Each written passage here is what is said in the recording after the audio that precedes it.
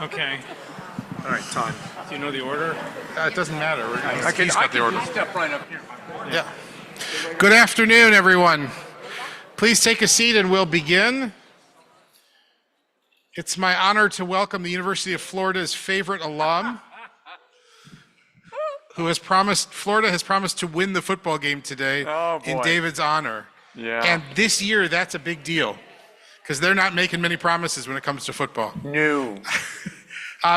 This is now our fourth year doing this. Yes. And it has been a wonderful way to get to know each other a little bit and to hear each other's stories. And so I'm really tickled and thrilled that David is willing to do this.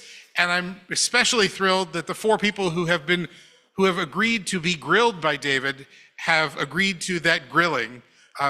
I've given David instructions to char them deeply.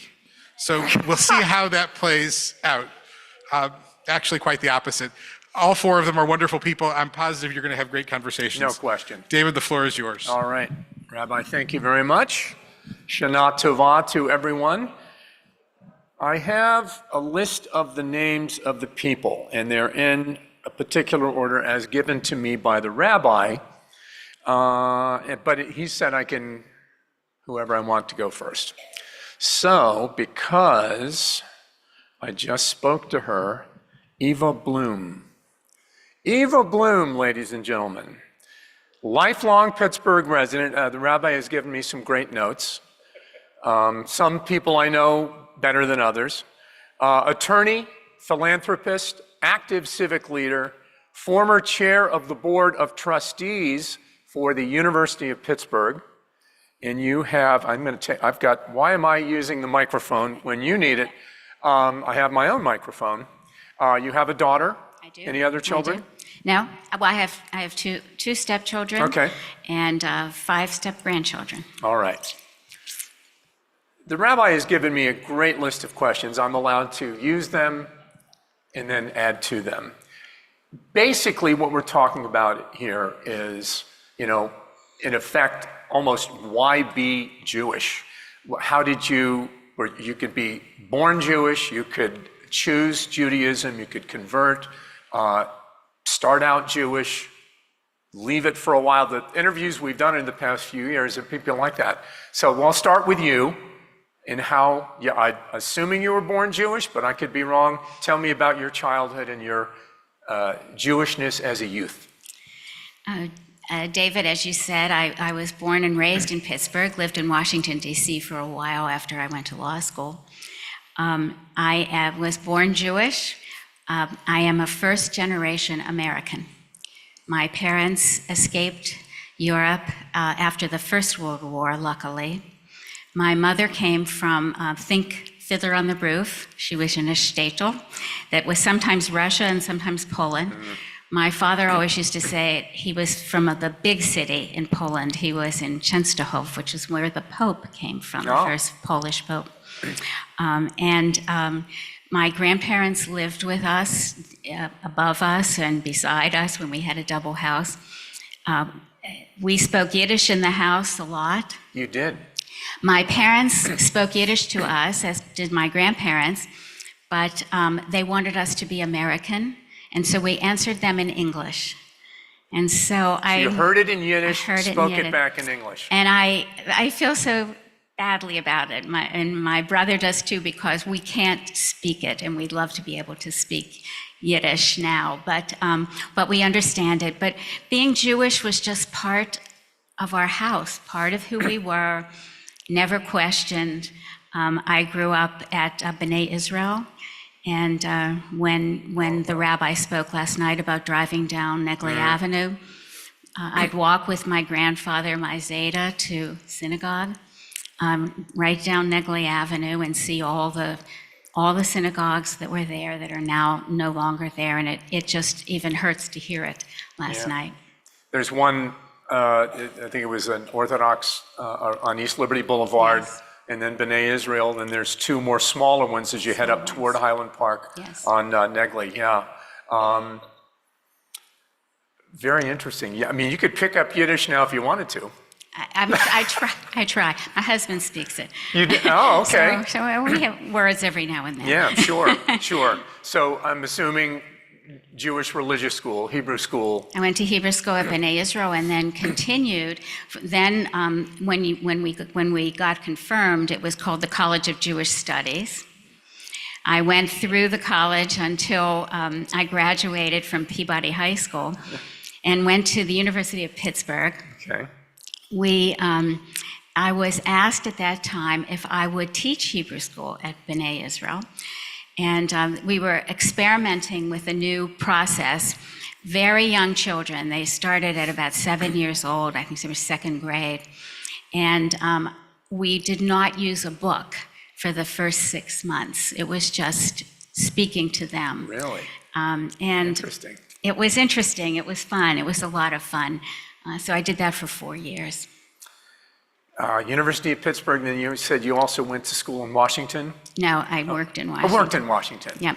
All right, sometimes when young people go off to college or leave town, leave their parents who might speak Yiddish, the Judaism and connection to it can wane sometimes. How was that for you? It did not. It really did not. I was in a sorority that was mostly Jewish but mixed. But it's just lifelong friends and still the instinct to celebrate the holidays. And of course, even though I was in the dorms, I was close enough to be able to go home and spend time with my family. And I wouldn't have walked away from it. Good. You came back to Pittsburgh. Yeah. And you were a member of B'nai Israel. But as we know, B'nai Israel is no more. How did you end up here at Temple Sinai, and why? Well, when we moved to Israel, when we moved to Washington, we ended up. I was married to somebody else at that time. That's okay. Who was Reformed, and we. That's okay. And we ended up joining Washington Hebrew Congregation, which is the largest Reformed congregation in Washington. It's a very interesting congregation. On the high holidays, you have Secret Service all over the place because the senators are there and the people in the cabinet, very large. We became very active in the young adult and the young married group. It was fun to meet people. It was a way to meet people. We didn't know a lot of people in Washington. And I enjoyed it. I enjoyed it. So it just made sense when we came back to Pittsburgh to come to Temple Sinai. I mean, you could have gone somewhere else. No. You could have gone to Tree of Life. You could have gone to Meshul. I mean, you name it. You could have gone there, but you chose this. Yeah. Well, it was a tradition of their family, and so it just made sense to come here. And tell me how you have felt here at Temple Sinai. I think it's a great place. It's a very Hamish place. It's just friendly. That's a great word. Right? Yeah. I mean, you walk in, and for a while we went through a lot of different rabbis, and then Rabbi Jamie came, and what a joy to have him, and now Rabbi Feldman here. It's a place that's very welcoming. And a place that accepts people and accepts anything you want, any way you want to participate is okay. You don't have to come to every service. You don't have to go to every class. You're still accepted as a welcome member of this community, and I appreciate that greatly. I was going to make my last question. What would be your pitch for people to come here? I think you just made it. Yeah. If you're Jewish, if you're interfaith, you name it, right? You name it. And I think I'm proud of our temple now to really be able to step back and take a look at the changing world that we live in and to seriously consider what the future should look like. I believe in change, and I believe in really thinking about how to make things better all the time. And I'm very proud that we're doing it, and I know it will come out the right way. Excellent. Eva Bloom, everyone. Eva, thank you. That was terrific. No pressure on the other three who are going to be interviewed to be that excellent. But maybe there is some pressure. All right, let's bring up a young man now. Hirsch Merenstein. And young adult who grew up at Sinai. And my son, who grew up in Sinai too, and has moved away to another country right now, but had lived on Landview near Menadeo School. So you're a neighbor, or were a neighbor of my son. Correct. I understand you're politically active. You currently work for the Parks Conservancy, married with a young son. All right. 6 months old. Okay. Tell me how you grew up and how Judaism played a role in your life. Oh, I keep doing that. Sorry. So in true Pittsburgh fashion, I grew up in the house that my great-grandmother lived in, in Greenfield. Grew up going to Hebrew school. Rabbi Gibson was a young rabbi when I was first born, so I've known him a long time. And Judaism was always important to us. We never missed a holiday. We always looked forward to Shabbat dinner. Just to end the week that way with family. The menu always changed. It could be New Dumpling House Chinese food or Boston Market chicken or homemade. But really, those were the core memories of mine. Growing up and kicking off Shabbat Friday night and coming to services. And I actually had my bar mitzvah. I was the first bar mitzvah in the renovated sanctuary, so the air conditioning was not yet working, so it was quite schwitzy. Jamie's shaking his head on that one. But it's a core memory, and it was always important to me. I went to community day school through 5th grade, and it was an incredibly fond experience, and I made lifelong friends. But it felt as though I wanted to maintain my Jewish identity at that time. But really opened my world to new cultures. And so I transferred to Sterrett Middle School and went on to Alderdice and always stayed active in Temple Sinai throughout those years. So Judaism very, very much a part of your life as you grew up. What about college? So I went away to school to Michigan State University. So those are the only 4 years I spent outside of Pittsburgh. Go Spartans. Go Spartans, exactly.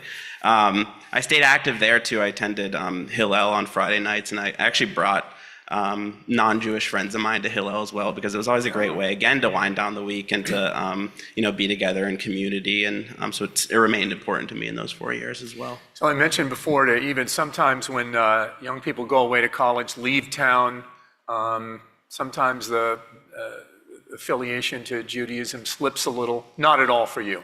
No, I mean, going to a big school like Michigan State with 50,000 students, it's really blessed to have the opportunity to find that community in East Lansing. In a school that size, there's going to be a couple of Jews on Correct, campus. there are many. Okay.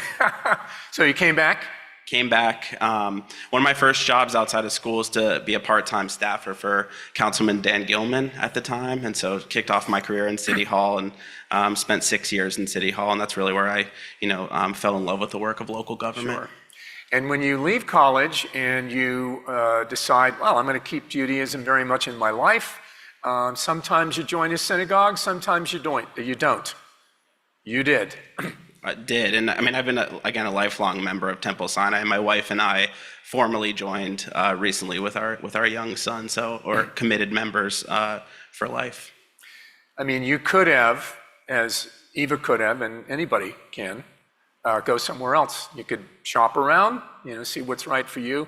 But growing up here, that seems to me played a role in you wanting to stay here. Correct.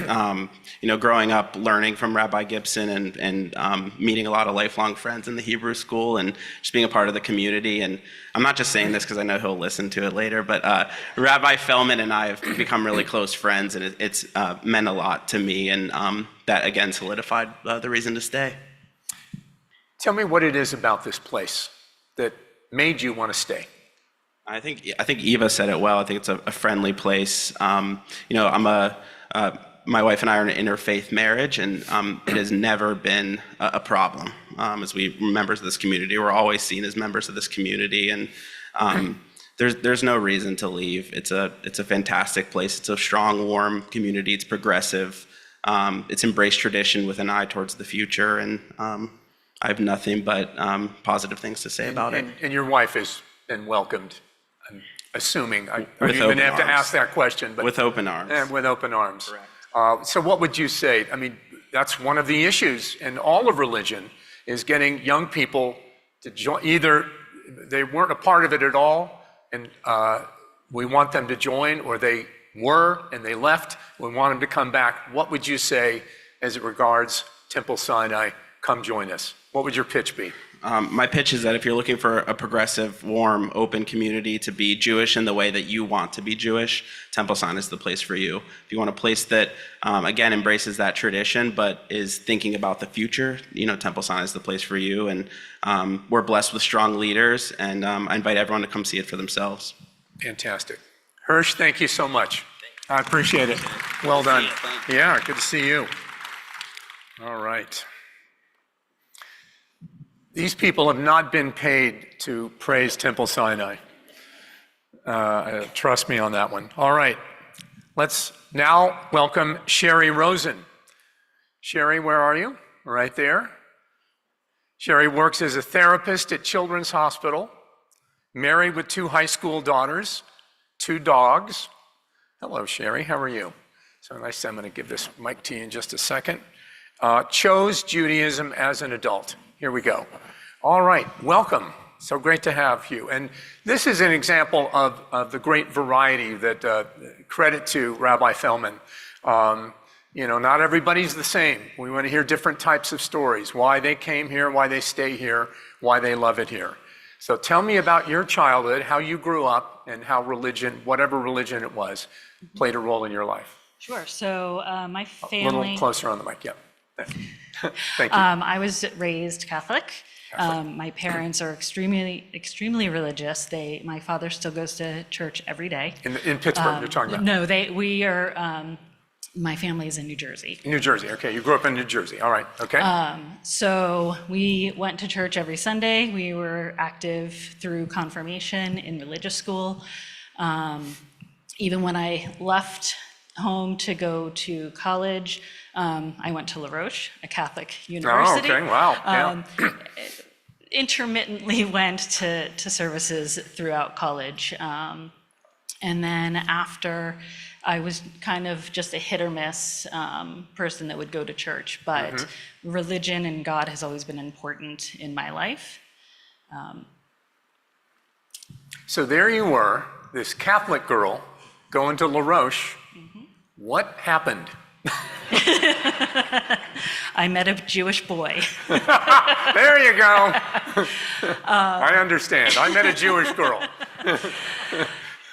So I started dating my husband. This is right out of college, or? No, I was 29 when we met. Okay. So a And ways out of. You stayed in Pittsburgh. I stayed in Okay, Pittsburgh. all right. Somehow I came for college and it became my new home, and I never left.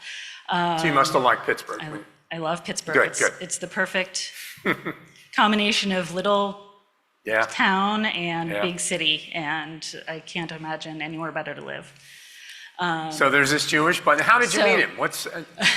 So I was at the Arts Festival downtown, Okay. listening to the Clarks, and Local band?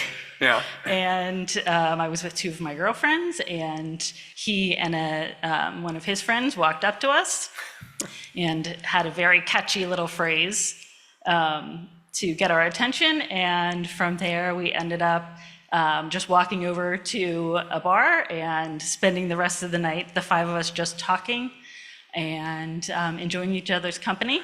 What was the phrase? Do you remember? The catchy phrase. I think it was something like, "I'll give you $5 if you let me sit in your chair." Okay. Did you let him sit in the chair? We kept walking. Okay, kept walking. No money was exchanged at that point. Okay, Yes. all right. So anyway, at the end of the night, it was just such an enjoyable time for all 5 of us that we all kind of exchanged numbers platonically. And the next day he called me because his friend was too nervous to. So he called for his friend, and then I never dated his friend. So you started dating him. And I started dating him, yeah. And so he's Jewish. How did he describe his religion? And, I don't know if he said, hey, I think I would only marry a Jewish girl, or, it goes many different ways when you're dating like that. Sometimes it's important, sometimes it's not important. How did that go? So his faith is very important to him, and like this, he, just a bit. it sounds so echoey in my I know, ears. so it's okay. Sorry. Yeah, it's all right. So I lost track. His Judaism was important to him as you were starting to date. Yeah, so we had a lot of conversations about what life would look like if we did continue. He did not put pressure on me to convert. He never did. That's the right way to do it. When we were getting to a point where I was feeling more serious, I had a lot of soul searching to do. So I reached out to several different rabbis and temples in the Pittsburgh area, and Rabbi Gibson welcomed me with open arms, and we never looked back. So we have been part of Temple Sinai from that day. Yeah, I was in a similar position, and you have to think through. In my case, Methodist, and my family was, my mother in particular, very religious, and you have to think through what your faith meant to you. In this case, it involves Jesus, literally, believing in that path to God in the Christian faiths, and then how you would square that with changing religions. Was that tough for you, or?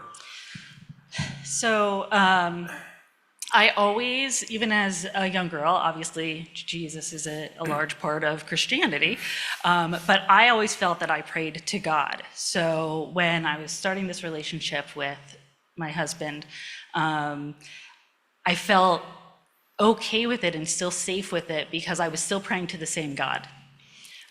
Because we both came from families that religion was so important, I felt that it was extremely important to raise our children with one religion. So before we got married, we agreed that we would have a fully Jewish ceremony and we would have a Jewish home.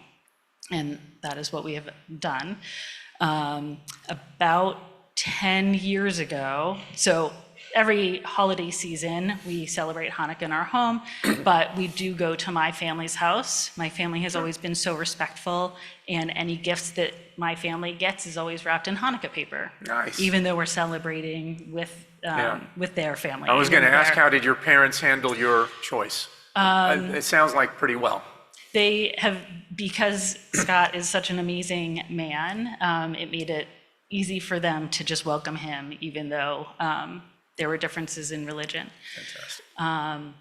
And then about 10 years ago, it was actually around the holidays, I was celebrating Hanukkah with my family, and then we went to the extended family, grandma and grandpa, and they were doing their Christmas thing, and all of a sudden I just felt lost.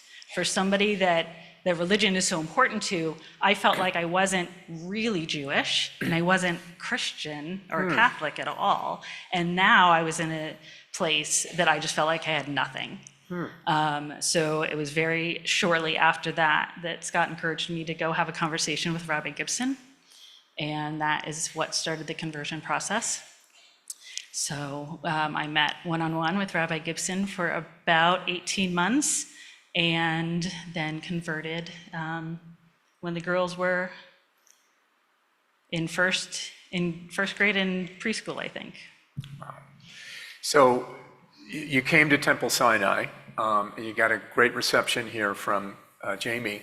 But again, you could decide you could belong somewhere else, and I don't know where your husband belonged. Was it here? Or He nowhere? he was not actively a Okay. member anywhere at the time. But again, you could, so tell me why Sinai. I'm sure Jamie is a big reason why. I understand that. And why stay, and why here now? So from the beginning, some of the closest people in my life today are people that I met through Temple Sinai. A large part of our friend group is who we are because of Temple Sinai.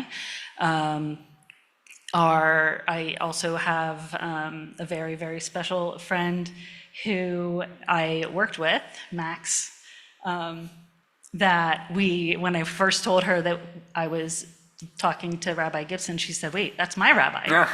So we had that extra connection, but it's just always felt like home. And I've never even considered looking somewhere else. Fantastic. All right, Sherry Rosen, thanks so much. How about that? What a great story. Sherry, thank you. It's amazing. You hear home a lot, don't you? How it feels like home. It really does. Last but not least, come on up. I don't even think I need to introduce you, but I'm gonna anyway. Edgar Snyder, yes, that Edgar Snyder, is here with us. I'm going to immediately hand this mic to you so I don't do what I did before. Edgar. Hi, David. Shana Tova to you. You know Edgar from his work in the law. Has been doing this since the early 1980s here, right? Right. What you don't maybe know, because this was the late 90s, Edgar and some of his staff would come to Channel 11, and we did an hour-long law show where you took, it was on the cable channel, I believe, right? PCNC, the Pittsburgh Cable News Channel, and you took, and you didn't know what they were going to say, questions from viewers, and if I may blow some smoke, you didn't know what they were going to say, so it's tough to handle those questions sometimes, and they come out of the blue. You did a great job. I hope you enjoyed it as much as I did. I enjoyed it, David, and enjoyed being on a show with you because you're a Pittsburgh guy, and I'm a Pittsburgh guy, and we determined that people in Pittsburgh like Pittsburgh people. It was a lot of fun.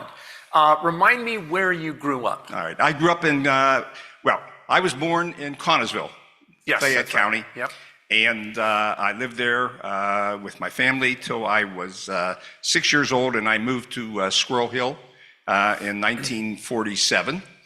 And that's the rest of my life was spent in Squirrel Hill.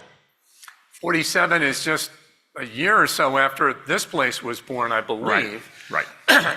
I joined here in 1950. 1950. Right. There's probably not too many people. Bob was here. I don't know who else. Raise your hand if you were here in 1950. Bob, you and I are the only ones that are here in 1950. So here you were in Pittsburgh. You could have gone to Rhodef. You could have gone somewhere else. Why here? Why this brand new place? I went where my parents told me to go. Religion did not play any part in it at all. We lived on Hobart Street. And actually, I think when we moved to Pittsburgh, we went to Beth Sholem. I think my brother was bar mitzvah at Beth Sholem. Okay. And I don't know why they joined here. It might have been for some really important religious reason, like it was the closest to where we lived on Hobart Street. In those days, were you confirmed? What was the religious school? Well, you have to understand, in 1950, Bob Katzen's down there, he's laughing. We had Rabbi Aaron Ilson. Rabbi Aaron Ilson, for those of you who were not here during that period of time, I don't know if Bob did, but I referred to him as the Pope. And guess you really don't necessarily think of your rabbi as being the Pope, but he wore a big white hat, and I remember this specifically. In fact, one of the questions that Rabbi Feldman said that you were going to ask me, I'll ask myself, what's your first Jewish thought? And when I think back to being Jewish and what thing sticks out of my mind, I remember services at Carnegie Music Hall.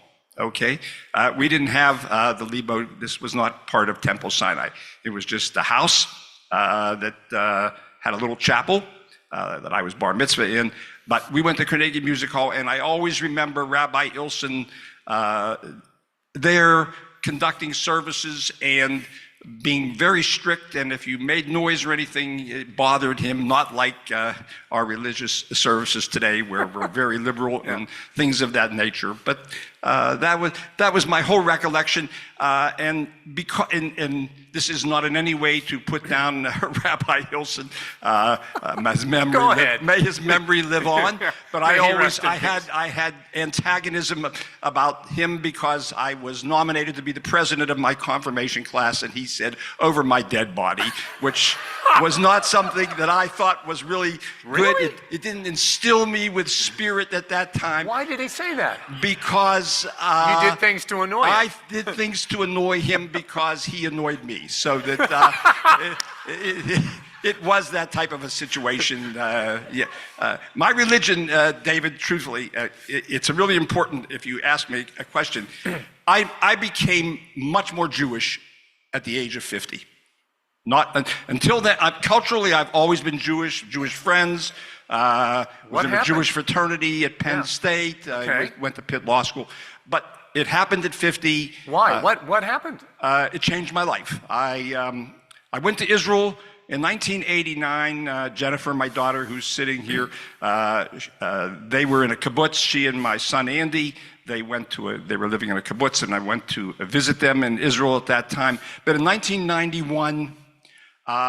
We had what we called the first mega mission by the Federation, and it was my second trip to Israel. I've been there 22 times, so obviously something clicked in somewhere for me to continue to do this.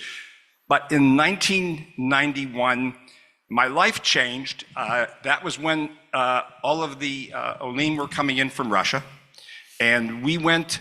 I went begrudgingly. I will never forget this. I won't mention the names of the people who worked at Federation, but it was really, they said, we're going to get up at 3 o'clock in the morning and we're going to go to the airport to welcome in people coming from Russia.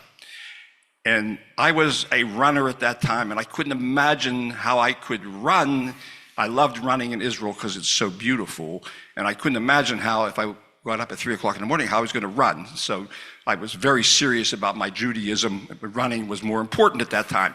But I did go to the airport, and going at that point and watching the Russians come off the plane with the mothers, the fathers, the children, the whole families, and coming down, and during that time, it was before 9/11, and we were able to go up onto the tarmac. We sang Avenu Sholem Aleichem. That was amazing. And then we marched up, and we were able to actually escort the Russian Olim off of the plane. I still get emotional. I watched them come down and kiss the ground in Israel. And that changed my life.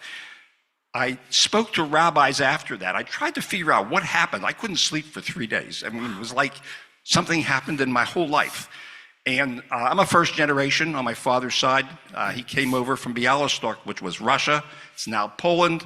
And a lot of it had to do with growing up in a home where my father came over when he was 11 years old. And hearing those stories, hearing that kind of thing, kind of changed my life around. But starting at that point. So I know exactly when my Jewish life changed. Wow. Now, we know you from your work in the law. Right. And I think some people, probably a lot of people know about your philanthropy, your very generous heart. And you have been very generous to Temple Sinai. And to Jewish causes. Yeah. It might trace back to what you're talking about at age 50. Why do you feel the need to give back in such a very, very generous way? David, I believe, I'm not sure where this comes from, but if you're fortunate enough to do well financially in life, I feel that giving back is the least that you can do to your community, to people who don't have what you do. I've always felt blessed that I was able to achieve a certain success in life financially, because we're talking about, because if you don't have the finances, you can be philanthropic, you can give $5, you can give a small amount of tzedakah, but if you're able to do more, it's a feeling that I have had inside that it's actually, it's not an obligation, it's it's a pleasure. It's something that's important to be able to do. And that's carried over with me during these years. But that's been incredibly important. And the last thing, it must be important for you to give as generously as you've given to Temple Sinai and stay here at Temple Sinai. Why is that? What is about Temple Sinai that keeps you here and keeps you giving the way you do? It doesn't keep me giving, but this man sitting there, I can't remember his name. Jamie Gibson. Yes. Yeah. No, Rabbi Gibson, he played a really important part in my growth because the stories that I'm describing were in the early 80s, the early 90s. Rabbi was here at the congregation. He and I have had a relationship over those years, and I don't give him credit. It's not a matter of credit for the philanthropy, but for this Jewish feeling and this feeling of Temple Sinai. And the one question you didn't ask me is, why Temple Sinai? I belonged everywhere. I belonged to the Tree of Life. I belonged to Beth Sholem. I belonged to Road of Sholem. Okay. I once gave a thing at the services here. We were having something, and I said I was an equal opportunity synagogue goer. Okay, and I was at that time. Why did I stay at Temple Sinai? Yeah. Why? Yes. First of all, Rabbi Gibson played a part, but this is a very unique congregation. It is not typical. It is very diverse. There's all kinds of people. There's a feeling of ruach. There's something involved in being here. The services, by the way, they've continued under Rabbi Feldman. I don't know if he's here or not. I hope he's resting. Oh, he is in the back. Wake up, He's Rabbi. hiding. No. No, but I mean, it's hard to describe. And I think that it's really, really important. I think a lot of people feel the same way. I've asked them. There's something special that goes on here, not just at high holidays, but at services and things of this nature. You can't describe it, but it's part of the fabric of this congregation and what it's meant. And when you've spent a big part of your last 74 years here, there has to be a reason. And I think that that's really what it is, David. I think that it's a very special place. And I know that I'm going to just mention one other thing. Sure. There's a big decision that has to be made to merge, not to merge, things of this nature. I think that what we have to be able to do if we're going to merge with anybody is we have to make sure it won't matter what the name of the congregation, if it changes, it won't matter any of those things to me. But I think what will really be important is that you maintain this ruach, this spirit that goes on here, because you have to be able to know that that's going to continue in the future. And I think that if we are able to satisfy ourselves that special thing that keeps a lot of people here, then I think that we'll go. I asked myself all the questions, David. I feel bad that you didn't have much to do here. But made the show so Rick easy when we Rosenthal, did no, that years ago. That has always been the story. Yeah. When we had a law firm, we still have a law firm, but that's the type of thing. But thank you. It was, yes, well done, well done. Happy New Year. I always said it was you and Cyril Wecht. I would maybe ask one question or just turn the mic on, boom. I didn't need to ask another question. I was never in Cyril's. Okay, no, yes. And if you were around, he would say you weren't in his league either. All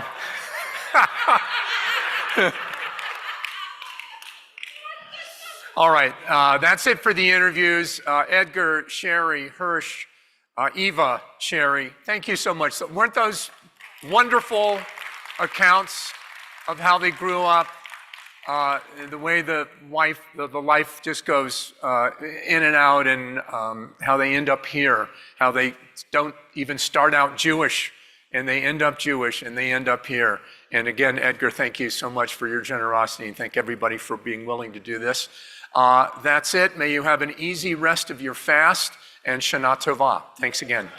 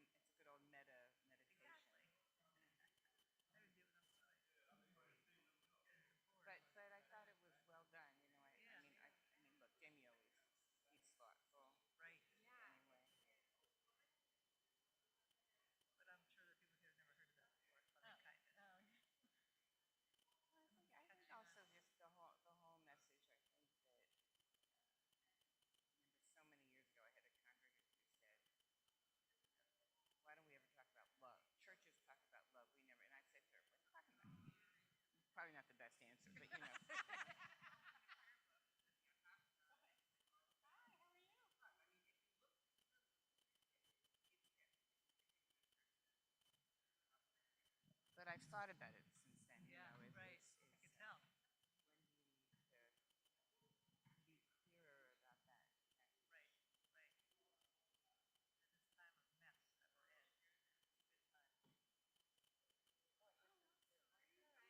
mean, I think I don't think we're gonna get big crowds of people here. So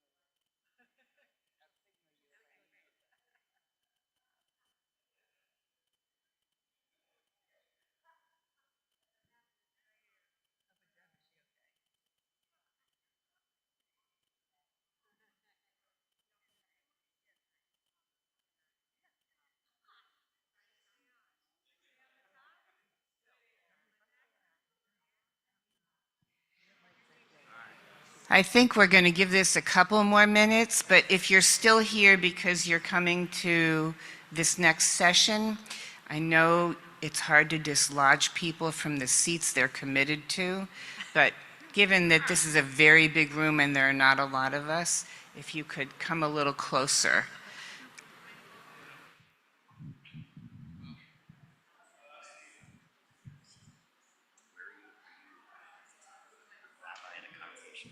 Not anymore.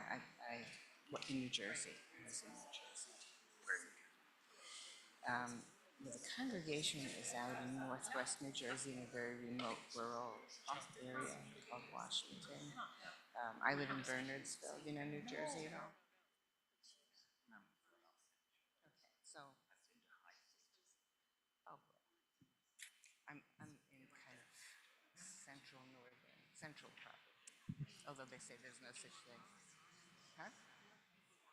Yeah.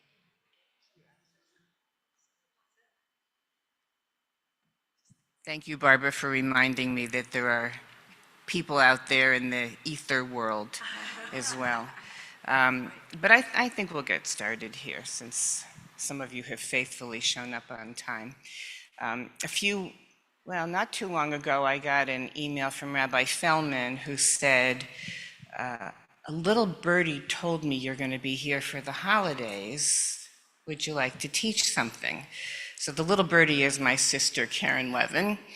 And I said to him, thank you, I'd love to teach something. And then I thought, when was the last time I taught something here?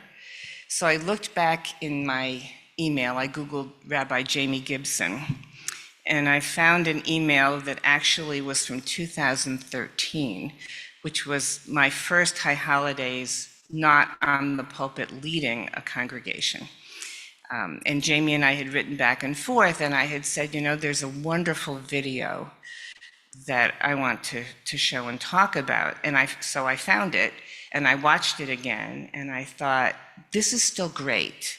It's a short video by a filmmaker named Hanan Harchol.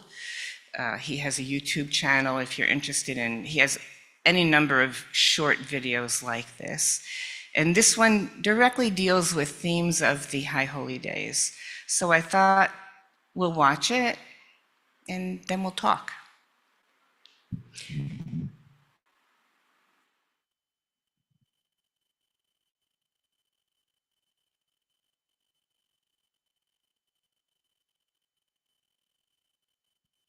What happened? Nothing. Let me guess. You finally realized that you're losing your hair. What? No, it's just thinning. Ah, as my father used to say, thinning is just the beginning. Stop. It's not my hair, Daddy. I'm just a little upset because I got a text from David. David from school? You haven't mentioned him in a long time. Almost 2 years and counting. Remember that animation job I applied to when I moved to New York? The one you didn't get. That was years ago. Who cares about that now? Soon after I got the rejection letter, I found out that David got the position. So, I guess he was a better candidate. He didn't know about the position until I told him about it. What do you mean? I had asked him to be one of my references. What? And somehow his reference letter ended up getting lost in the mail, and he applied for the job himself. Unbelievable. What the schmendrick? I told him I couldn't believe what he did, that he totally screwed me over, and I hung up the phone. And that was 2 years ago. What the schmendrick? Every time I think about it, every time I hear his name, I get angry. And now he texts me after 2 years wanting to get together to apologize. So, what do you think I should do? Forgive him. What? Did you hear anything I just told you? Every single word. I heard exactly what you said. But you said yourself he's a schmendrick. He is. And you asked for advice on what you should do. And I gave it to you. Forgive him. Well, the last thing I'm going to do is to forgive him. That's your choice. But remember that someday when you're asking for forgiveness, whether you want to be judged the way you're judging him, what he did is unforgivable. There are very few things that are unforgivable, Hanan. And that's not one of them. I could kill David for what he did. That's one thing that's unforgivable. What? If you kill someone, even a schmendrick, maybe you might even want forgiveness for killing the schmendrick. But you can't get it anymore because the only person that can forgive you is dead. Because you killed him. What? I'm not literally going to kill the guy, Daddy. It's just a figure of speech. What I'm trying to say is that I absolutely cannot forgive him. You mean you won't forgive him? Daddy, don't twist this around and make it about me. Who else is it about? Well, him, obviously. What he did. Why are you defending what he did? I would never defend what David did. It was terrible. But I'm not talking about what he did. I'm talking about what you can do. I'm not going to let him walk all over me. Forgiving him doesn't mean you're approving of what he did. It just means that you forgive him. Why would I ever want to forgive him? He's probably just apologizing to get rid of his guilt. Does it really matter why he's apologizing? If I let him get away with this, he'll be laughing behind my back. I'll lose all self-respect. How is your self-respect connected to what he did or does? If people heard I forgave David, they'll think I'm the schmendrick. When are we going to talk about you? I thought that's what we've been doing. First you're worried about him laughing at you, then you're worried about what other people think of you. That's not you. That's your ego. Whatever. Even if I were to forgive him hypothetically, I would still be angry with him. Well, that's not really forgiving him then. What do you mean? If I forgive him, I forgive him. That's maybe how it works when you give a homeless guy on the street $1. Even if you don't really want to give him the $1, you still gave him the $1 and helped out a homeless guy. But that's not how forgiveness works. You have to really mean it. And if you're still angry, then you can't mean it. I just hope he's paying you the rent. Paying me? He stole from me. He's not paying me anything. What rent? What are you talking about? Talking about the fact that he's living inside your head. He's obviously taking up a lot of room there. I mean, when did this happen? 2 years ago? And you're still talking about him? So, how much is he paying you? Living in my head, rent-free. I never thought about it that way. It's just, I can't let it go. Oh, now we're getting somewhere. What do you mean? Now we're finally talking about you. I'm just still so angry. Listen, Hanan, when someone does something that hurts us, it's natural to get angry. It's a reflex, an instinct. We can't help that. Back when I found out what he did, I wanted to punch him in the face. Ah, but you see, you didn't. You didn't punch him in the face. Well, obviously. There are consequences. I could go to jail. I'm not an animal. I don't just let any urge that comes up control me. Exactly. Human beings are not animals because we have a choice. We always have a choice, Hanan. After controlling yourself by not punching him, you've unfortunately remained angry and created a jail in your head where a schmendrick is living rent-free. At this point, it seems like maybe punching him and going to jail would have been simpler. But I can't help my anger. It's like you said before, it's a reflex. You need to listen more carefully, Hanan.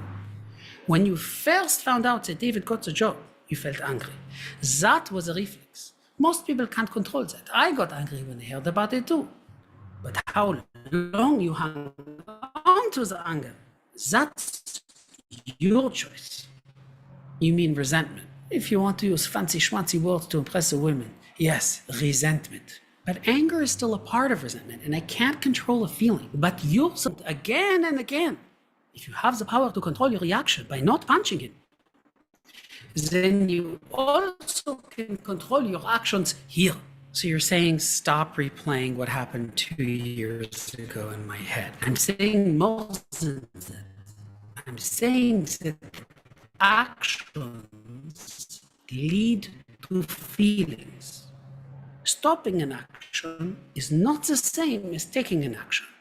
To free yourself from the resentment, you need to take action. What action could I possibly take to free myself from my resentment? Forgive. But then he wins. Does he really win? What does he win? He gets away with it. He got to take advantage of me, and he knows it. It makes me so angry. I want revenge. I want him to suffer. How will his suffering help you? justice has been served. But how does that help you? Does that improve your life? I'm not sure, but it feels good. But wouldn't it have also felt good in the moment to punch him in the face?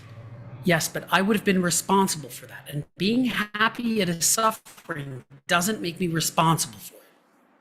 Maybe not. But it pulls you into a very dark place. By becoming someone who is filled with revenge, it becomes a kind of jail itself that's very hard to get out of.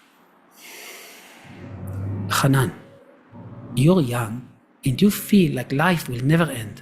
But I'm older. And eventually you will realize that really have is what we make of our life. The choices we make and the actions that we take. How we treat other people and how we treat ourselves. At the end, it's up to each of us as individuals. I don't know if I want to forgive him. You don't have to forgive Hanan.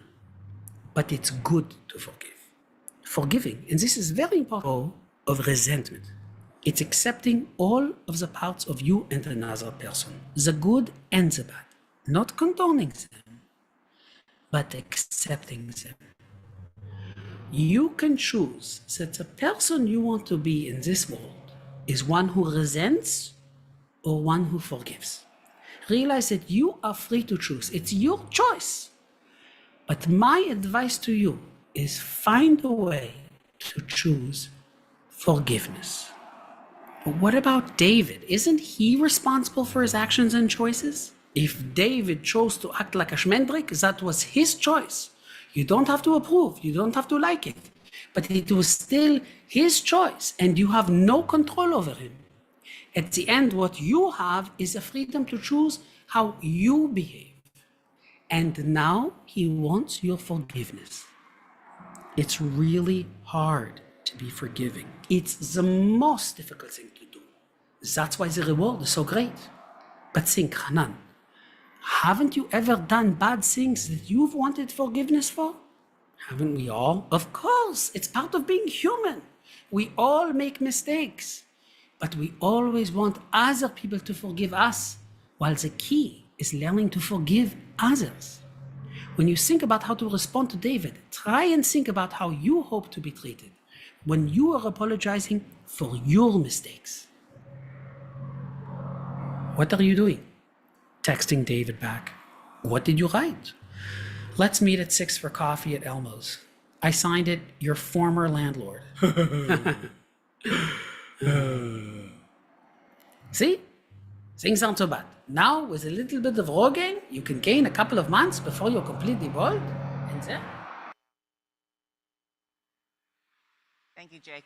Okay, people are smiling. It's a good video, right? So Hanan does the voice of his, has this series of short videos that center around these same kinds of issues that we think about, right?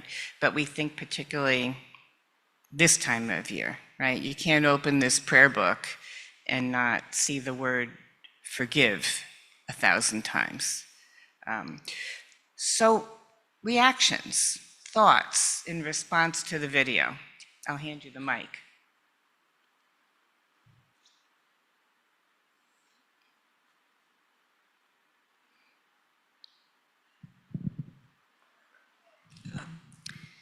Well, I love his work. I've seen it before. I was thinking that a lot of our prayers are asking God to forgive us. And there's also a lot of reminding that we are made in the image of God, and we're, so when you mentioned the connection to the liturgy, I was just thinking that, if we are to act in a godly way and we want God to forgive us, then it's incumbent on us to forgive others. That was very good theology. Everybody heard her? So this time of year between Rosh Hashanah and Yom Kippur, we pray to be forgiven ourselves, but the prayer book also says pretty clearly that God doesn't forgive us for the hurts that we inflict on other people. We can pray to God to forgive us for things that we did that were against God. But the things that we've done that have hurt other people, we are responsible for going to them and asking forgiveness, as Hanan's friend David was doing, right? That God doesn't forgive those things. We don't get off the hook on those things. So what else? What else did the video make you think about? I mean, the video made me think about a lot of things. I can just stand here and talk for an hour, but I don't think that's the most productive thing for us. Yes, sir. Thank you. It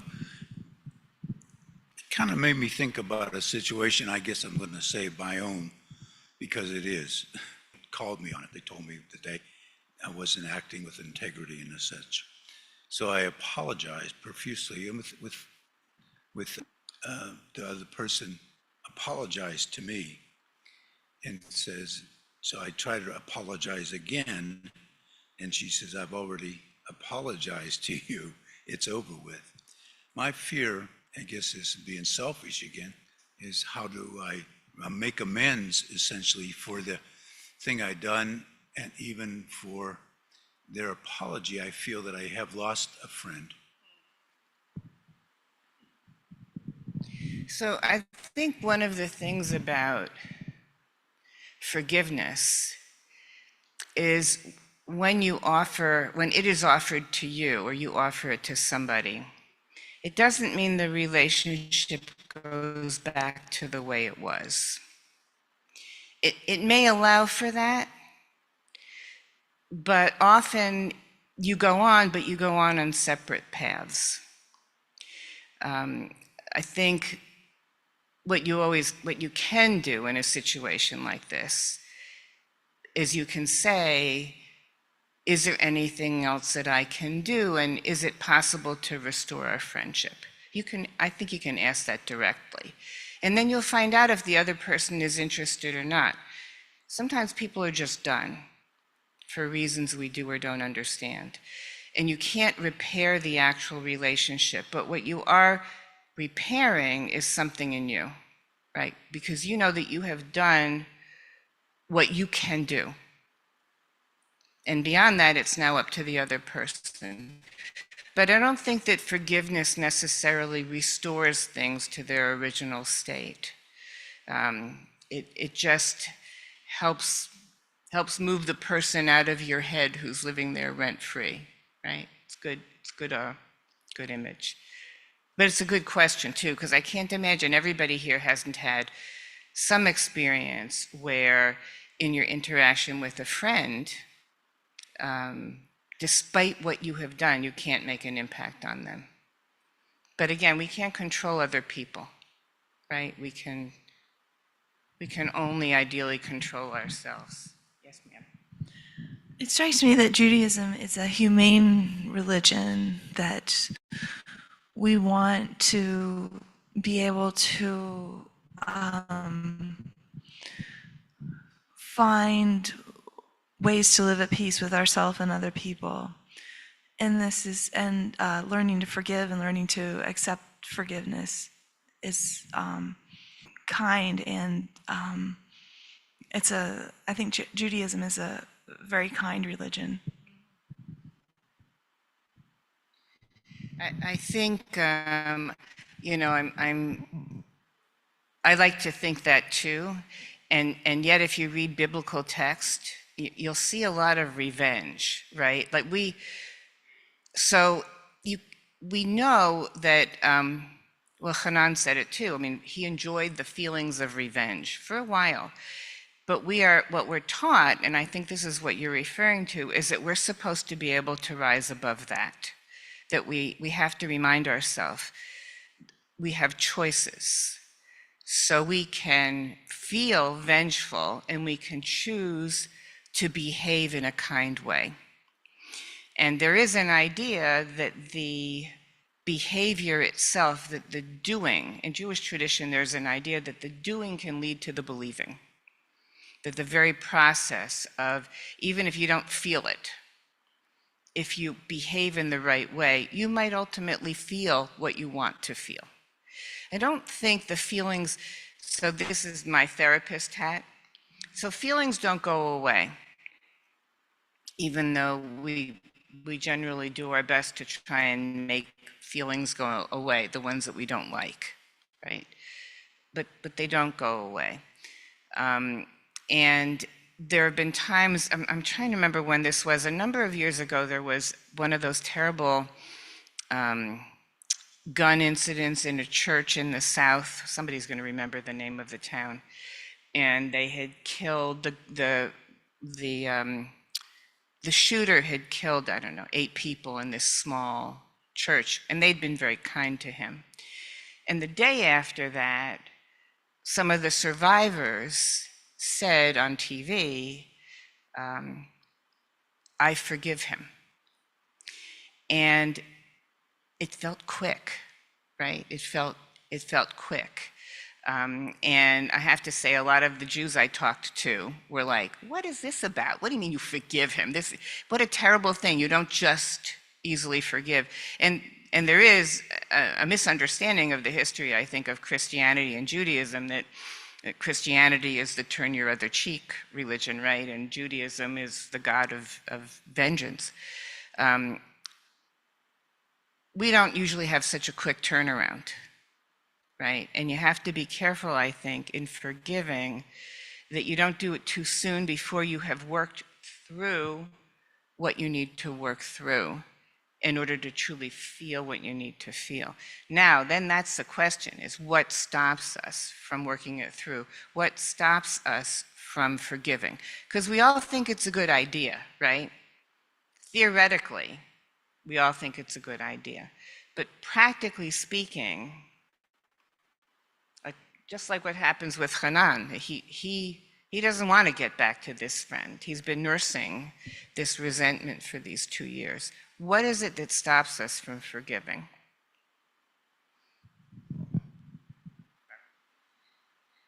I think he actually referred to it. He said, but what he did was wrong. So we have the sense that if we forgive, it means it was okay what the other person did. And I think that's something that stands in the way, because we don't want to forget the harm that was done. Yeah, I was going to say that in this situation, it was over, so it's easier to forgive. And assuming that the massacre in I think it was in Charleston, yeah, was over, you forgive. But what's harder is if you, I think his point, which he didn't elaborate on, is if you forgive somebody, does that give them license to do it again? And if you're in a situation where if you forgive somebody for something and then they do it again, that's maybe more difficult. You're making me think about young children and how our job is to civilize them, right? When they're young. So when you have a 4-year-old who bites and then says, I'm sorry, on some level, you want them to learn how to say, I'm sorry, but you also want them to learn how not to bite, right? So you don't want them to think that just saying, I'm sorry, is license to bite again. Graphic image.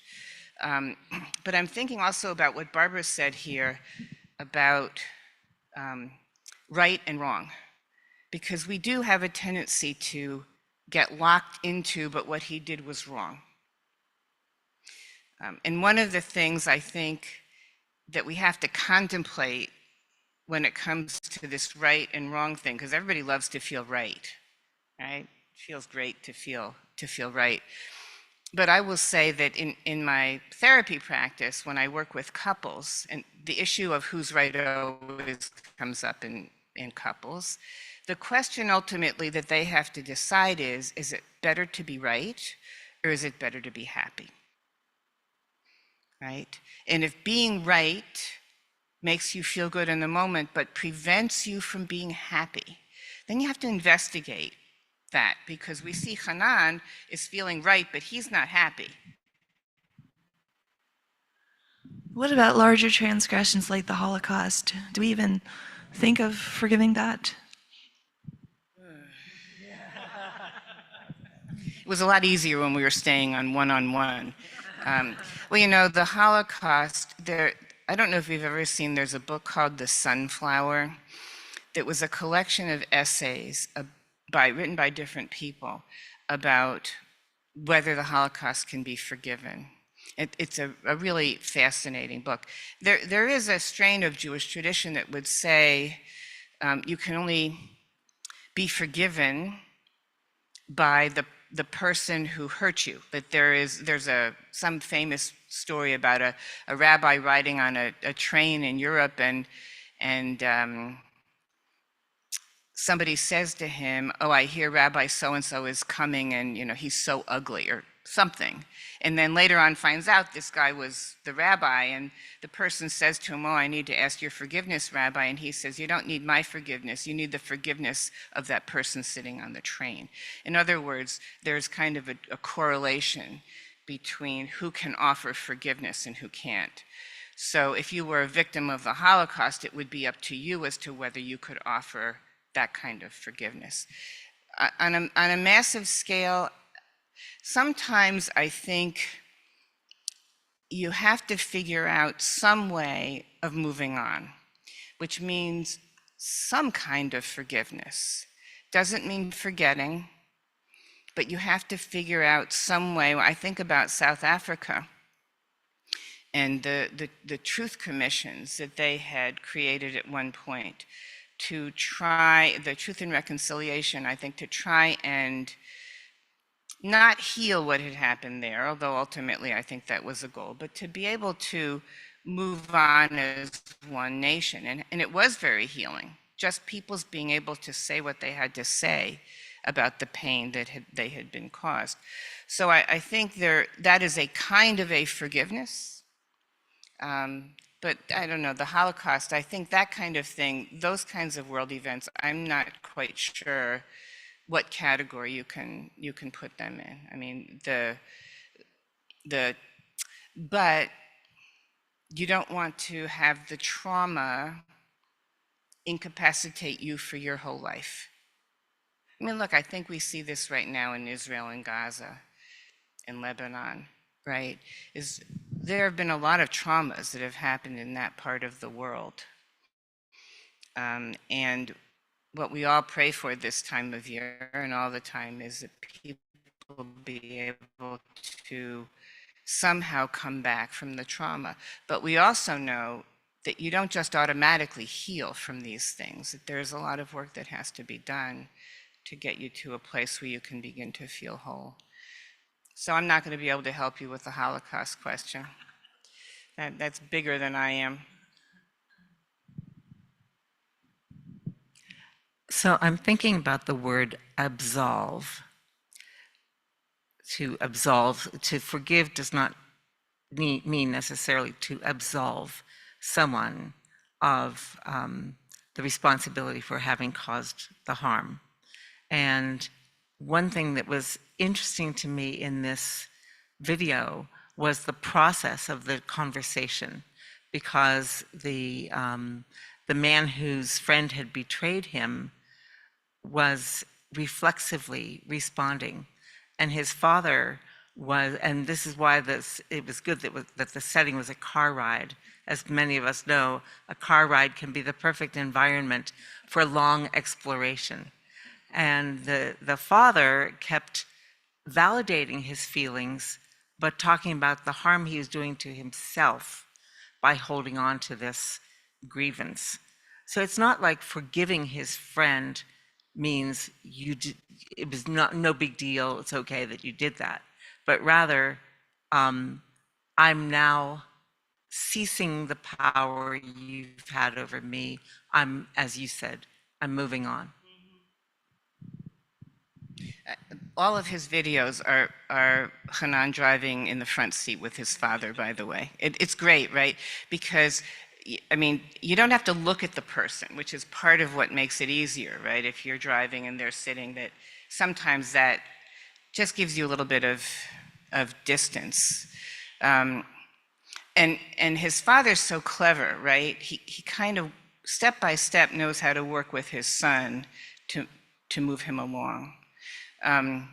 and to help him think about what the damage is that he is doing to himself, and to remind him that there are choices, which I think is an interesting thing for us, because in the abstract, we know we have choices, right?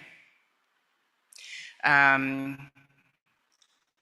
in the particular, sometimes we behave as if we don't, right? Which is the way that Hanan had been behaving, angry. So what is it that moves you then from feeling the anger and the resentment to understanding you have a choice? What is it? Because that's what we're talking about. We're talking about how you work through something enough that you end up in a different place than where you started. So what allows you to know?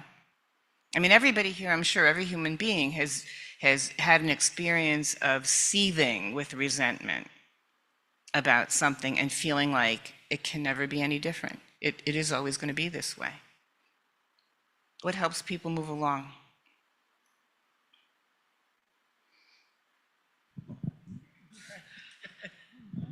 Maybe it's your own self-understanding that you can't change that person.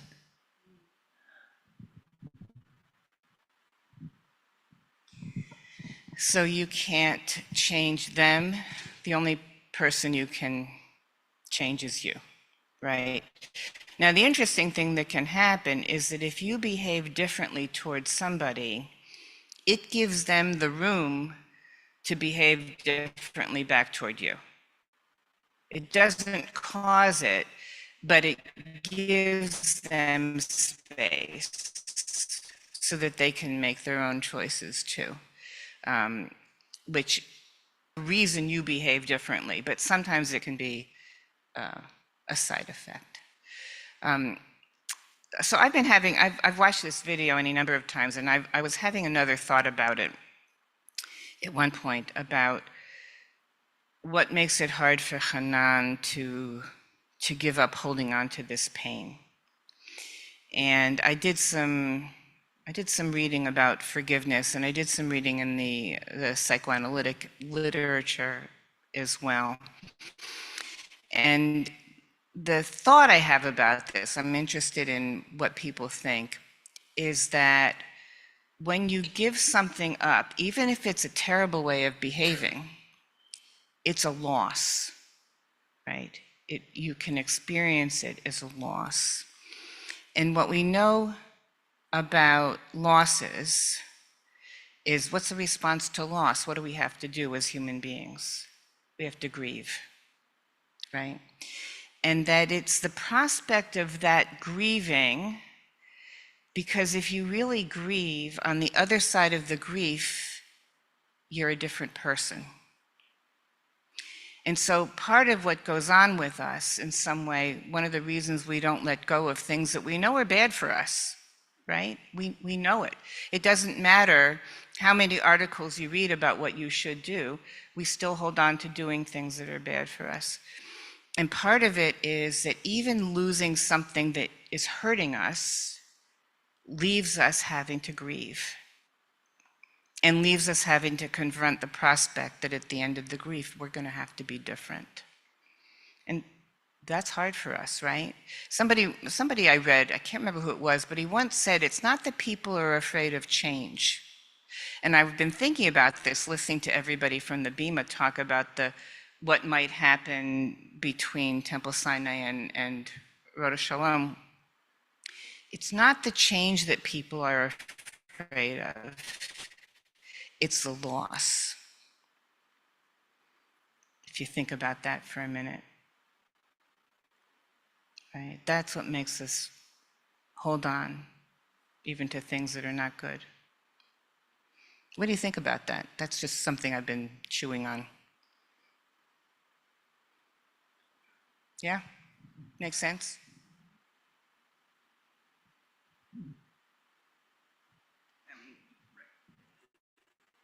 Or even just it becomes a habit, and not even if you're going to grieve. I mean, I think that's another level of understanding. But sometimes always angry at the person, and it'll be very weird for you to not be that way.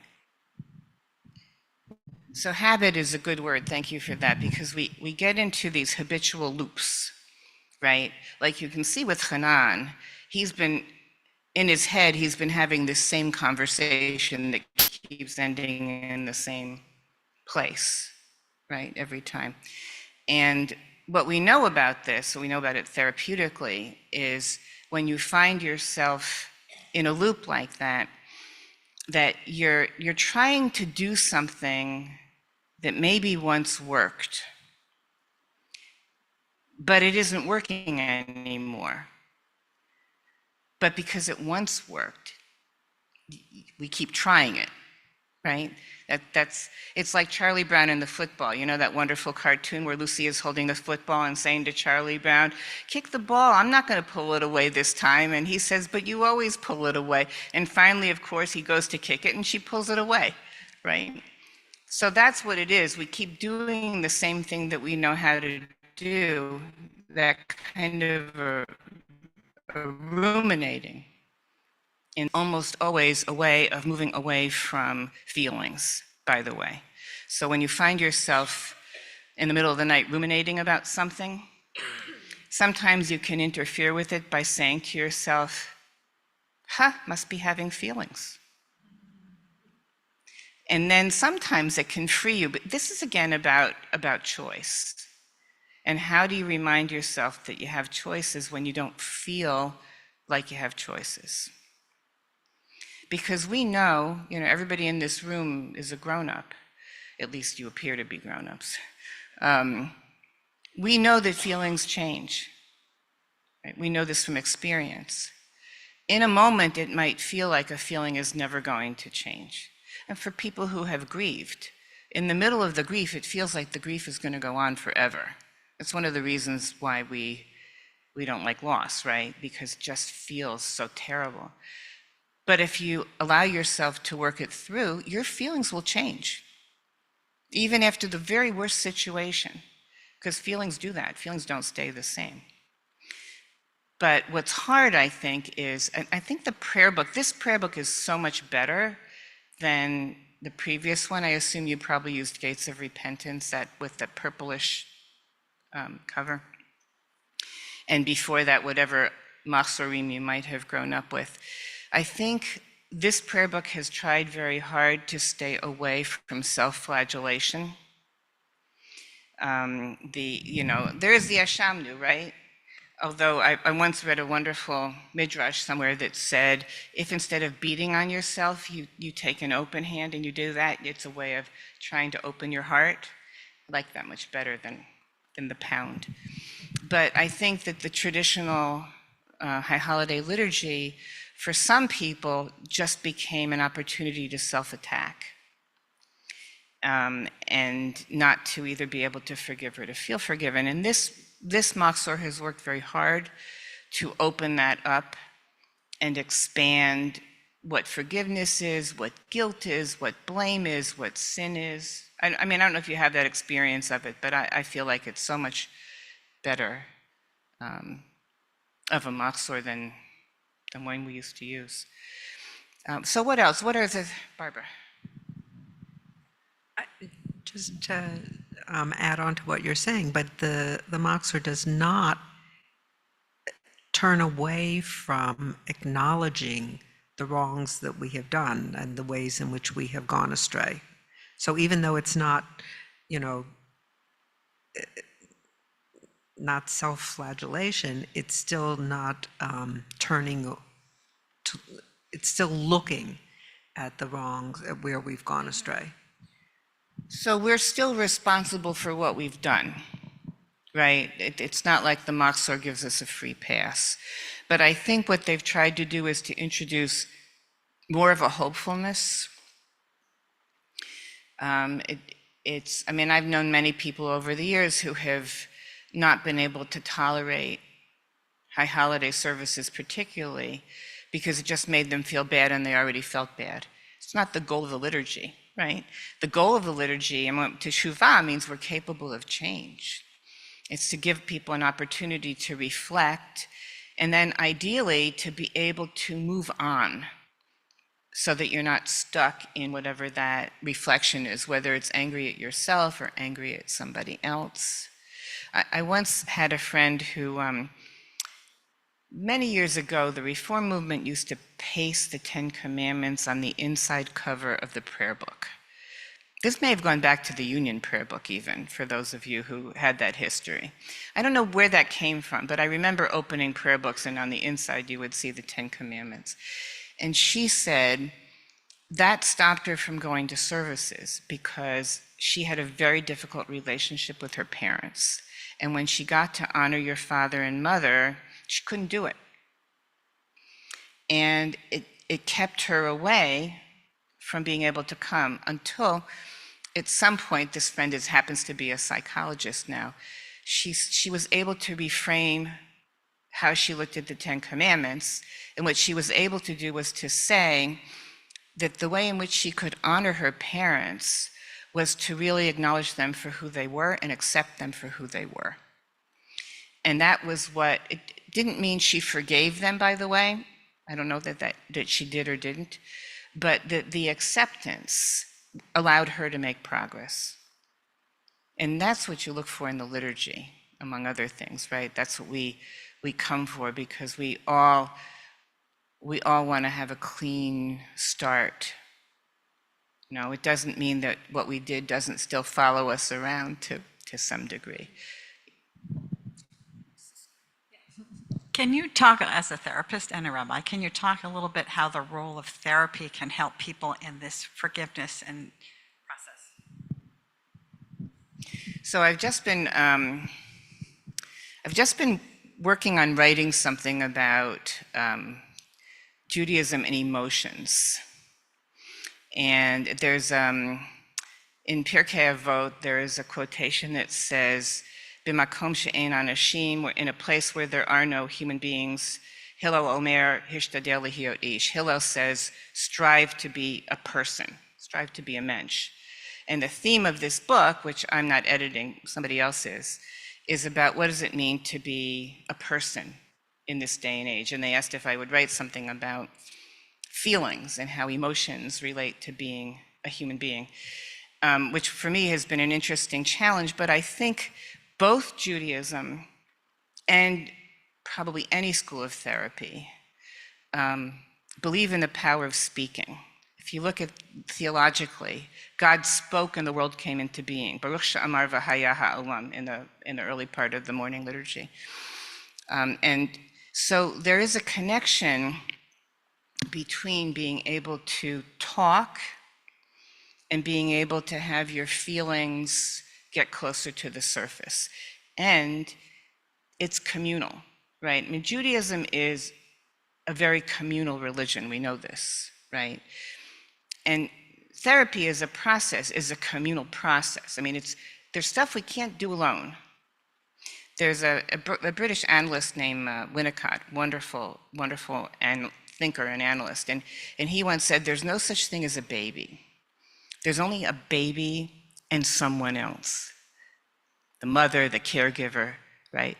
So there's always at least a dyadic experience.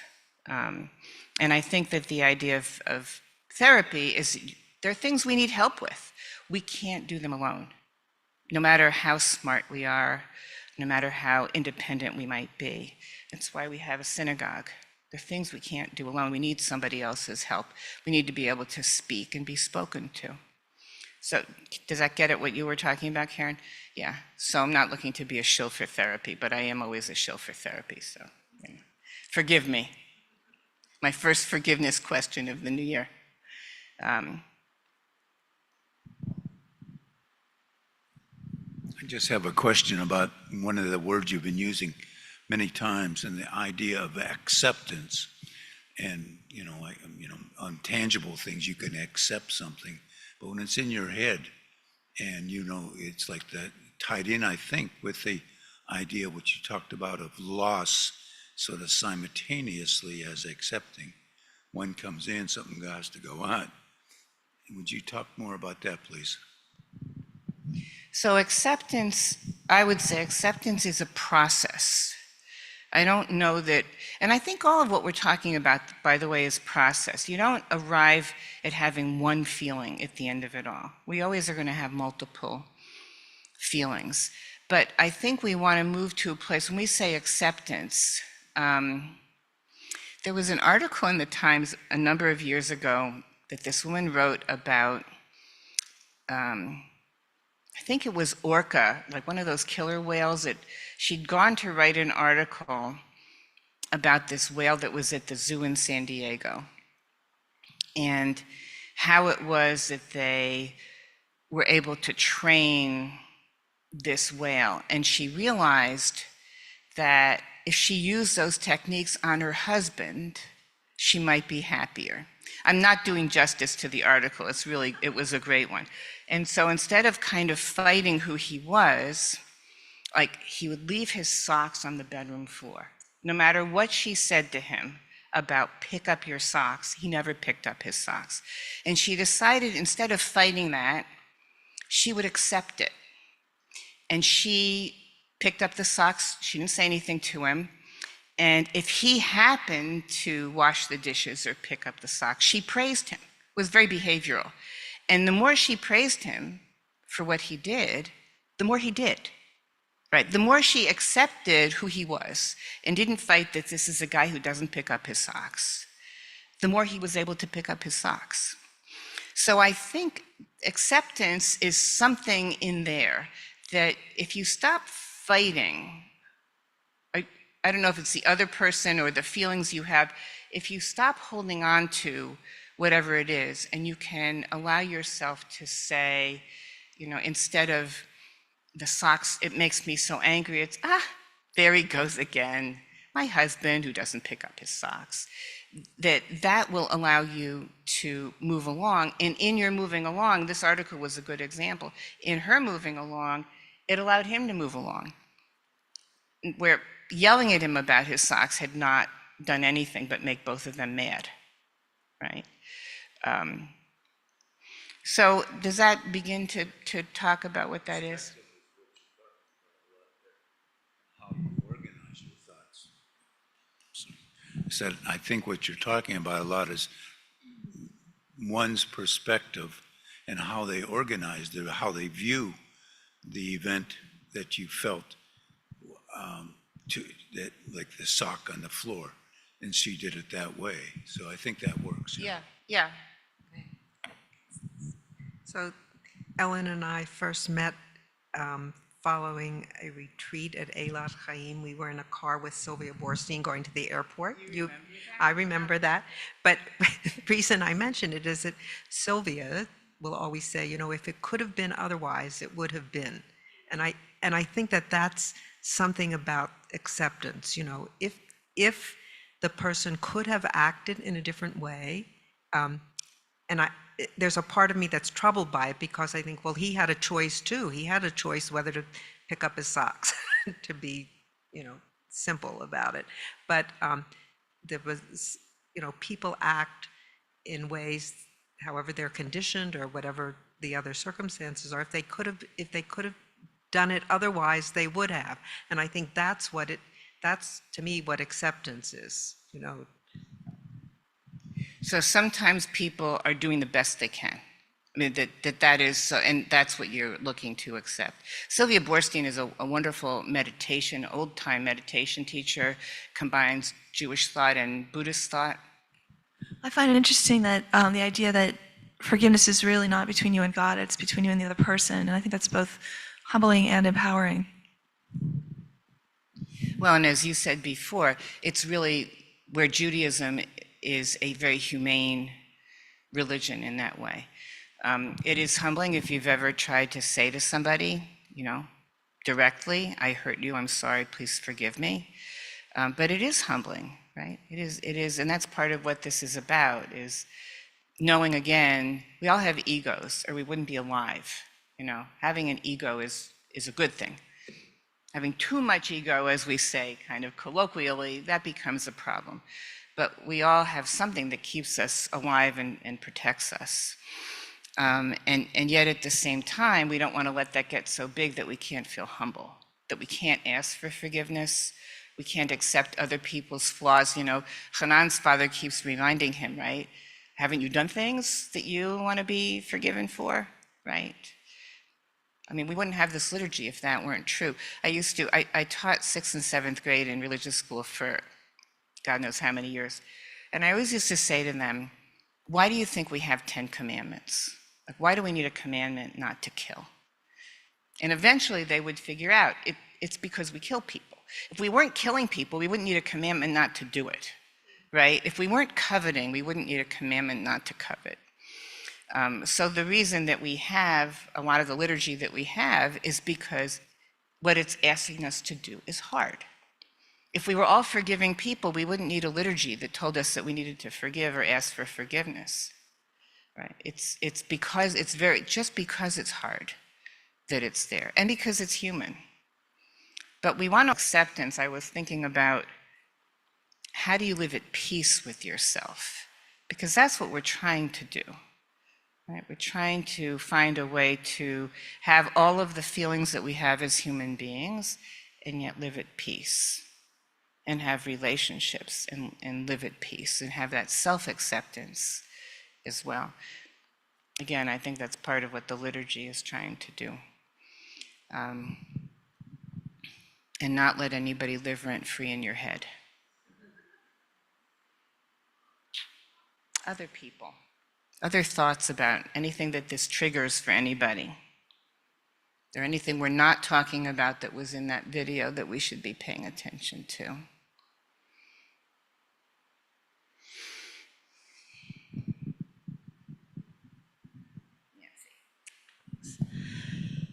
So I'm wondering how we talked about revenge and forgiveness, and how the idea of forgiveness should not equate to the other guy winning. I think that's the thing that comes up for me. And so how do you look at that? So I think that we have a highly developed sense of justice. I mean, if you look at young children, young children are very black and white, right? Things are right and wrong, and things are fair and not fair, right? Who got the bigger piece? But we all have in us some notion of justice. And then you could argue that the very basis of Judaism is justice, right? The very fundamental basis. Tzedakah, we give tzedakah, we're not doing it because we feel good. I mean, that's one of the differences between the word caritas and the word tzedakah. You know, if you give charity, caritas, because you care. You give tzedakah because it's the right thing to do. Maimonides has a whole ladder of charity. You're not required to care. You're required to give, and in fact, even if you don't care, you're required to give, right? But I think that it's an interesting thought. What is justice then? What is fair, and how do we not get locked into what's right and what's wrong? Because it's too binary for us as human beings. None of us really live in a world that's that clear, even though we wish we did. I mean, what's going on right now in terms of the American community's reaction to what's happening in Israel and Gaza is a perfect example. I think we have people reacting in very binary ways to what's happening. You're either here or you're there. And it's causing a lot of discord in families. It's causing a lot of discord in congregations, because there's no middle room then. There's nowhere to go if you're locked into I'm right, I'm right. There's only room to go when you can try and allow for a gray area in the middle. So I think, I don't know, Nancy, if is this addressing what you said a little bit? It's very hard when, and we all were raised with the idea that there's the right thing to do, you know? It doesn't mean there's not a right thing to do, but sometimes what the right thing is very complicated.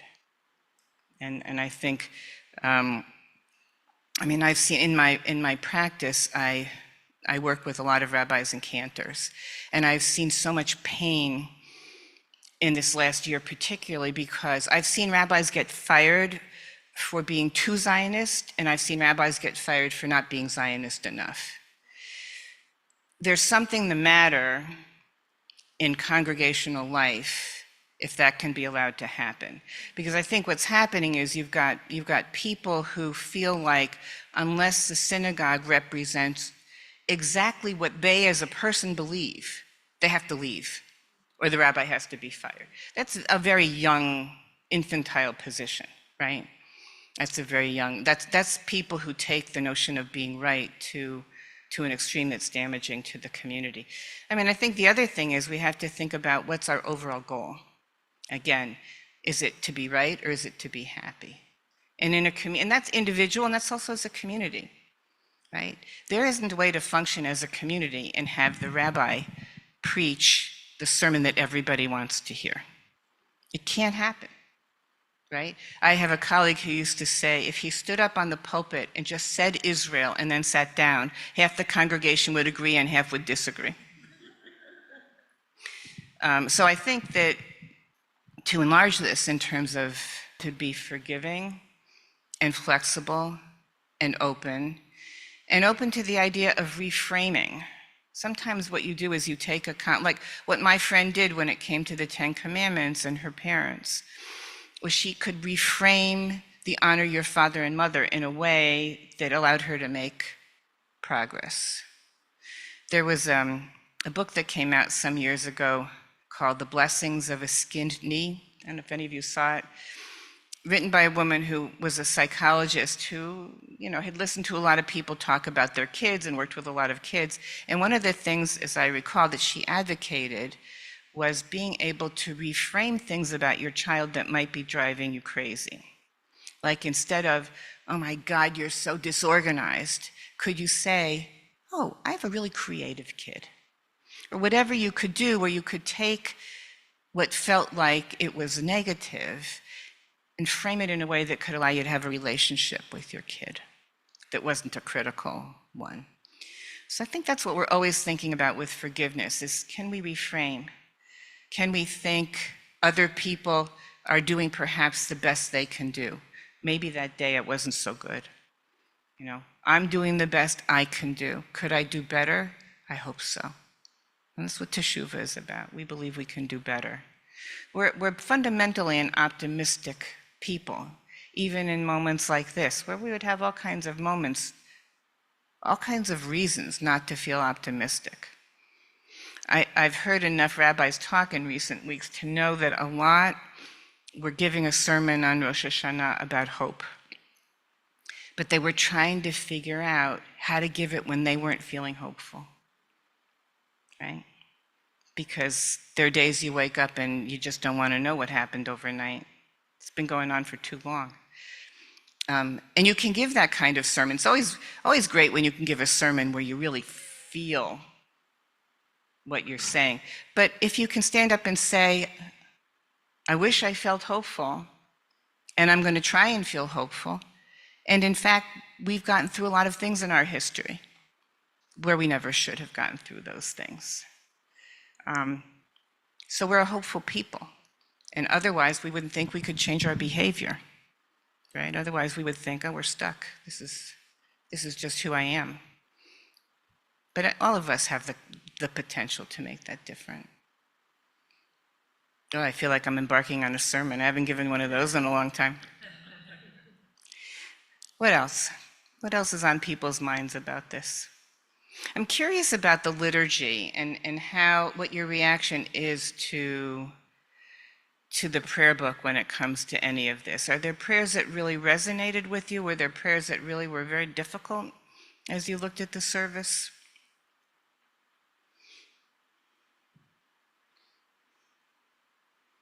Nobody paid any attention to the liturgy? Yeah.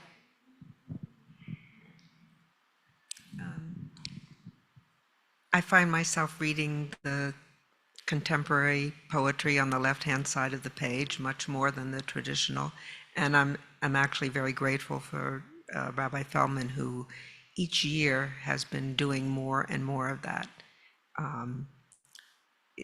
It's not that it negates, it's just the language somehow makes it more, it's not as formal. Well, my teacher in rabbinic school, Jacob Pedakowski, who taught us liturgy, he said prayer is poetry. And what they've done is to really insert a lot more contemporary poetry, which again is a reframing of the traditional liturgy. I mean, it's there, and the Hebrew, and a lot of the Hebrew that we do in these services is in fact very poetic if you know Hebrew, right?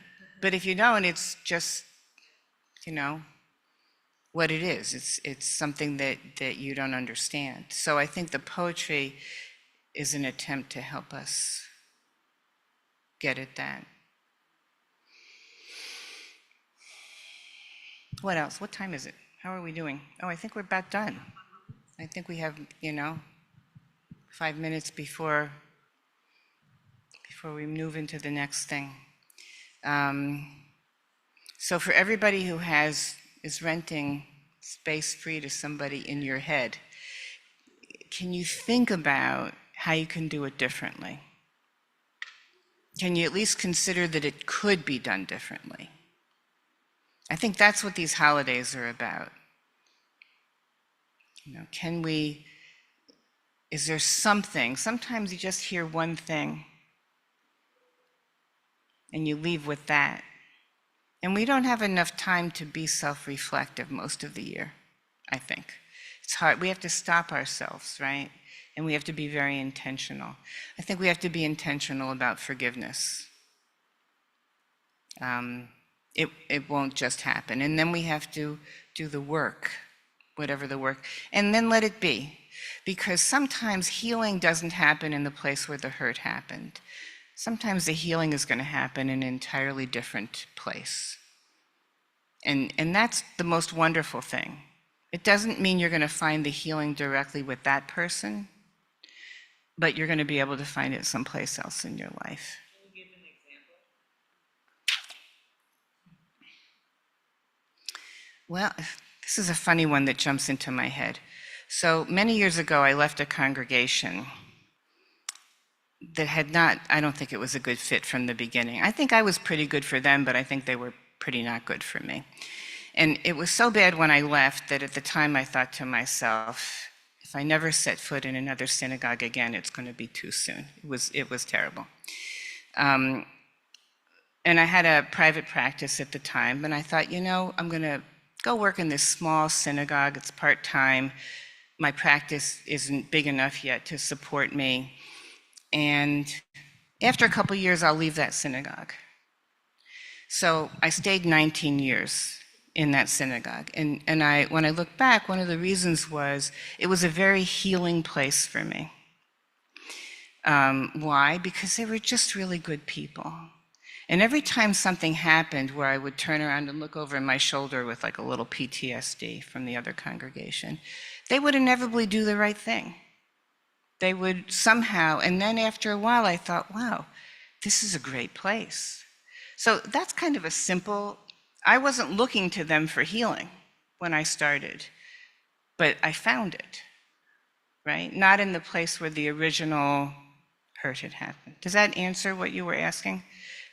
I'm sure there are way better examples. That's just the one that jumped into my head.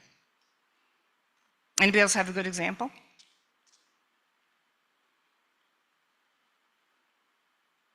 Okay, well, everybody, think about it. Think about the times that you have been hurt where somehow you got healed in another space. Think about it. Okay, well, thank you all. I appreciate the conversation, appreciate the attention. I enjoyed being able to be with you today. Happy to be here at these services with my sister.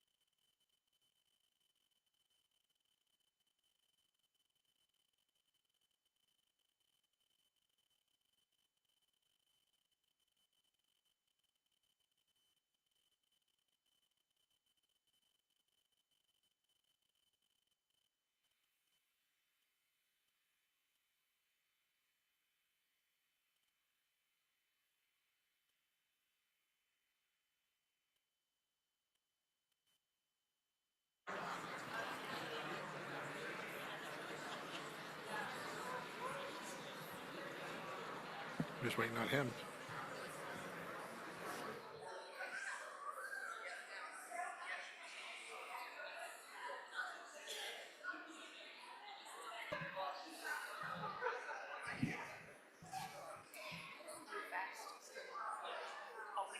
No, it's fine. 24 hours.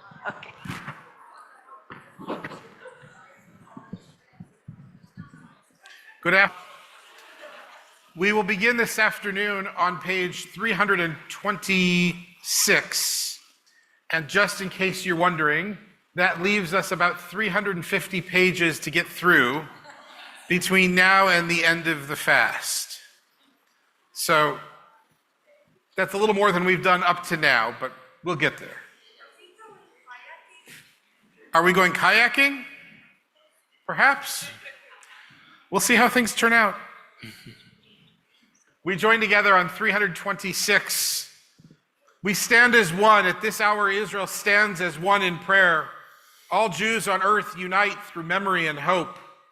A people unafraid, unvanquished, says to God, this people you have formed still lives to tell your praise, still lives to share this teaching with our youth. Our ancient journey ahead of birth is realized from age to age, our sacred covenant.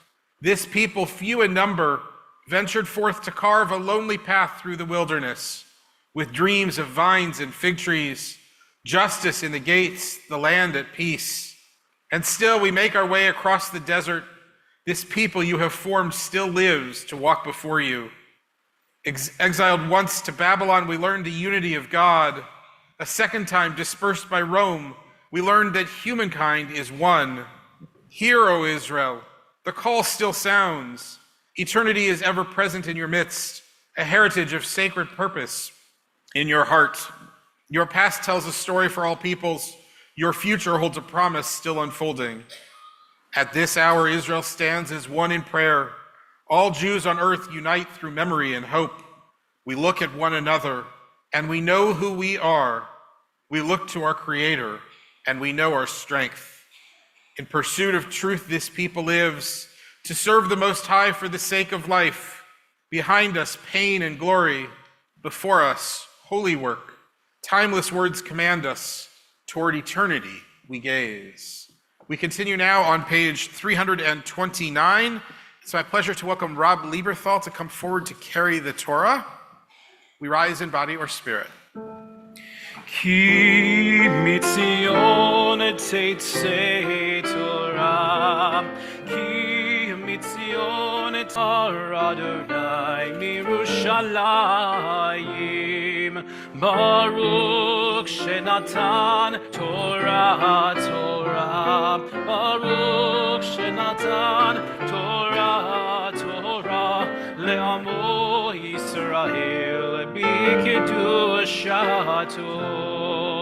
Shema Yisrael Adonai Eloheinu Adonai Echad Echad Eloheinu Gadol Adonenu Kadosh v'nohora Shemo Gadelu Adonai Itzi Onerom ema Shemo yachdav Lecha Adonai Hagidula v'hagidura v'hatiferet v'hanetzach v'hahod Ki chol hashamayim u'va'aretz Ki chol hashamayim u'va'aretz Lecha Adonai hamamlacha v'amit na'aseh lechol rosh Ashlosha divarim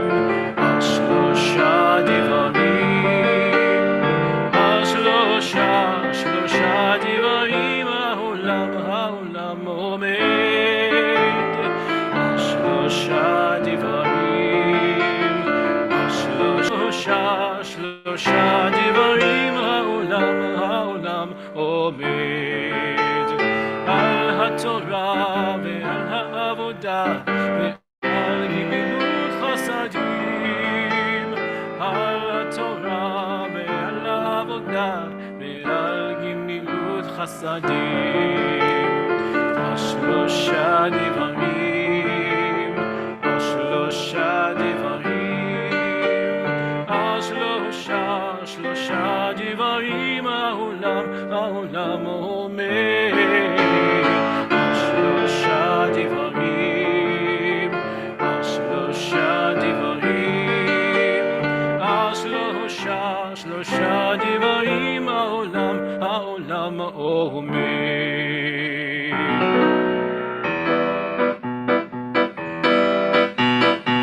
רוממו אדוני אלוהינו והשתחוו להקדשו. רוממו אדוני אלוהינו והשתחוו להקדשו. כי קדוש אדוני אלוהינו רוממו. כי קדוש אדוני אלוהינו אדוני אלוהינו והשתחוו להקדשו. רוממו אדוני אלוהינו והשתחוו להקדשו. כי קדוש אדוני אלוהינו רוממו. כי קדוש אדוני אלוהינו רוממו. אדוני אלוהינו רוממו.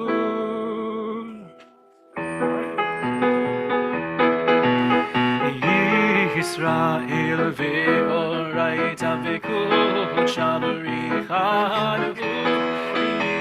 ישראל ואורייתא וקודשא בריחנו. תורה אורה תורה, תורה אורה תורה אורה, הללויה. תורה אורה תורה אורה, הללויה. תורה אורה תורה אורה, hallelujah. Please be seated.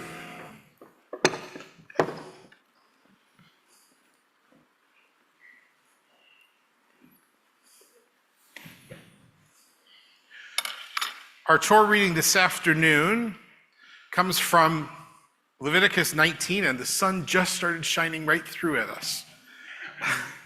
I love that. So we are reading Leviticus 19, which can be found in our prayer books on page 338. For the first Aliyah, it's my pleasure to welcome Hanita Kasovsky. And for the Aliyah blessings, all of those who are regulars in our Shabbat morning minyan, come on up.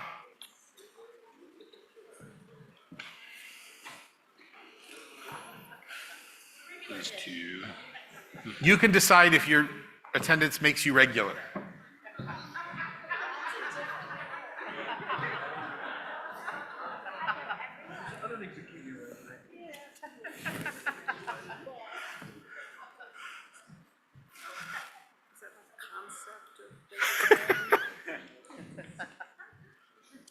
בעברית בבקשה.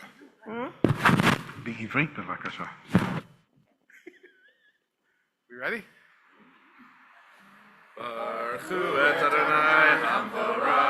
Baruch Adonai Hamvarach Le'olam Va'ed. Baruch Adonai Hamvarach Le'olam Va'ed.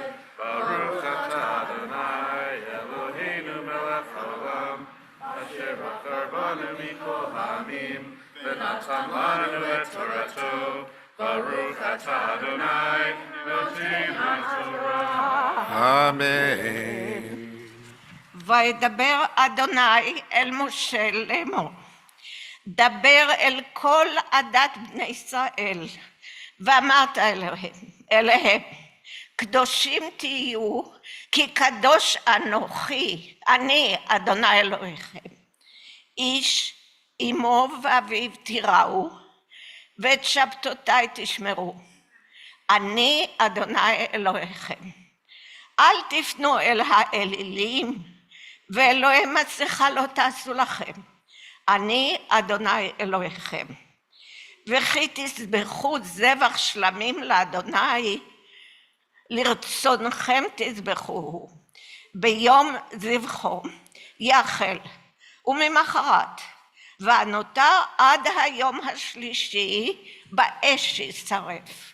ואם האכול יאכל ביום השלישי, פיגול הוא, לא ירצו, ואוכליו עוונו יישא, כי את קודש אדוני חילל. ונכרתה הנפש ההיא מהמאה. You might notice she has a particularly good Hebrew accent. She also spoke of something she knows well, Kadoshim, holiness. You shall be holy. You model that all the time. Oh, thank you. Baruch atah Adonai Eloheinu melech haolam, asher natan lanu Torah emet, v'chayei nata b'tochinu, Baruch atah Adonai noten haTorah. Amen. For the second Aliyah, it's my pleasure to welcome Barbara Gibson as our Torah reader. Barbara will be reading, we're still in chapter 19, she'll be reading verses 9 through 18. And for the Aliyah blessings, if you are a part of the Hartman group or feel guilty because you haven't been there lately enough, come on up. I'm looking at two of you right now.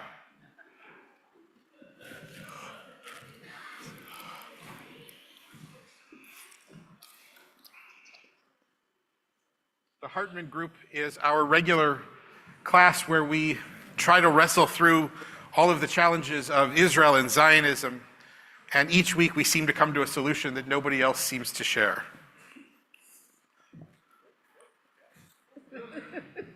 Adonai hamvarach le'olam va'ed. Baruch Adonai Hamvarach Le'olam Va'ed. Baruch atah Adonai Eloheinu melech haolam, asher bachar banu mikol amim, v'natan lanu et Torato.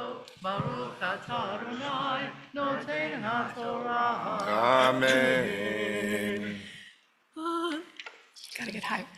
Amen.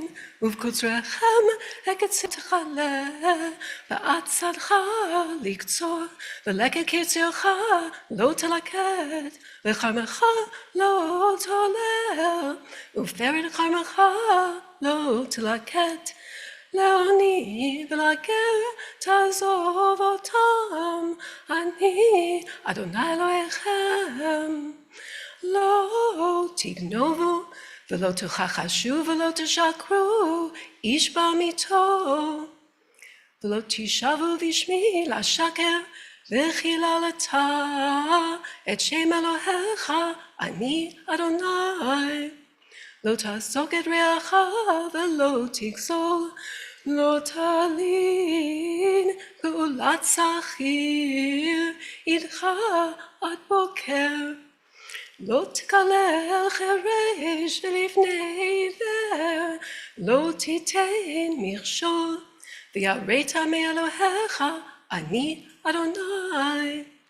לא תעשו עוול במשפט, לא תישא פני דל, ולא תהדר פני גדול, בצדק תשפוט עמיתך. לא תלך רכיל בעמך, לא תעמוד על דם רעך, אני אדוני. לא תשנא את אחיך בלבבך, הוכח תוכיח את עמיתך, ולא תישא עליו חטא. לא תקום ולא תיטור את בני עמך, ואהבת לרעך כמוך, אני אדוני. Baruch atah Adonai Eloheinu melech haolam, asher natan lanu Torah emet, v'chayei olam nata b'tochenu. Baruch atah Adonai noten haTorah. Amen.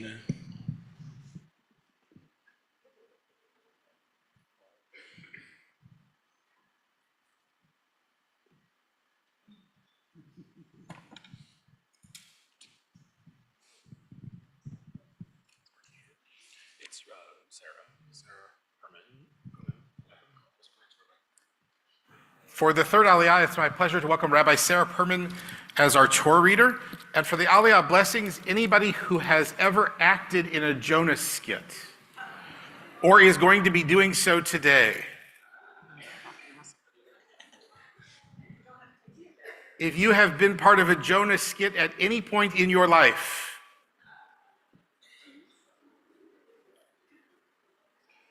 Billy, you have to have been in a Jonah. Really?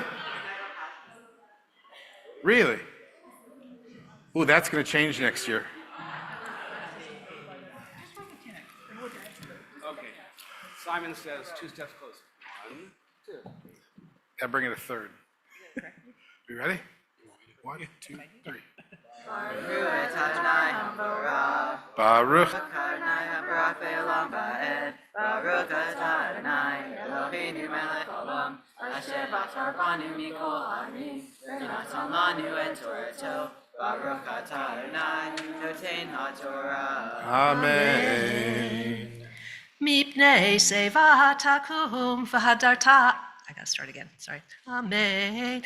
Mipnei seva takum v'hadarta p'nei zakein v'yareta me'elohecha ani Adonai v'chi yagur yitcha ger ba'artzachem lo tonu oto yeh lachem hagar itchem v'yahavta lo kamocha ki gerim heyitem be'eretz Mitzrayim ani wait, ki ger heyitem be'eretz Mitzrayim ani Adonai Elohechem lo tasu avel b'mishpat b'midah b'mishka u'v'mesurah mosnei tzedek avnei tzedek eifat tzedek v'hin tzedek yeh lachem ani Adonai Elohechem asher hotzeti etchem me'eretz Mitzrayim Utasitem otam ani Adonai. I should have invited, if there's anybody who spent time in a whale's stomach, you're also welcome to come up here. Anybody? Okay, you guys are it. Baruch atah Adonai, Eloheinu melech olam, asher natan lanu Torah emet, v'hayei olam natan b'tohenu. Baruch atah Adonai, noten ha'Torah. Amen. I'd like to invite everyone to rise in body or spirit, and it's my pleasure to welcome Paul Lyons and Betty Rothbard to help lift and dress the Torah.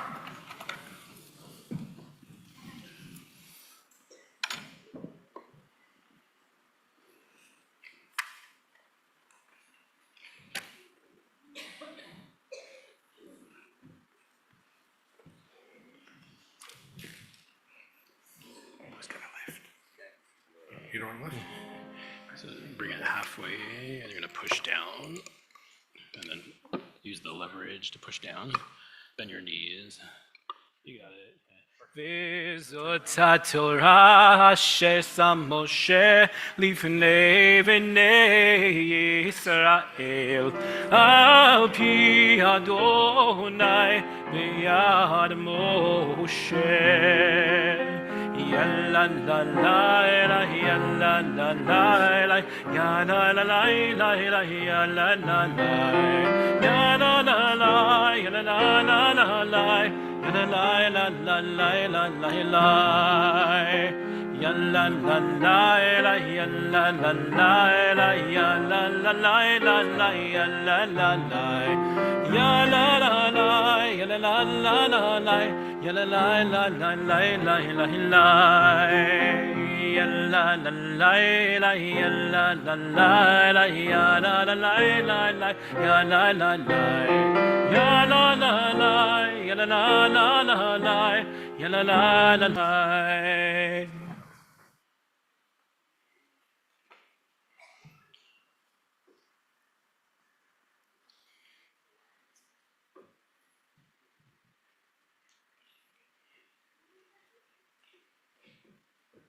Please be seated. It's my pleasure now to welcome Ben Wecht, who will be doing the blessings for the Haftorah, and our Jonah players to come forward. They may need a minute, Ben, so give them a moment before we begin.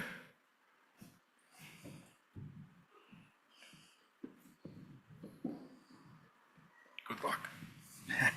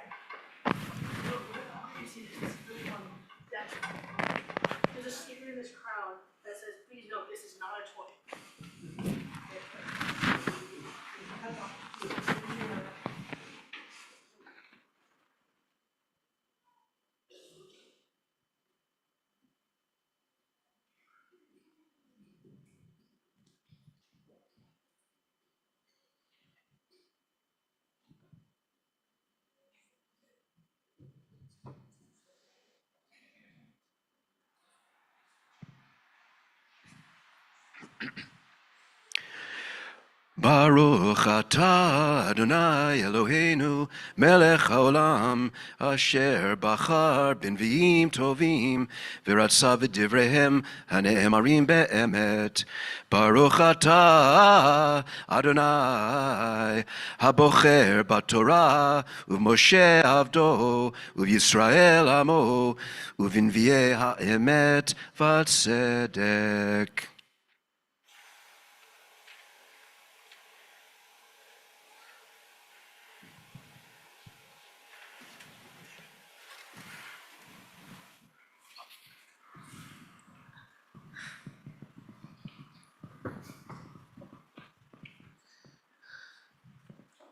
Jonah.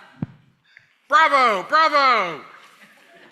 Why are you yelling bravo? Hasn't even started yet. Nope, a Kyrian, Joe Bravo. He's right there in the third row. Bravo, bravo. Jonah. Pardon me? Jonah, it's me, God. Go at once to Nineveh. Those guys are really bugging me. Not looking after the poor people in the city, or the hungry, or the kids, or the women. I've had it. Tell them to smarten up or else. Nineveh, the capital of Syria, home of our enemy? Yeah, right. And that's how Jonah finds himself on the first boat, not to Nineveh. But Jonah should have known better. When you're dealing with God, you can run, but you can't hide. God sent a nasty storm to batter Jonah's ship. Oh my gosh! This is awful. The worst storm ever. Throw everything overboard so we don't sink. It's not working. Aboard, you know the guy? He said he was going down below to take a nap. I'll go get him. Hey, buddy, we need you. All of us sailors are praying our little hearts out and tossing stuff overboard to stay afloat. You better get up and pray to your God, too. All shit's in a storm. You got that? Meanwhile, the sailors got desperate. They drew straws.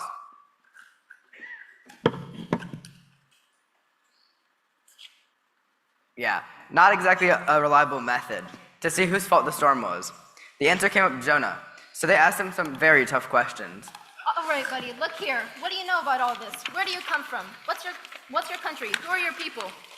I'm a Hebrew. I worship the Lord God of heaven who made the sea and the dry land. Dry land sounds real good to me. Hey, didn't you say that you're running away from your God? What in heaven's name did he do to cause this storm? This whole thing is really freaking me out. So you got any bright ideas on how to get us out of this, which you caused? There's only one thing to do. Pick me up and toss me in the sea. Then the storm will stop.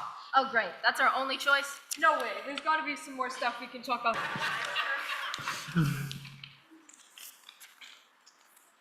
Dear God, do not let us die because of this guy, and don't blame us if he does die. Amen. Okay, men, heave ho! Hey, what's all the commotion about? Jonah ran away. Well, you know what that makes him? Smarter than us.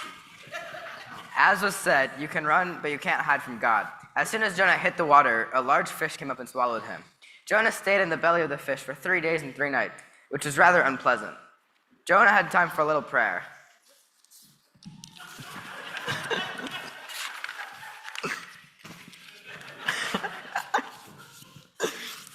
Hey there, God. I know that when times get tough, you're there for me, even when I'm in over my head and I've run away from you. I can always call out to you and you will hear my prayer. Look after me. At those very words, the fish opened its mouth and hurled Jonah out on the dry land. Hey, look, a whale! Yeah, probably took the role for the halibut. God spoke to Jonah again. God still felt that people in Nineveh needed to clean up their act. You know, the usual. Stop making war on the neighboring countries, look after their poor and hungry citizens better, and look after their women and children better. All that gobbledygook. Okay, now, Jonah, do what I tell you this time. Get up and go to Nineveh and tell the people of that city to smarten up and behave, or else. I wonder if there really is life on Nineveh. What do you care? You don't even... This time, Jonah did as he was told and went to Nineveh. It was a fair hike. When he got there, he belt out his message to and fro. Hey, all you guys from Nineveh. In 40 days, Nineveh will be destroyed if you don't all smarten up.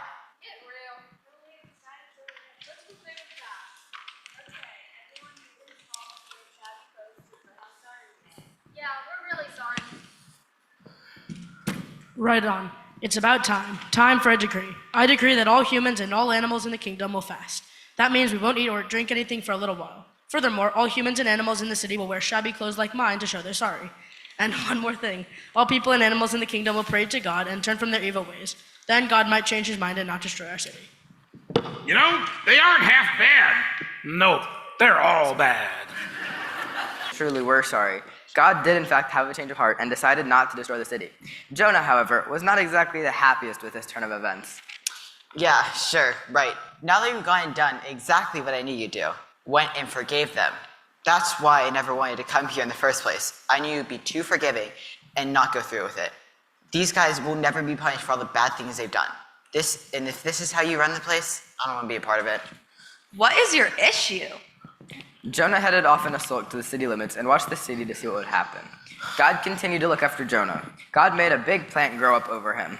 Some say the plant was a bean. Some say it was like a squash plant with great wide shady leaves like umbrellas. Whatever it was, Jonah liked it and felt quite comfy and safe in the shade of the plant that God had sent. In the morning, though, God sent along a bug. Some say it was a worm. The worm chewed up the plant and killed it. Then the day became hot, and Jonah thought he would die from the heat without the shade of his leafy green friend. I'm so sad. My bro, Mr. Green Plant, is gone. I have nothing to live for anymore. All right, Jonah, straighten up. Get some perspective. Take a look at yourself. See how miserable you feel about losing that plant I sent to make you feel all cool and shady? Yeah? Well, think how I feel. Nineveh is a big, huge city full of people. They're allowed to learn from their mistakes. Why shouldn't I care about all those people? And all those cute little animals, too. Gosh, you're so right. I never thought of it that way. That's probably why you're God and I'm not. This is a very moving moment. Yeah, I wish they'd move it to Cleveland.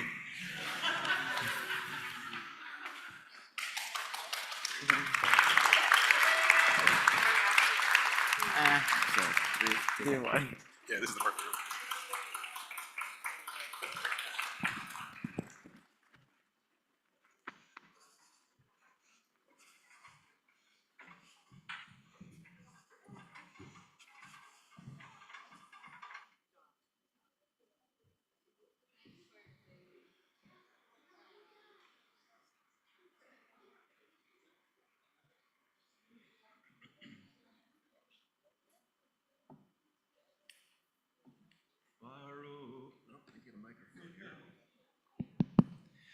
Baruch atah Adonai Eloheinu melech haolam tzor kol haolamim tzadik b'chol hadorot ha'el ha'ne'eman ha'omer v'yoseh ha'medaber u'mkayem shekol devarav emet v'tzedek Al HaTorah ve'al ha'avodah ve'al hanviim ve'al yom ha'shabbat hazeh ve'al yom ha'kippurim hazeh shenatata lanu Adonai Eloheinu liktusha ve'limnucha limchila ve'lislicha u'chapara lechavod u'tifaret al hakol Adonai Eloheinu anachnu modim lach u'mevarchim otach Yitbarak Shimcha Befi Kol Chai Tamid Leolam Vaed Uvarchai Emet Vakayam Lad Baruch Atah Adonai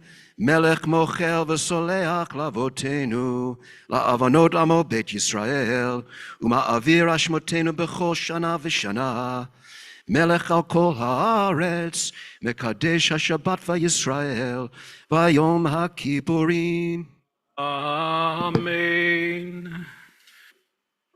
There you go.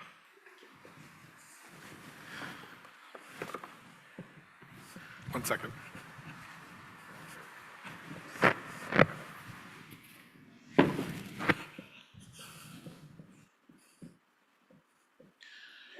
We turn back in our prayer books now to pages 352 and 353 as we prepare to return the Torah to the Ark.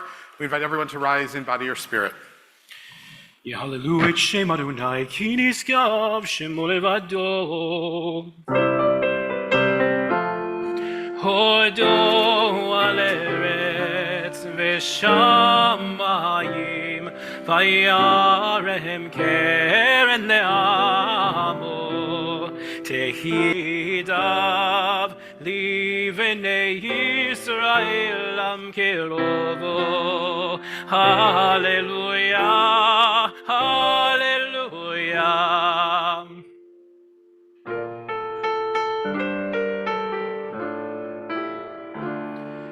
עץ חיים היא למחזיקים בה ותומכיה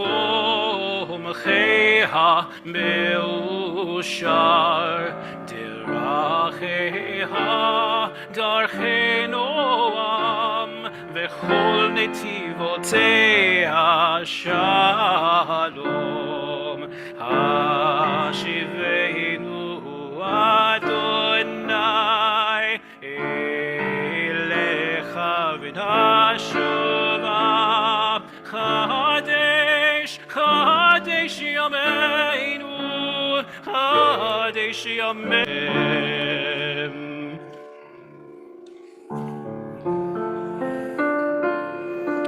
Page 356.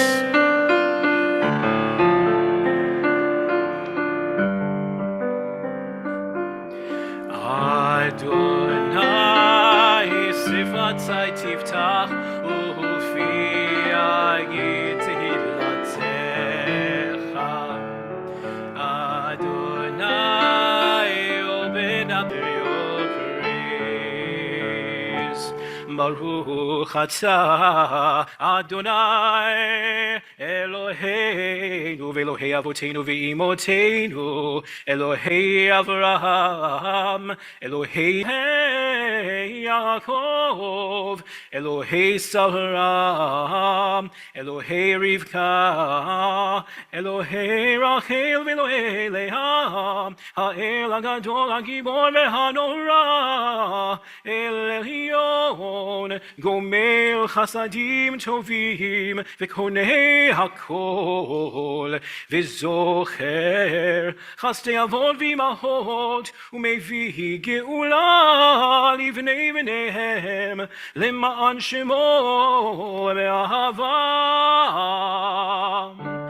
Zochreinu elechayim melech hafetz b'chayim v'chotmeinu b'sefer hachayim למענך אלוהים חיים מלך עוזר ומושיע ומגן ברוך אתה אדוני מגן אברהם ועזרת שרה לעולם אדוני מחיי הכל אתה רב להושיע מוריד הצל מחכה חיים בחסד מחיי הכל מרחמים רבים סומך נופלים ורופא חונים ומתיר אסורים ומקיים אמונתו לשני עפר מי כמוך בעל גבורות ומי דומה לך מלך ממית ומחיה ומצמיח ישועה מי כמוך אל הרחמים מי כמוך אל הרחמים זוכר זוכר יצוריו חיים רחמים ונאמן אתה להחיות הכל ברוך אתה אדוני מחיי הכל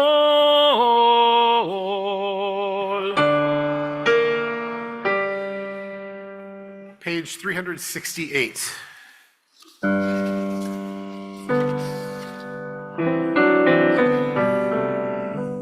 נקדש את שמך בעולם כשם שמקדישים אותו בשמי המרום ככתוב על יד נביאיך וקרא זה ואמר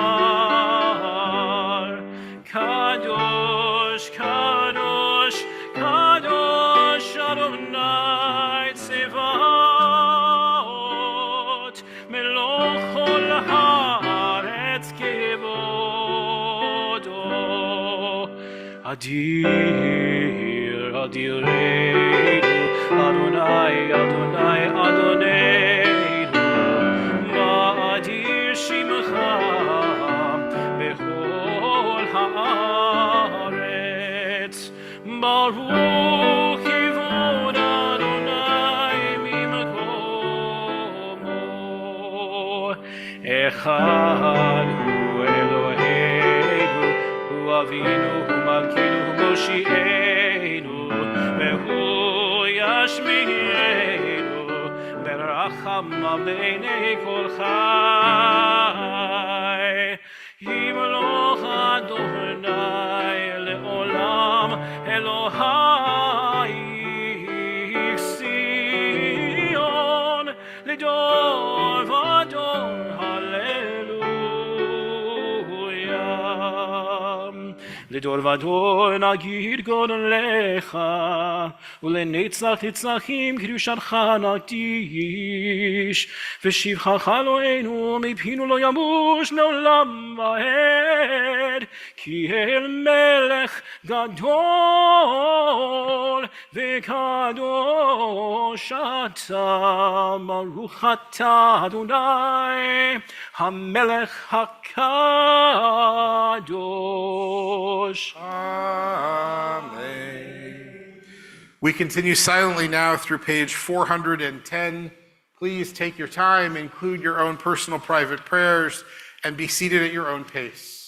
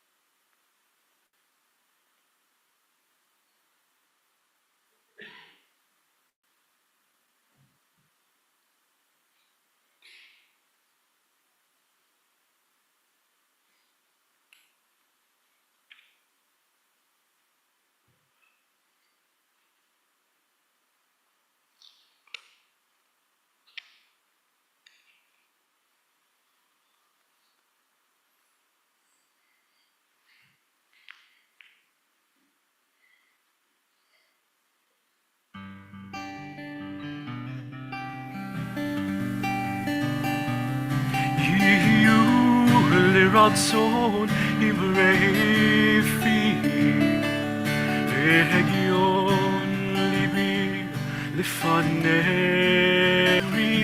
וגואלי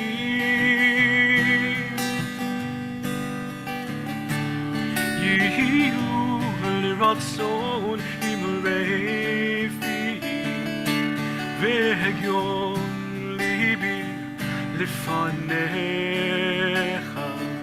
אדוני צורי וגואלי.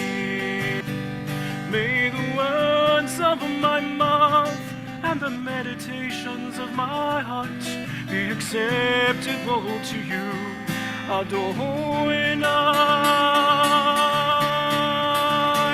Yehu liratzon imrei fi ve'yon libi lefanecha Adonai tzuri ve'goali.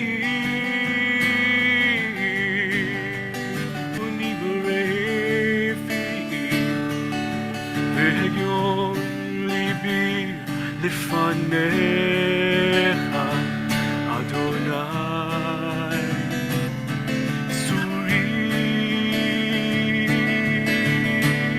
וגואלי.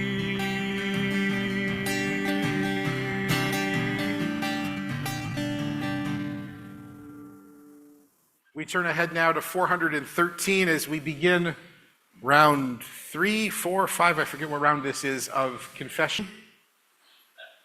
Is anyone keeping score? Anybody keeping score at home? If we count Rosh Hashanah, if we count Slichot, then it's a little more than round 3. But all right, so we join together on 413 at the top. I do not want to beg forgiveness or seek absolution, a poor petitioner before the throne. If a power flows through the universe, if some force or higher consciousness infuses all of life, it does not, Rabbi, there is no justice, there is no judge, no one to hear my confession, no one to grant me mercy, no one to seal my fate. Still, the words of prayer are in my mouth, still the wrongs I commit are on my mind, and still this yearning in my heart to make things right, breathe free, be clean again. We continue on the next page.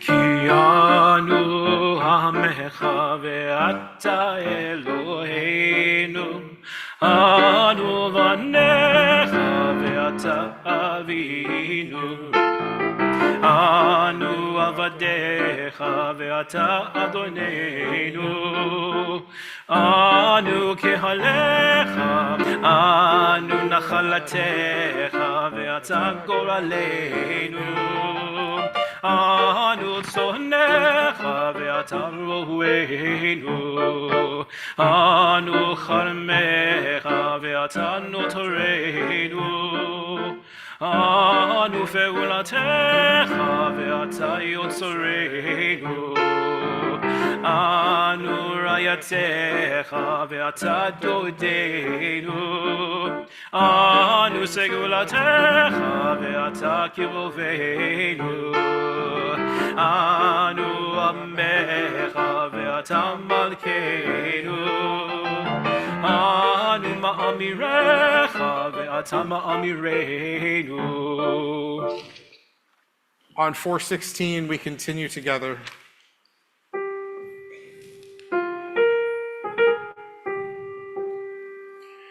אלוהינו ואלוהי אבותינו ואימותינו, תבוא לפניך תפילתנו,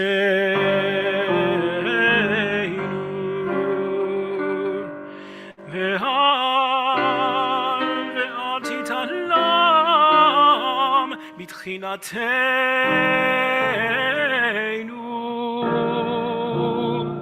שאין אנחנו עזיפנים וקשי עורף לומר לפניך, אדוני אלוהינו ואלוהי אבותינו ואמותינו, צדיקים אנחנו ולא חטאנו, אבל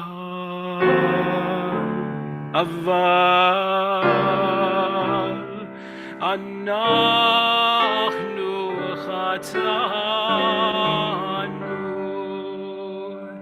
חטאנו, אבינו פשענו.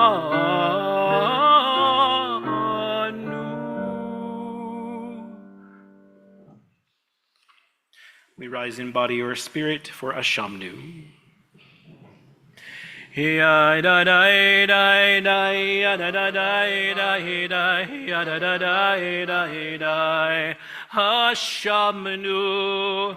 Hashamnu, Bagadnu,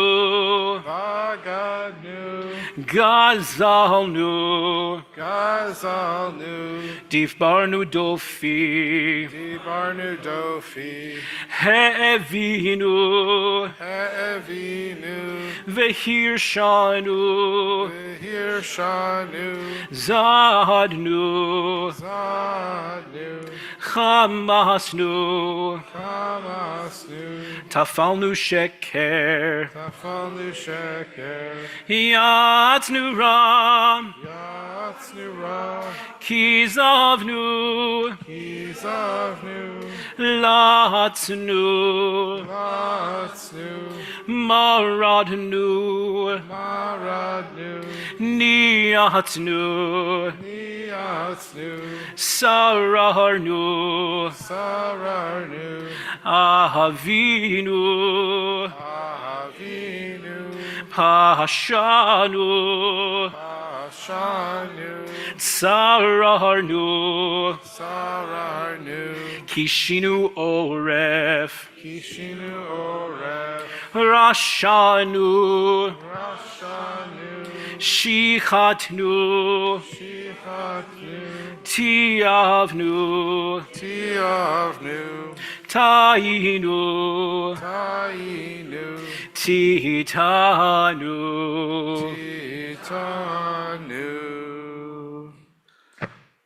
On 417, we continue together.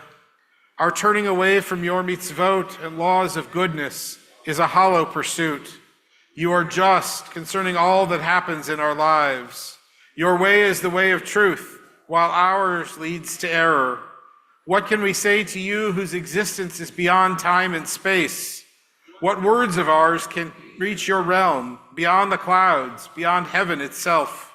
Every hidden mystery, every revelation, surely you know them all. You know the secrets of the universe and the secrets of the human heart. You know and understand us, for you examine our inner lives. Nothing is concealed from you, nothing hidden from your sight. Eternal One, our God and God of our ancestors, we pray that this be your will. Forgive all our wrongs, pardon us for every act of injustice. Help us atone for all our moral failures. We continue now on 418 and 419 with the Al-Chet prayer. Al-Chet shechatanu lefanecha b'zadon uvishgaga, v'al-Chet shechatanu lefanecha b'shivuat shav.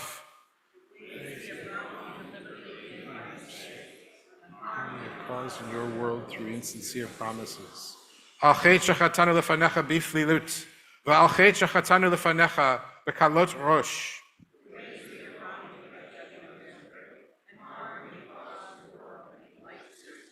Al-Chet shechatanu lefanecha b'yetzer hara. V'al-Chet shechatanu lefanecha b'einayim ramot.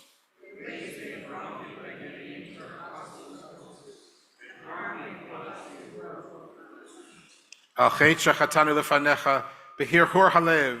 V'al-Chet shechatanu lefanecha b'dibur peh.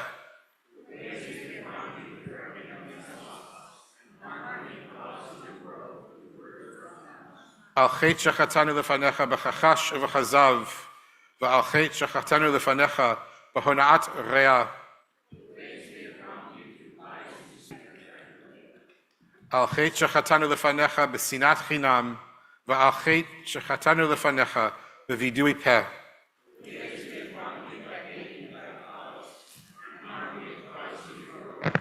Salach lanu, machal lanu, kaper lanu.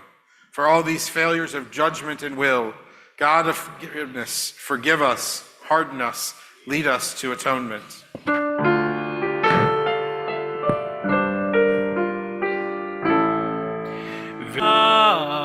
Eloah selivot, selah lanu, mechal lanu, kaper lanu, ve'al kulam, Eloah selivot, selah lanu, mechal lanu, selah lanu, mechal lanu, kaper lanu.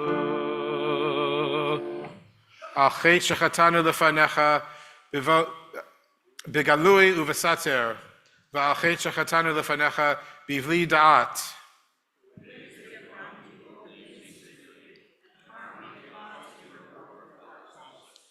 Achet shechatanu lefanecha bechilul Hashem, va'achet shechatanu lefanecha betumaat shafatayim.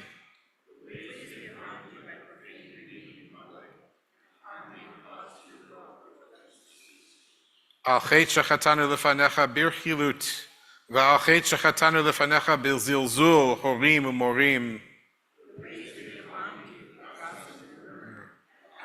Caused your world through disrespect to parents and teachers. Achet shechatanu lefanecha betzarut ayin, va'achet shechatanu lefanecha b'maaseh uv'matan.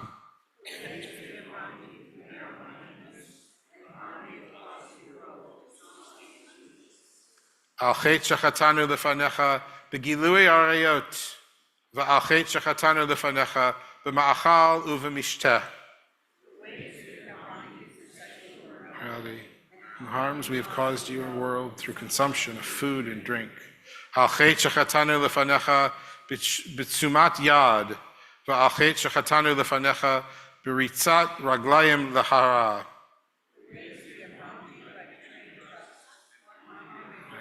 Impulsive act. Ve'al kulam Eloha slichot, salach lanu, machal lanu, kaper lanu.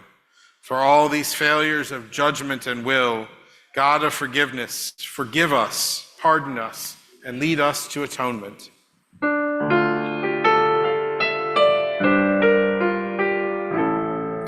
Ve'al kulam Eloah selivot, selach lanu, mechal lanu, kaper lanu, ve'al kulam Eloah selivot, selach lanu, mechal lanu, selach lanu, mechal lanu, kaper lanu.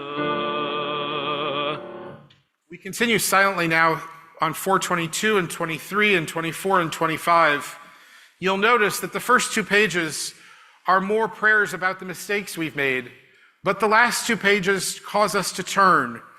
They seek to help us find the successes we had, the moments when we did the right thing, the moments when we recognize the good in ourselves and in each other. So take a few moments now in silence and think through both the not so good and the good too. And if you've been beating your and spend some time on looking for the good, because at the end of the day, we're not looking for more bruises, we're looking for wholeness. And that comes with recognizing all that we do, the bad and the good.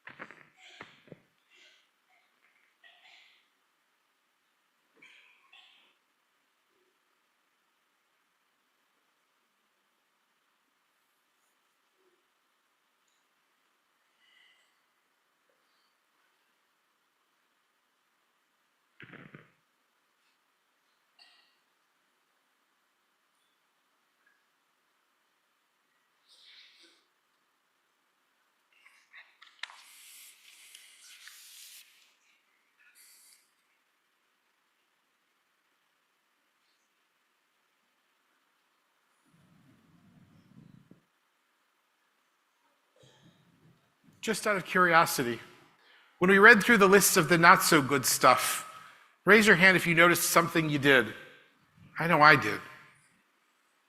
Now, how many of you, when you read the list of the good things, caught things you did there too? Raise your hands.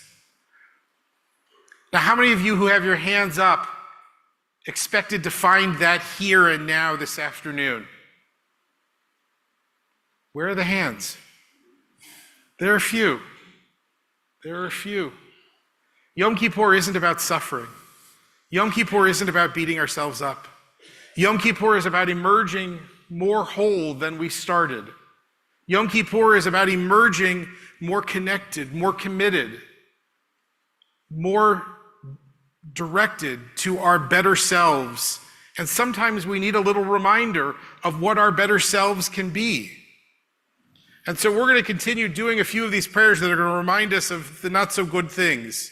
In just a moment, we'll continue with Avinu Malkeinu. But don't let the negative cloud. Keep remembering the good too, and keep nurturing that. Because when we emerge at the end of this day, when the light is gone from these windows, it is the light of the goodness of our lives that will carry us forward. We turn ahead now to page 428. We once again invite everyone to rise in body or spirit.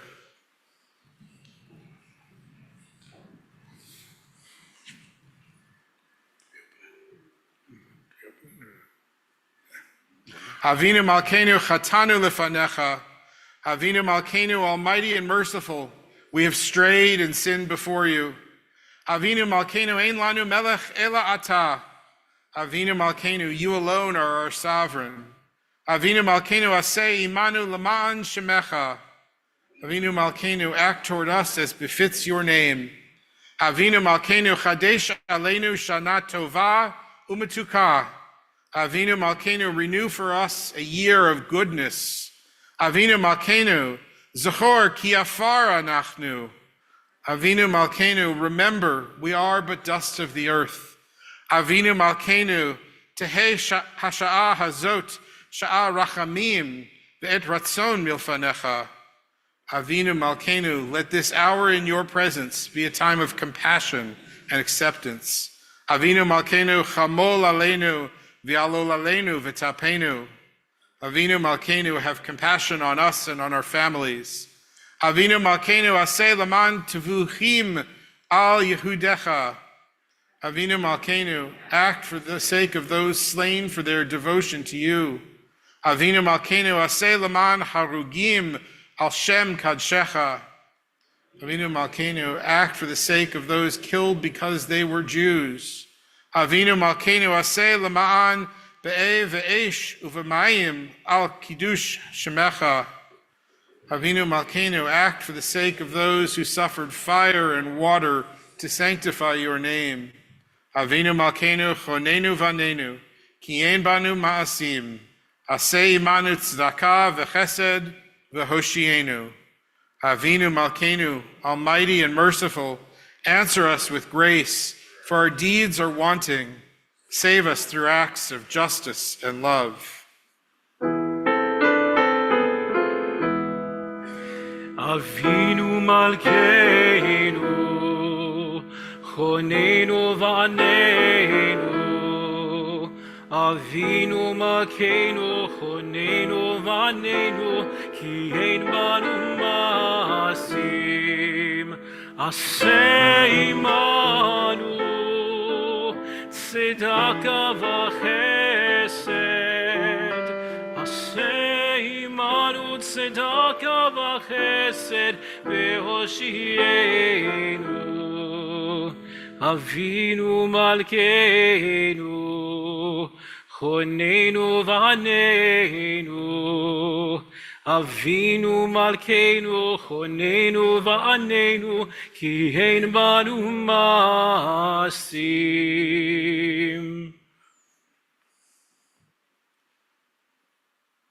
On 432, we continue with Aleinu.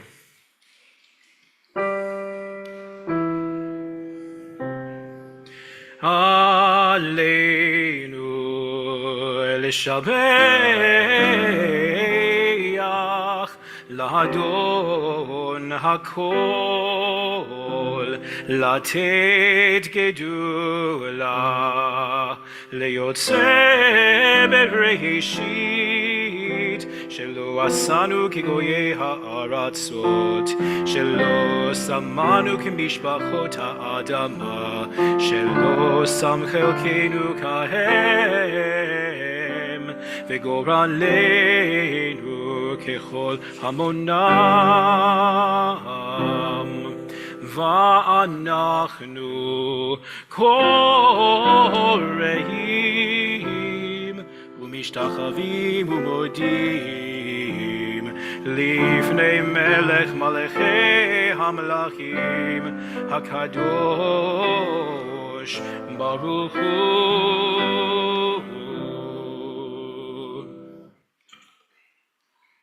We continue now on page 437 with Kaddish de Rabbanan.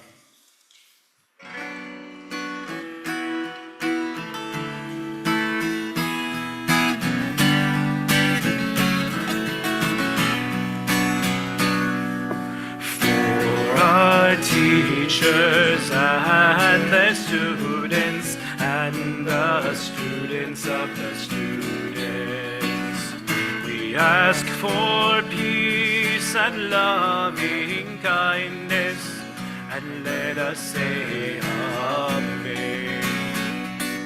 And for those who study Torah here and everywhere, blessed with all they need, and let us say Amen. We ask for peace and loving kindness, and let us say Amen. We ask for peace and loving kindness, and let us say Amen. Asks for peace and loving kindness, and let us say Amen. We ask for peace and loving kindness, and let us say Amen.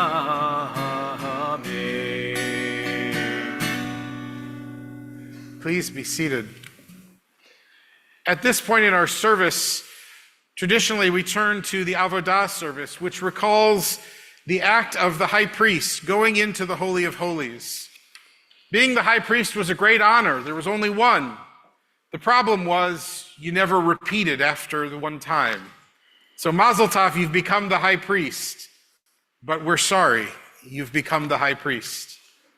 The high priest would be trained all year, and during the weeks leading up to this day, to this moment, the high priest would be kept aside and watched closely to maintain his purity, to maintain his cleanliness. And finally, he would walk into the Holy of Holies, and he would say God's holy name and pray for all of Israel. We've lost the temple. We've lost the priesthood. We've lost what it is to say God's name and know exactly how to pronounce it. But the holiness of this day endures. The holiness of these moments of coming together as a people endure. And so while we don't quite do the Avodah service as they once did, we still worship together and bring holiness to each other. And then after the Avodah service comes Ela Ezkara. Ela Ezkara it reminds us of martyrs of our people, those who were killed Kiddush Hashem, in the sanctification of God's name. There's a traditional set of those who are mentioned that comes in the Talmudic era, and there's a modern set that you can find in our prayer book. This afternoon, we're going to switch on to the screens here in just a moment, and there are hard copies available for those who need them. This is a special Ela Ezkara that was crafted by my friend Rabbi Rick Kellner of Columbus, Ohio. Rick put this together in honor of the victims of October 7th, remembering them and honoring them. And so we begin with Kaddish, a prayer. Asaf Gur writes, Yitgadal v'yitkadash shemei rabbah, and no one came. Many thousands called him on Shabbat morning, crying his name out loud, begging him with tears just to come. But he ceased from all his work. No God came, and no God calmed. Only Satan celebrated uninterrupted, dancing between kibbutzim and the slaughter festival. And our correspondent goes on to report, all the while sobbing, saying there is a burnt baby, and there is an abducted baby, a day-old baby, still linked to his mother's body by the umbilical cord. He hadn't even managed to find out his name. What will be inscribed on the tiny headstone with a single date for birth and death? This is what the kibbutz looks like after Satan's visit. Turning the broadcast back to the studio. Quiet now, they are shooting. They are also launching rockets. And there is no government, and there is no mercy. Just the screaming and the pictures that will never leave the mind. The 7th of October, 2023. We recall those who were heroes that day. We start with Omer Tzadikovich. Keep going. Omer lived on Kibbutz Kfar Aza and was in charge of the communications for the Sha'ar HaNegev region. In the event of any council's war room, on the morning of October 7th, he looked out his door at 7:16 a.m. and called a neighbor to see if it would be okay to leave. He was never seen or heard from alive again. His body was found next to his car where he died, trying to fight back against terrorists. Omer loved to surf, and to honor his memory, his family erected a surfboard on the kibbutz at the spot where he died. His family and friends described that was his home for so many years, and as an IT specialist, he could often help with many computer issues. His son Liran described his dad by saying, "Dad was a very happy person. Even now, when I look through his pictures, I only see him smiling." He really loved the area, surfing, and more than anything, his children. Those were the two things that drove him in life. We'll always remember him as happy and joyful and smiling. His daughter Gali wrote on Facebook, "To my best friend, the one person who was always there for me, what a wonderful person you were. I never knew anyone else who was so happy, so optimistic like you. I will keep laughing and being happy just because I know that you would have wanted it." She added, "I will keep going in my life so that you can look down on me from above and be proud of me." Avner and Maya Goren. Avner, age 56, was murdered by terrorists on October 7th in Kibbutz Nir Oz. Maya, his wife, taken hostage to the Gaza Strip. On December 1st, the IDF confirmed that Maya had died on July 24th. The IDF recovered her body and returned it to Israel. Avner and Maya had 4 children, Asif, Bar, Gal, and Dekel. Maya was a teacher in the kibbutz Nir Oz, and on the morning of October 7th, she was setting up the kindergarten when the attack began. Avner was murdered inside his home. On the morning of October 7th, Avner called Dekel and Bar of his children who were on the kibbutz, but in a different home, and told them to get into their safe room. Thankfully, they survived. Avner was blessed with talents in many fields, a man of spirit, writing, and knowledge in many areas, who celebrate the holidays. Gal said of her mother, "You were always concerned that if you weren't here, we would be there for each other. And the truth is, if you and Dad could see us now, you would be so proud of us." She added, "You raised an incredible family, a family that despite 1,000,001 cracks is still standing, a family that fought so hard to bring you home to us. I inherited so many things from you, your pull toward education, your belief in people, your uncompromising desire to give and provide. Rest in peace with Dad. Allow yourselves to rest and trust us that we are loved and embraced." And the words of Rabbi Hannah Yerushalmi.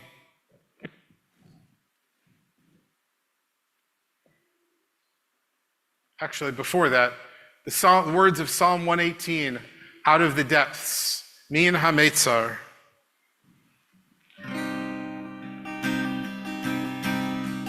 Min HaMetzar, Karatiya,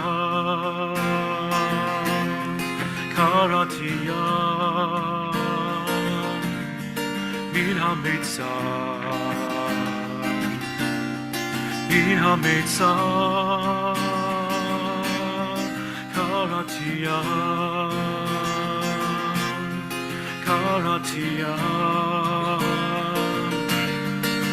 מן המיצר, ענני במרחב, ענני במרחב ים, ענני במרחב, ענני במרחב ים. From the depths of my anguish I call to you, from the breath of your love you replied. From the depths of my anguish I call to you, from the breath of your love you replied. Min ha-mitzar, karati ям, karati ям, min ha-mitzar,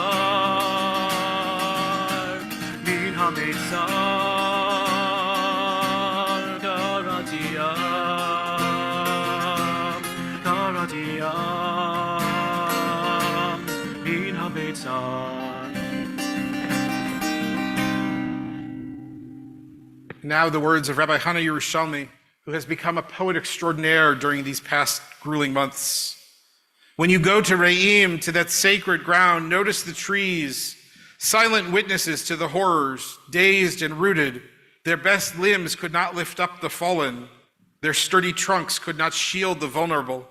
When the breeze comes in the south, if you listen carefully, you can hear those trees, somber filigree pillars, always rising, reeling, whispering, Yitgadal v'Yitkadash Shemei Rabbah. And in the distance, the shifting sands utter a mournful Amen. Amit Levi, age 22. Amit was killed at the Nova Music Festival on October 7th. She is survived by her father Lior.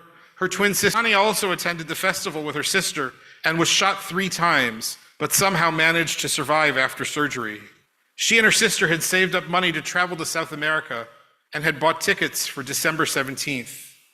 In December, Shani posted her memories on social media. To my twin sister, my best friend, the most considerate, most charismatic, and most gentle girl, she wrote. You brought only good to the world, my angel, an incredible girl whose unique beauty and smile can be seen from afar, and whose joy for life will stay with me forever. You were too good for this world. I was privileged to be your twin sister for 22.6 years, in which we were inseparable. I got to experience absolutely everything with you. Only twins will understand this crazy connection. Shani recalls, being together with you until your very last breath, I saw you fight and not give up until it was too much, until your strength ran out, until your gentle and pure soul couldn't take it anymore. She continued, I am choosing to believe that things are good for you and that you, I know I have the highest protection possible. Nothing can break us.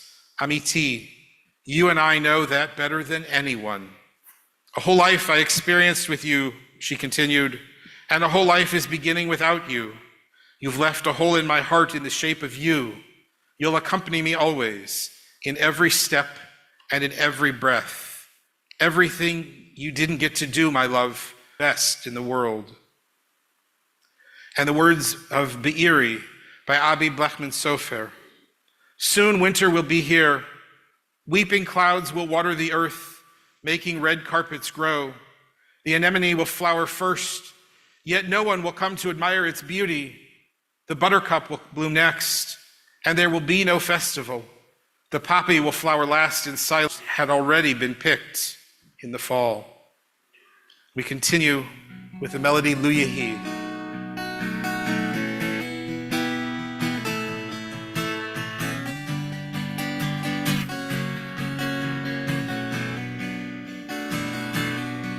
Orish mifras lavan באופק מול ענן שחור כבד, כל שנבקש לו יהי. ועם החלונות הערב או נרות החג רועד, כל שנבקש לו יהי. לו יהי, לו יהי, אנא לו יהי, כל שנבקש לו יהי, לו יהי, אנא לו יהי, כל שנבקש לו יהי.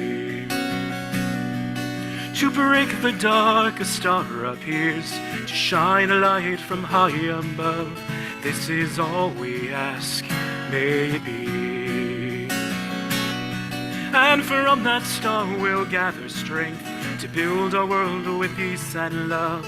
This is all we ask, may it be. Lo yehi, lo yehi, ana shenevakesh.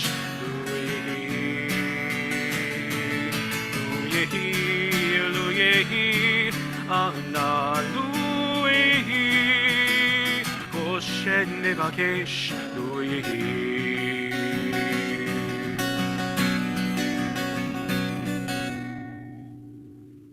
Cleared for publication, that our hearts are broken and in hidden places. In empty rooms, thousands of sobs are choking silently. Cleared for publication, that open season was declared on us. We were plundered in the dark of the most precious of the precious. It is already cleared for publication that the magical shining light of our beloved's face is extinguished.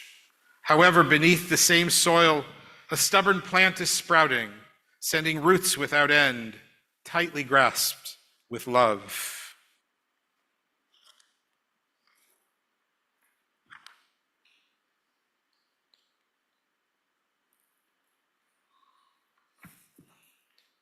We continue now with Amon Zmora. Chief Inspector Arnon Zmora was a commander and fighter in the Police Special Forces Unit Yamam. He was critically wounded during the rescue mission in Nuseirat in central Gaza, in which 4 Israeli hostages were rescued. He later died of his wounds. The IDF spokesperson said that the mission was renamed Operation Arnon in his honor. On October 7th, Zmora was part of the special forces who fought at Kibbutz Yad Mordechai, preventing the terrorists from spreading north towards Tel Aviv. His sister-in-law, Yael Bronstein, wrote, "My brother-in-law was a true hero, a warrior who saved lives with his bare hands many times. Then he would come to our house, and we would talk about ordinary stuff and laugh, and he would scold me for being addicted to my phone when we were together, all that kind of stuff." Arnon was a man with a huge heart, so sensitive and loving. He really was an emotional person, pure gold, a sweet father, and amazing. How can it be that everyone who falls is from the very best? Moshe Ridler, age 91. Moshe Ridler died on October 7th at the age of 91 on Kibbutz Cholit. He was a Holocaust survivor. Moshe was the oldest resident of the small community, which numbered only around 200 people before Hamas's murderous rampage. He was sent to a concentration camp at age 9 and succeeded in fleeing at age 11. He moved to Israel in 1951, ultimately joining the police force and serving as a detective. After retiring from the police force, Moshe worked with the Jewish Agency, managing absorptions in the 1990s. He loved to dance and travel abroad. Even as he aged, his love for his family, for life, he continued to give us great strength. His granddaughter, Einav Ridler, wrote on Facebook, "Hi, Grandpa. Do you remember how the last few times we met, you argued with us that you were 100 years old, and you insisted that we don't know how to count? Who would have thought that you would not reach 92, and in such a tragic way, after as a child you experienced the starvation, cold, and rain in a concentration camp, and succeeded in escaping?" His daughter, Penina Hendler, said that her father would swim in the Holit pool every day, visit the grocery store, and always flirted with the girls, and he told stories. He danced with his walking stick, she said. He really enjoyed his life on the kibbutz. The little ones were very attached to him, Hendler added. They went to his house to play on his piano and talk to him. And the words of Rachel Goldberg Polin, the mother of Hirsch Goldberg Polin. There is a lullaby that says, your mother will cry 1,000 tears before you grow to be a man. I have cried 1,000,000 tears in the last 67 days. We all have. And I know that way over there's another woman who looks just like me, because we are all so very similar. And she has also been crying. All those tears, a sea of tears, they all taste the same. Can we take them, gather them up, remove the salt, and pour them over our desert of despair and plant one tiny seed, a seed wrapped in fear, trauma, pain, war, and hope, and see what grows?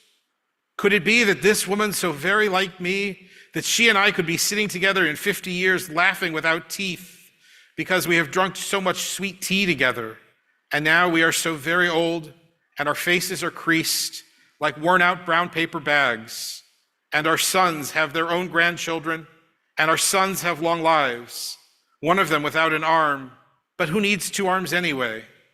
Is it all a dream, a fantasy, a prophecy? One tiny seed. Hirsch Goldberg Polin was an American Israeli who made Aliyah to Israel with his family when he was 11.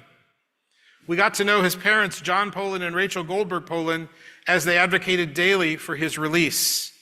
They traversed the globe many times, speaking with world leaders, pleading for Hirsch to come home. Hirsch turned 23 just days before the Nova Festival. He went with his friend Aner. As they fled the festival, they hid in a bomb shelter. Hamas terrorists threw grenade after grenade into the shelter. Aner threw them back out until one took his life. That grenade took off Hirsch's left arm, his dominant arm. Hamas terrorists took him to Gaza. After 328 days of being held hostage, Hamas terrorists executed Hirsch, along with Eden Yerushalmi, Carmel Gat, Almog Sarusi, Alex Lubanov, and Ori Danino. Before leaving for the festival, Hirsch had been reading the Dalai Lama's The Art of Happiness. Hirsch was on chapter 6, and he decided not to bring it with him to the festival because he would only be gone for a few days. Hirsch was an advocate for justice, bring Israeli and Palestinian children together through soccer. Every time Rachel spoke, she called to Hirsch saying, "Stay strong and survive." And the poem El Malei Rachamim by Rabbi Tamar Elad Applebaum. El Malei Rachamim, God of compassion, in a universe that lacked compassion, grant tender rest beneath the wings of Shekhinah, in the broken spheres of human radiance, to the souls of every one of the injured and the violated in the horrors of the pogrom on October 7th. For the fear that fell upon each man and woman, elders, youth, and children, our mouths do not know how to scream or put it into words, for we lament and mourn for them and for us. Because of this, our hearts are faint. Woe to us, for we are broken. Woe, for our homes were shattered and our faces darkened. Therefore, compassionate one, reveal our torment to the world and for all time. And from one end of the earth to the other, may the silenced voices utter, guard our souls in the land of life, for life is our heritage. May we come in peace to healing. Please, God, heal the families and caretakers. Please, God, hear and heal us all. And let us say, Amen. And from Rabbi Elchanan Nir, we need a new Torah, gasping for air and with choking throats. We need a new Mishnah and a new Gemara and a new Kabbalah and a new elevations of the soul. And inside all the wreckage and the salt and the desert land, now a new Chassidut and a new Zionism and a new Rav Kook and a new Brenner and a new Leah Goldberg and a new Yechavadat, new art and new poetry, new literature and new cinema, and new ancient words and new ancient souls from the treasury, and a new love out of the terrible weeping. For we were all washed in the rivers of Rhine and Be'eri, and we have no mountain within us, nor another tent. And from this moment, everything is in our hands. Tali Haddad, a 48-year-old mother of 6 from Ofakim, heard gunshots on Sunday morning and encouraged her soldier son Itamar to grab his weapon and go see what was happening. She ran outside and followed him until she saw him get into a car with 2 other armed Israelis. The trio set off and soon managed to kill 2 terrorists. Tragically, Itamar's companions were also killed, and he continued on by himself. Meanwhile, Tali heard neighbors yelling that there were many people injured and killed in the streets, and ambulances were not coming. Tali began running home under gunfire. With the help of a stranger who brought the keys from her young daughter, she got a hold of her car. She asked people to help her find anyone needing to transport to the local Magen David Adom first aid station. The first person brought to her was, shockingly, her own son, Itamar. He'd been shot 4 times by Hamas terrorists. I drove him and the other injured to the MDA station at the entrance to the city and then came back to pick up more. I was driving at 120 kilometers per hour like crazy, alone in the city. There was no one on the streets, not even birds, only terrorists everywhere. And I rush and pick up another group of wounded, and I'm carrying them under fire again. She made 3 trips, bringing a total of 13 people for medical care. In every block of buildings, there were gunshots and smoke bombs and shouts of Allahu Akbar. Only then did Tali drive to the hospital to see Itamar coming out of surgery. His liver was cut in 2, his gallbladder was torn, and he had a bullet in his leg, she said. When asked where she found her courage, she explained that each of her 4 sons is a soldier, the youngest now stationed on the Lebanese border. The spirit in our home is the spirit of fighters. Nasreen Youssef. Iyad and Nasreen Youssef, Druze Israelis, have been part of the Jewish village of Yated, a short distance from Gaza and the Egyptian border, for 15 years. They came to live there following Iyad's career-long service in the IDF, and they are accepted by Yated's population, who now possibly owe their lives to Nasreen's quick thinking and ingenuity. When Hamas terrorists began attacking Israel's south early on Saturday morning, October, serving in Gaza, quickly joined the settlement's response team, unaware that his first encounter with terrorists would be at his own home, the nearest one to the border. Iyad's team apprehended 2 attackers in his front yard, and Nasreen began questioning them at a time when the magnitude of the event was still unclear. She asked who sent them and how many they were, using her native command of Arabic to extract valuable pieces. Finding out that additional Hamas terrorists were hiding in her greenhouse, she alerted IDF forces, who soon came and captured 20 attackers planning to wipe out the entire village.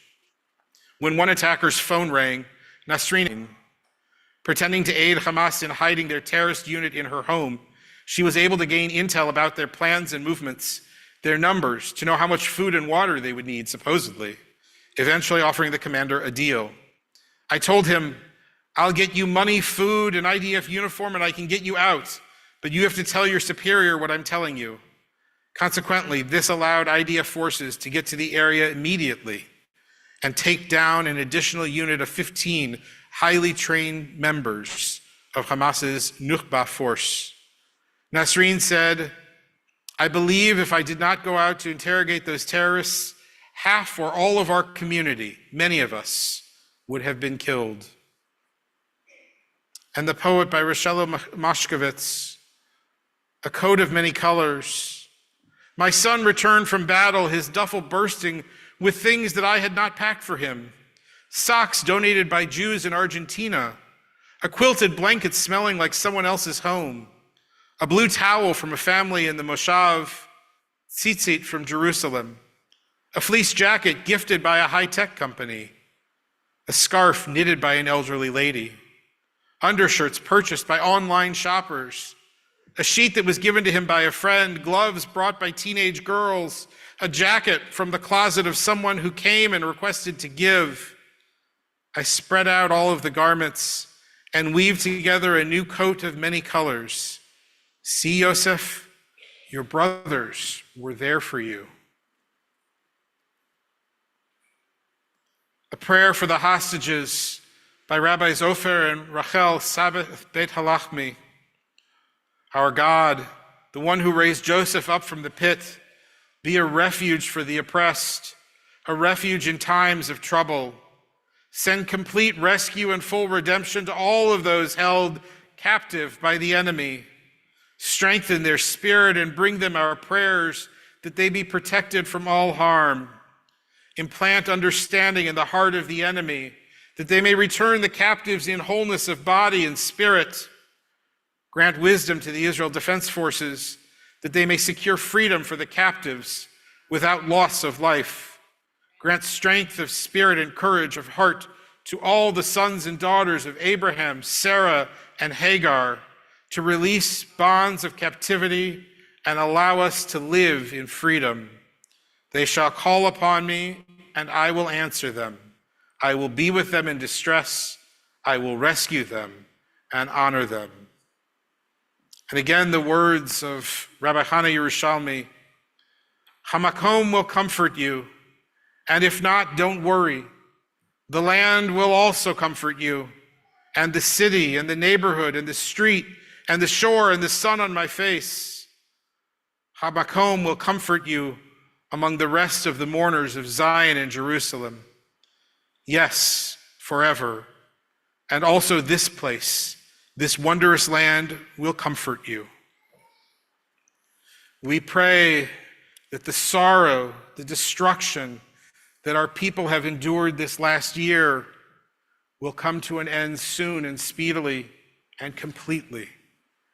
And that never again will a generation emerge among our people who need to write a new version of Ela Ezkara. For never again will we be attacked. Never again will we be destroyed. Never again will we be forced to reemerge from the ashes, to rebuild, renew, and reconnect. We'll take a moment now of silence and then a moment or two to stretch before we begin our Yizkor service.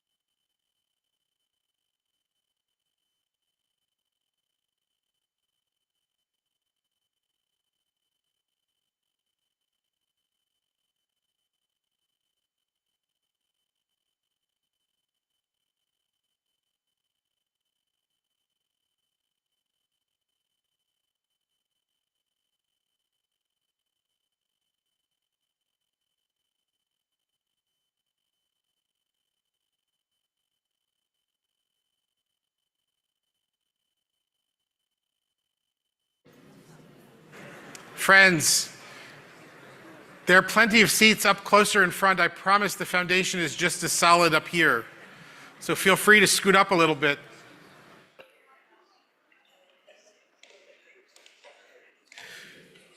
Though it feels that we have been living a life of Yizkor since October 7th, we now turn formally towards the service of Yizkor.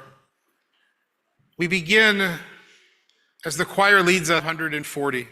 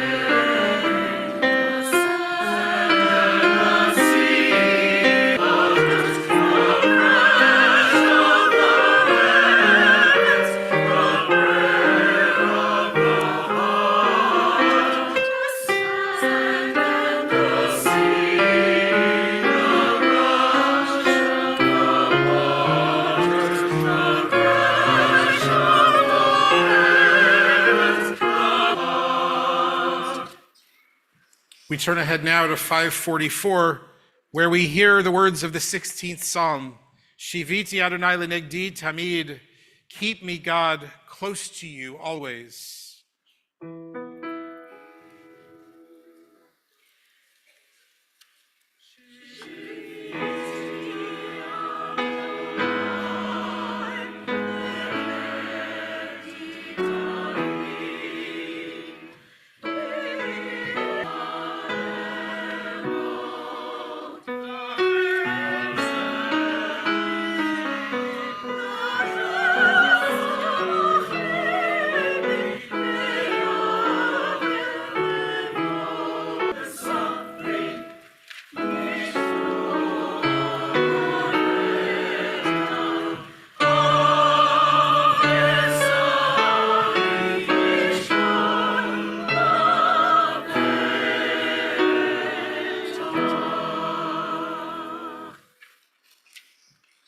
We continue on 553. Move to the front of the line, a voice says, and to take the first blows on their shoulders. This is the place in books where part 1 ends and part 2 begins, and there is no part 3. The slate is wiped not clean, but like a canvas, painted over in white, so that a whole new landscape must be started. Bits of the old still showing underneath. Those colors sadness lends to a certain hour of evening. Now the line of light at the horizon is the hinge between earth and heaven, only rusted padlock into place. We light the first candle, recalling our loved ones. We join together in the blessing on the bottom of 554. Baruch atah Adonai, Mekor ha'chuvs, and renews life. On 546, the choir joins us in singing.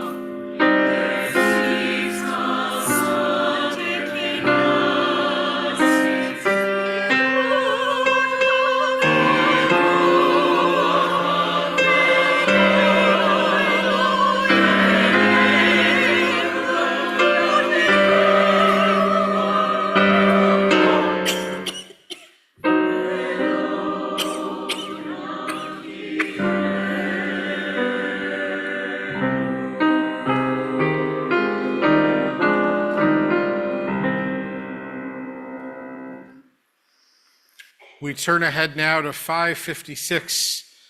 Cantor will lead us in the 121st Psalm.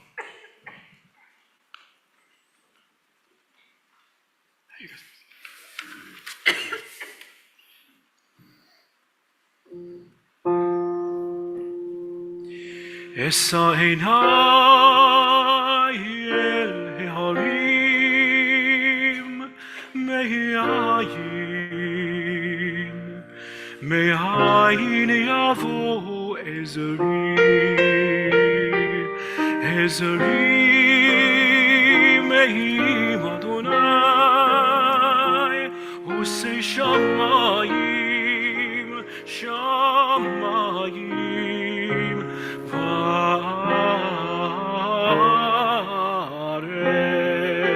וארץ. הייתן למות רגליך, ינום שומריך, הנה לא ינום ולא יישן שומר ישראל. אדוני שומרך, אדוני צילך על יד ימינך, יומם השמש לא יככה, וירח בלילה. אדוני ישמורך מכל רע, ישמור את נפשך. אדוני ישמור צאתך ובואך, מעתה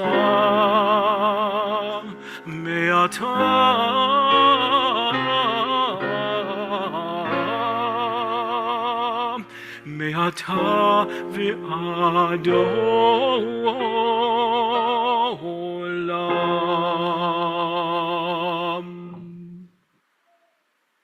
As we prepare to light the second candle for inner strength and survival, we turn to 559 and the words of Winston Churchill to his wife Clementine. Do not grieve for me too much. I am a spirit confident of my rights. Death is only an incident and not the most important which happens to us in this state of being. On the whole, especially since I met you, my darling one, I have been happy, and you have taught me how noble a woman's heart can be.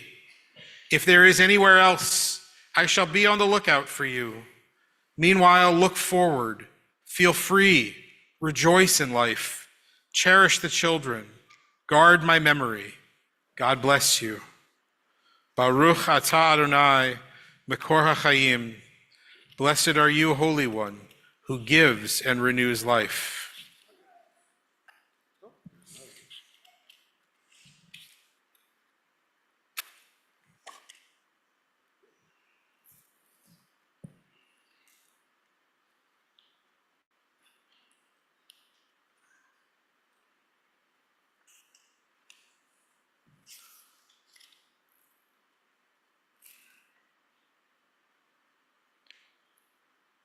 On 565, we join together in the middle of the page. Everything will remember that I was here. The ships will be the color of my clothing. The birds will use my voice for singing. The fishermen on the rock will ponder my poem. The river will follow my footprints. As we remember, as we light the third the third candle. You're tired, it's okay. As we light the third candle, we turn to memory and recall those especially who died Kiddush Hashem, sanctifying God's name.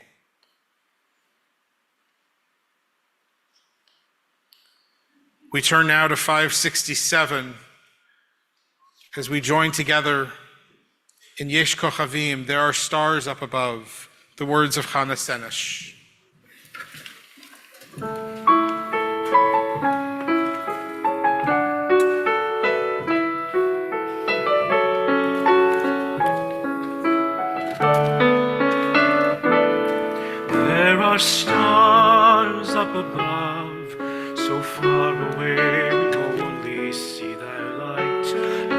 long after the star itself is gone. And so it is with people that we loved. Their memories keep shining ever brightly, though their time with us is done. That light up the darkest night. These are the lights that guide us as we are the ways we remember. We remember as we live our days. These are we remember.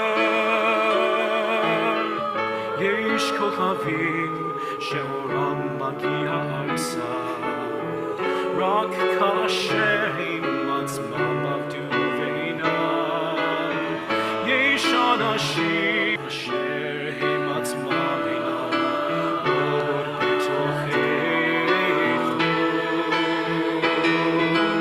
Orot eleh ha'mavikim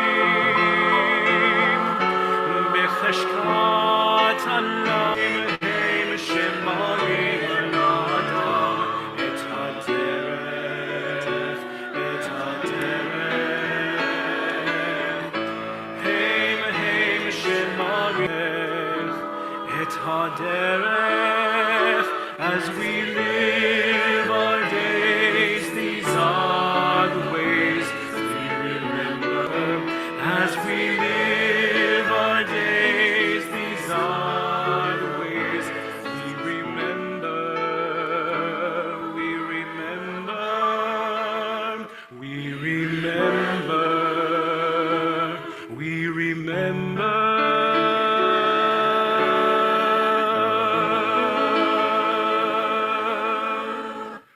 We now take a few moments for silent Yizkor. If you want to follow along in the prayer book, we'll continue on through 577. Take some time, recall your loved one, bring a smile to your face along with the tears.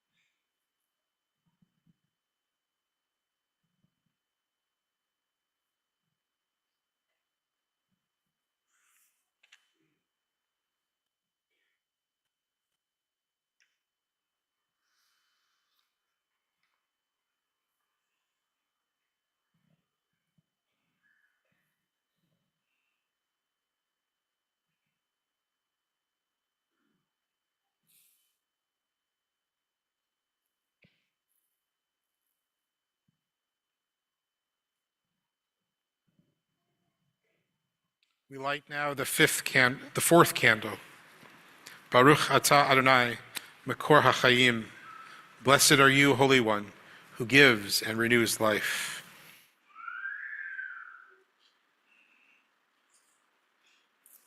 On 581, we continue. I do have an ongoing relationship with the dead, and I do think about the afterlife, my afterlife, that is, after someone I know dies. What happens to me afterwards in my life? Some deaths come too soon. Some deaths are unexpected. Some deaths we think we are prepared for, but really we are rarely ready. We don't usually know when a conversation is the last conversation, with so much that may be left unsaid, unresolved. So in this afterlife of mine, I'm still in relationship with people who have died. I miss them. I talk to them in my mind. I ask them questions about our relationship that I wasn't ready to ask them when they were still alive. I show off my accomplishments and wish they could witness them. And yes, I still have some of the same old arguments, still trying to prove my point of view. What helps me go forward? How do I resolve the lingering feelings? Here's what makes the Yom Kippur Yizkor so special. To those no longer with us, that comes late in the afternoon when we are tired, hungry, vulnerable, and open. During this Yizkor, I am given the opportunity to forgive myself for cutting off that last phone conversation with my father. I was always in a hurry. He always wanted to chat longer, and then he died. It's during this Yizkor that I have the opportunity to forgive my mother for her harsh ways, to let go of being angry for my sake in the world, if not for her sake in the world to come. For this Yizkor to feel honest and meaningful, I don't want to sentimentalize those relationships. I don't just want to remember the ideals and gifts they may or may not have passed down. I want to remember those relationships exactly as they were, and then be able to forgive myself and them for our failings, for what we never got a chance to repair or finish.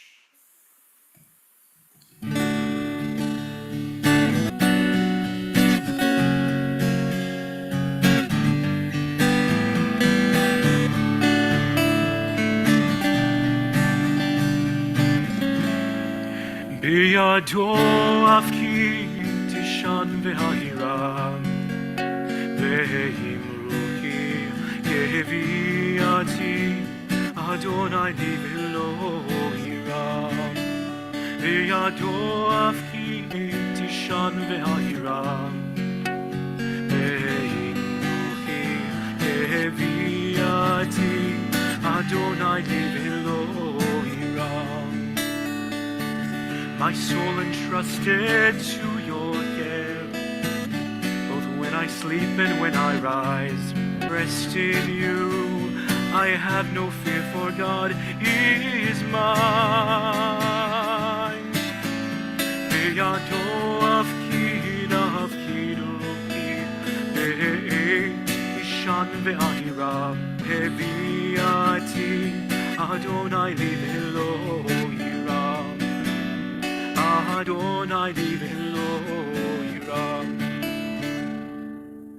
On 584, we light the fifth candle. Baruch atah Adonai, Makor HaChayim. Blessed are you, Holy One, who gives and renews life.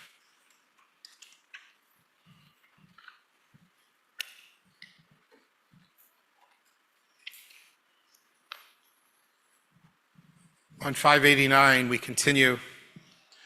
Today you would be 97, you and your children driving from clinic to clinic, an ancient, fearful hypochondriac and his fretful son and daughter asking directions, trying to read the complicated, fading map of cures. But with your dignity intact, you have been gone for 20, although I miss you every day. The heartbeat under your necktie, the hand cupped on the back of my neck, Old Spice in the air, your voice delighted with stories. On this day each year, you love to relate that at that moment of your birth, your mother glanced out the window and saw lilacs in bloom. Well, today, lilacs are blooming in side yards all over Iowa, still welcoming you. We turn now to 591 and the blessing, Baruch atah Adonai, Makor HaChayim. Blessed are you, Holy One, who gives and renews life.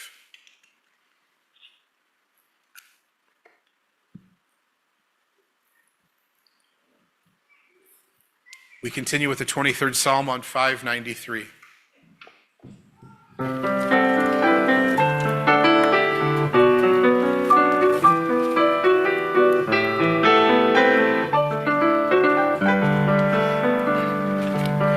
Adonai sar in hod desher yar bitseni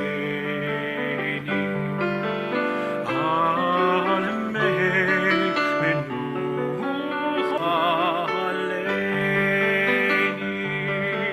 nafshi yeshovev yai v'magid letzedek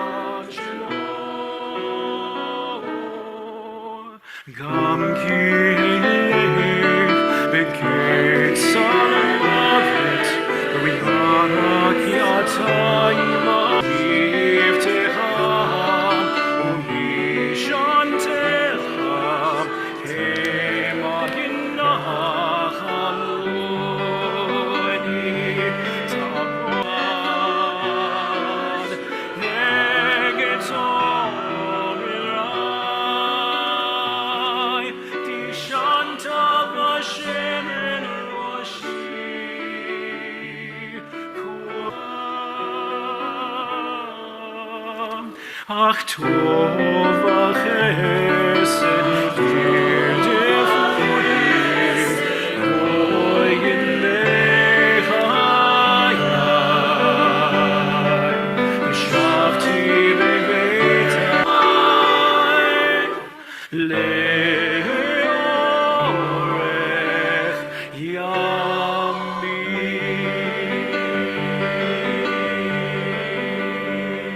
Continue together. With God as my shepherd, I shall not want. The Eternal makes me lie down in green pastures, leads me beside the still waters, restores my soul, guides me in straight paths for the sake of God's name. Yea, though I walk through the valley of the shadow of death, I will fear no evil, for you prepare a table before me in the presence of my enemies. You have anointed my head with oil, my cup overflows. Surely life, and I shall dwell in the house of the Eternal forever. Rabbi Harold Kushner adds his own addendum to that psalm on the top of 596. My version of the psalm's second line would read, "The Lord is my shepherd, I shall often want.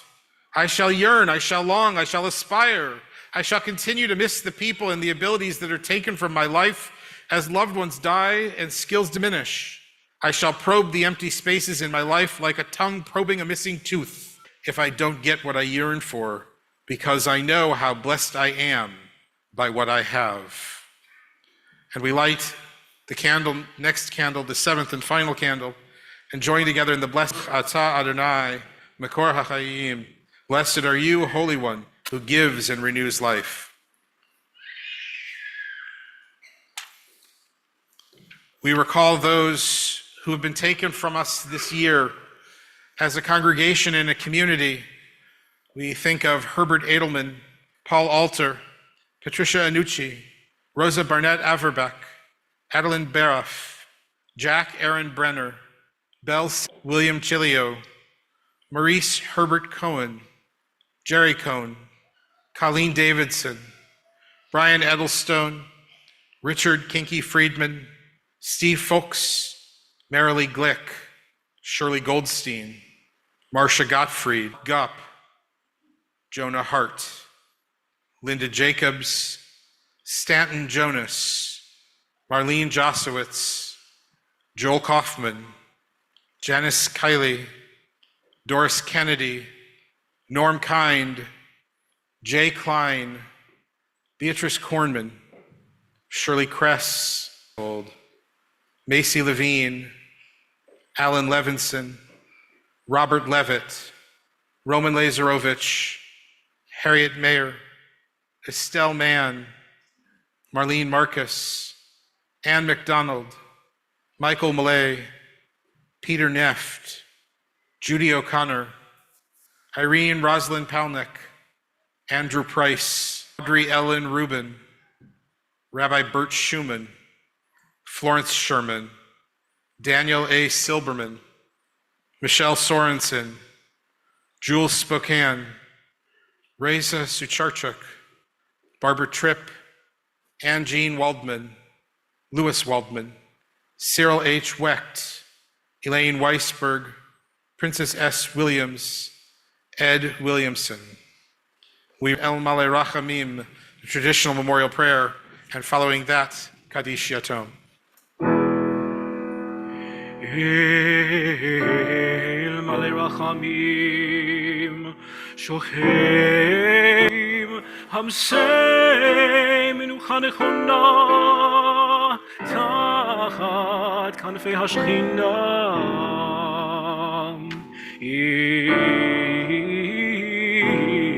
Kidoshim U'Tehorim, Kizohar Harakim HaZehirim, Lenishmot Yakireinu, Shehalechu Le'olamam, Barach Kenafav Le'olamim, V'Yitzror HaChayim et Nishmatam, Adonai Hu Nachalatam, V'Yanuchu B'Shalom, בשלום במשכבם, ונאמר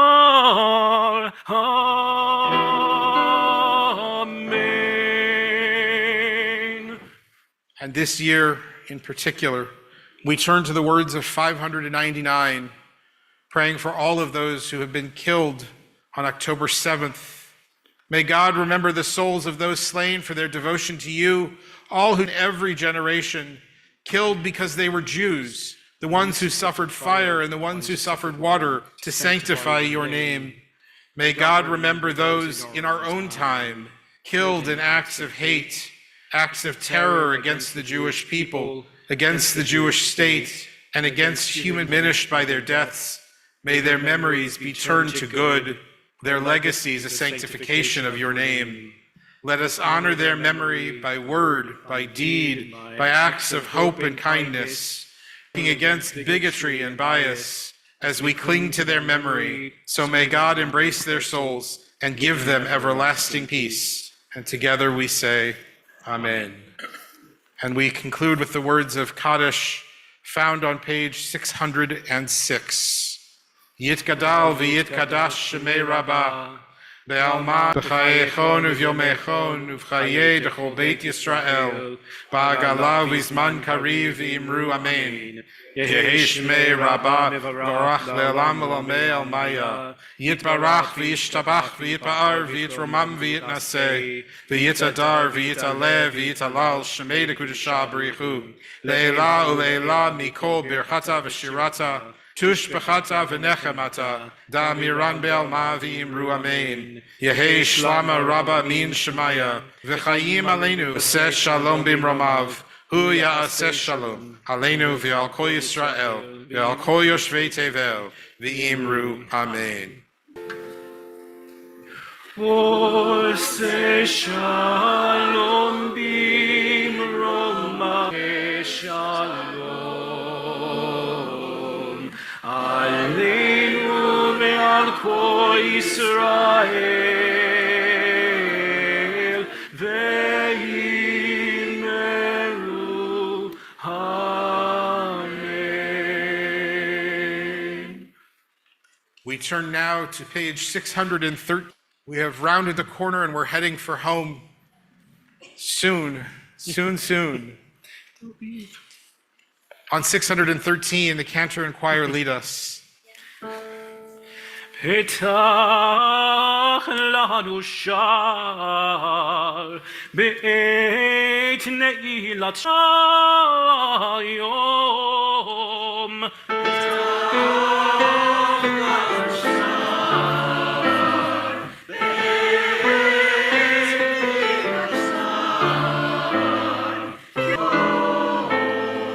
Hayom yifnei Hashemesh yavo ve'yifnei navo she'arecha.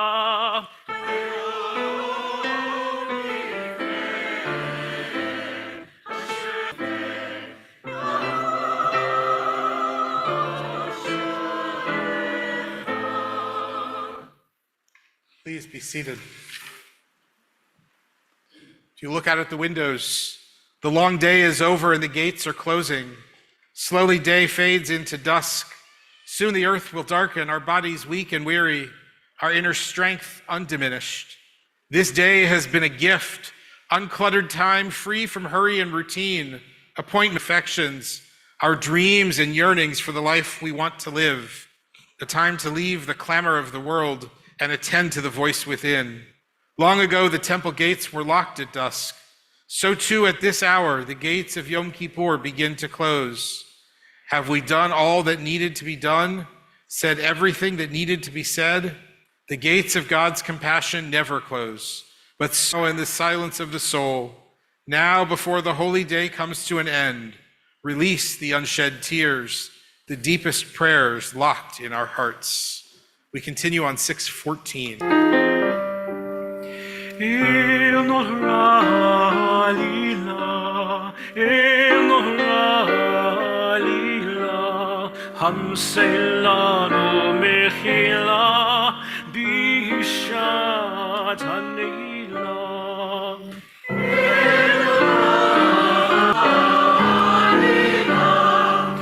מתי מספר כאלוהים לחיינו הילה בשעת הנעילה.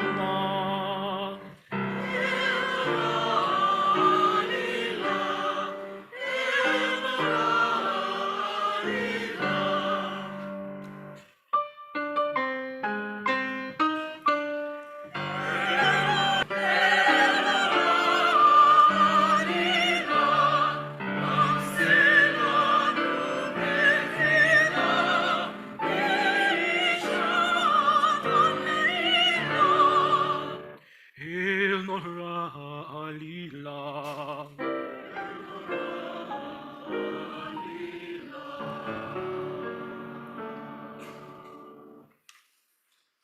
Continue on page 620. יתגדל ויתקדש שמי רבם.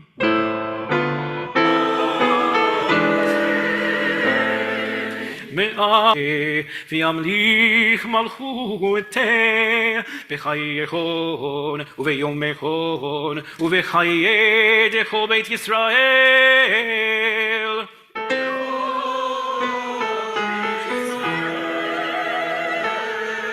בעגלה ובזמן קריב במרוח.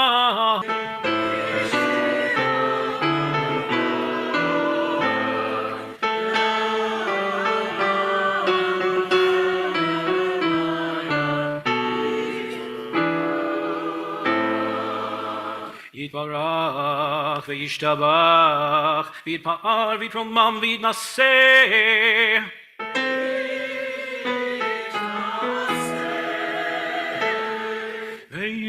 ויתהדר ויתעלה ויתהלל שמי דקודשה בריחו.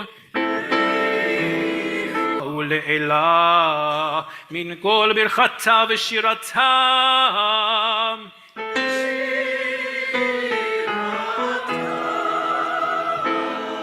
תושבחתה ונחמתה דאמירן בעלמה וימרו אמן.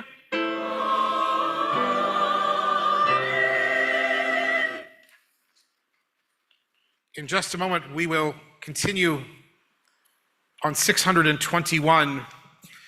Soon we will reach the point in our service where we are standing for the duration.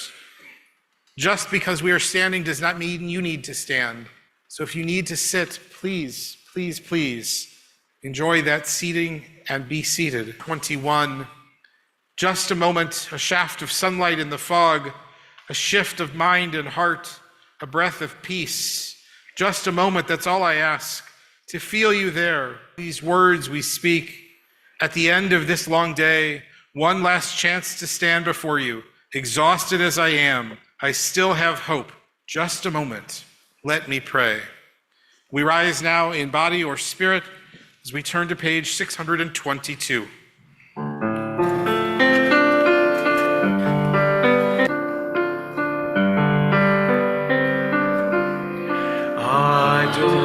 Adonai sefatai tiftach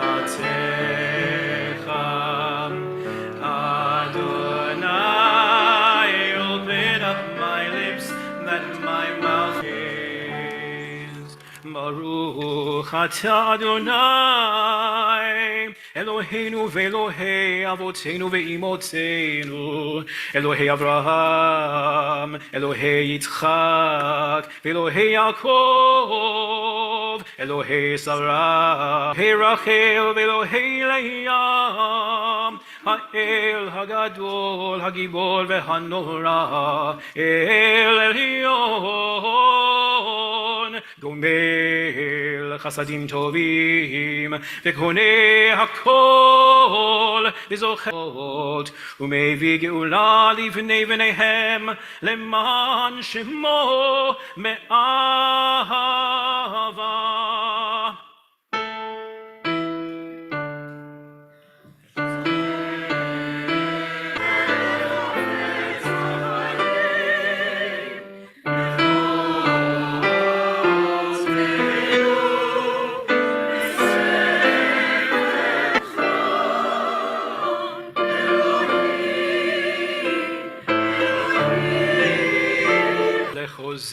עוזר ומושיע ומגן, ברוך אתה אדוני, מגן אברהם ועזרת שרה.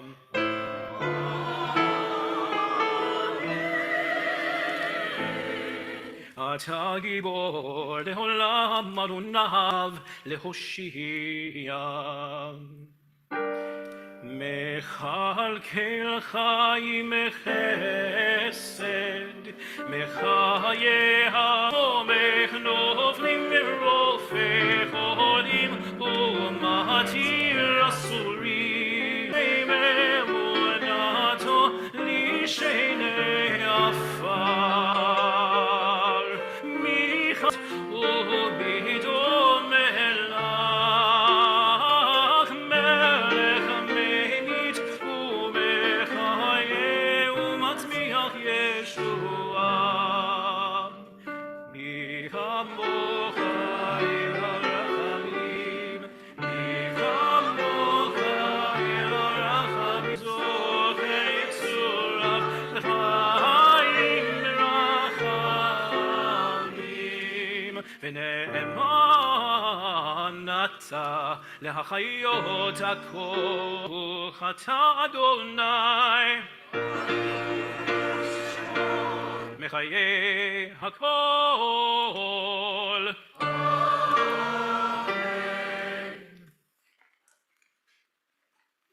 On 628, we continue together. Hear us this day, forgive us, we pray, for the day begins to fade. Your holiness awakens deepest awe. Your praise shall be our song. Our sovereign and God of pardon and forgiveness, let these words of sanctity ascend to you. Open the gates of righteousness for us. Open the gates that we may enter and praise the eternal. Open the gates for us, for all Israel, and for people everywhere. The gates of acceptance and atonement, beauty and creativity, the gates of generosity and hope, insight and joy, the gates of knowledge and love, meaning and nobility, the gates of openness, patience, and the quest for peace, the gates of renewal, song and tranquility, wisdom, wonder, exaltation, youth and old age, the gates of Zion, reborn and rebuilt in our time. Open the gates, open them wide, show us the way to enter. We continue on 630. Seal us for holiness and blessing in the book of life, for you are holy and your name is holy, and we yearn to enter your gates in holiness. For you hold out your hand to those who do wrong, your right hand opens wide to receive those who return. 634, we continue with the Kedusha. אתה קדוש ושמך קדוש וקדושים בכל יום יהללוך הסלע ברוך אתה אדוני המלך הקדוש. Please be seated. We continue on 637 at the top. Sometimes a man will start crying in the middle of the street without knowing why or for whom. It is as though someone else is standing there, holding his briefcase, wearing his coat, and from beneath the rust of years come to his tongue the words of his childhood. I'm sorry, and God, and do not be far from me. And just as suddenly the tears are gone, and the man walks back into his life, and the place where he cried becomes holy. We continue on 638. Zochrenu Adonai Eloheinu bo l'tova. Eternal our God, remember us. Ufokdenu vo livracha. Be mindful of us. V'hoshienu vo l'chayim. And redeem us for a life of goodness and blessing. We continue silently now through 639.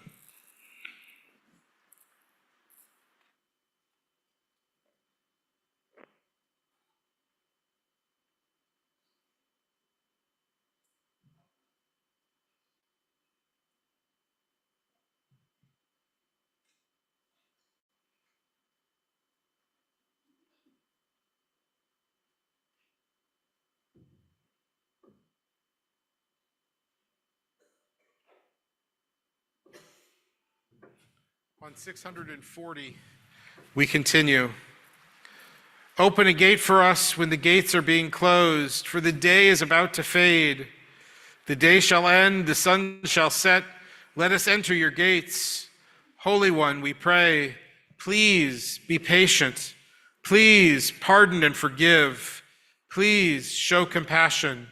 Please lead us to atonement and help us, please help us to conquer injustice and triumph over sin. We continue now on page 643. One after another, things are happening to me, which at another time would light up in me all the lamplights of joy. And I would walk then lovely, careful, lest they be extinguished, carrying back and forth humble thanksgiving. But in this setting, they are summer's flashes, sparks, and when they vanish, the clouds are even darker, and in the stifling air, there is no expectation of rain. Heaven stands sealed, open for us a gate. 644.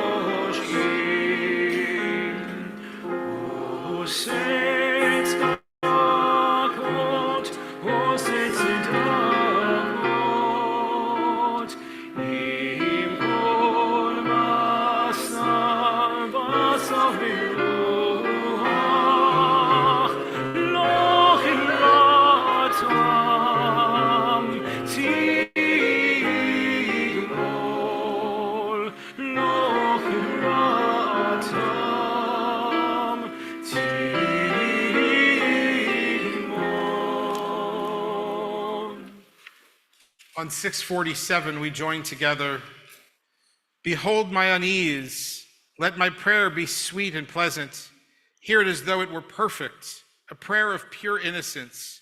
Engrave us in the book of life. Bring goodness to its final sealing.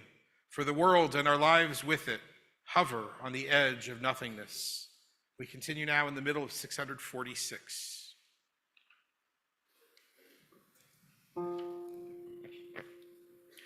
Adonai, achum bechanun, erech apayim, v'rav chesed ve'emet, notze chesed la'alafim, notze avon v'afesha, v'chata v'nakeh.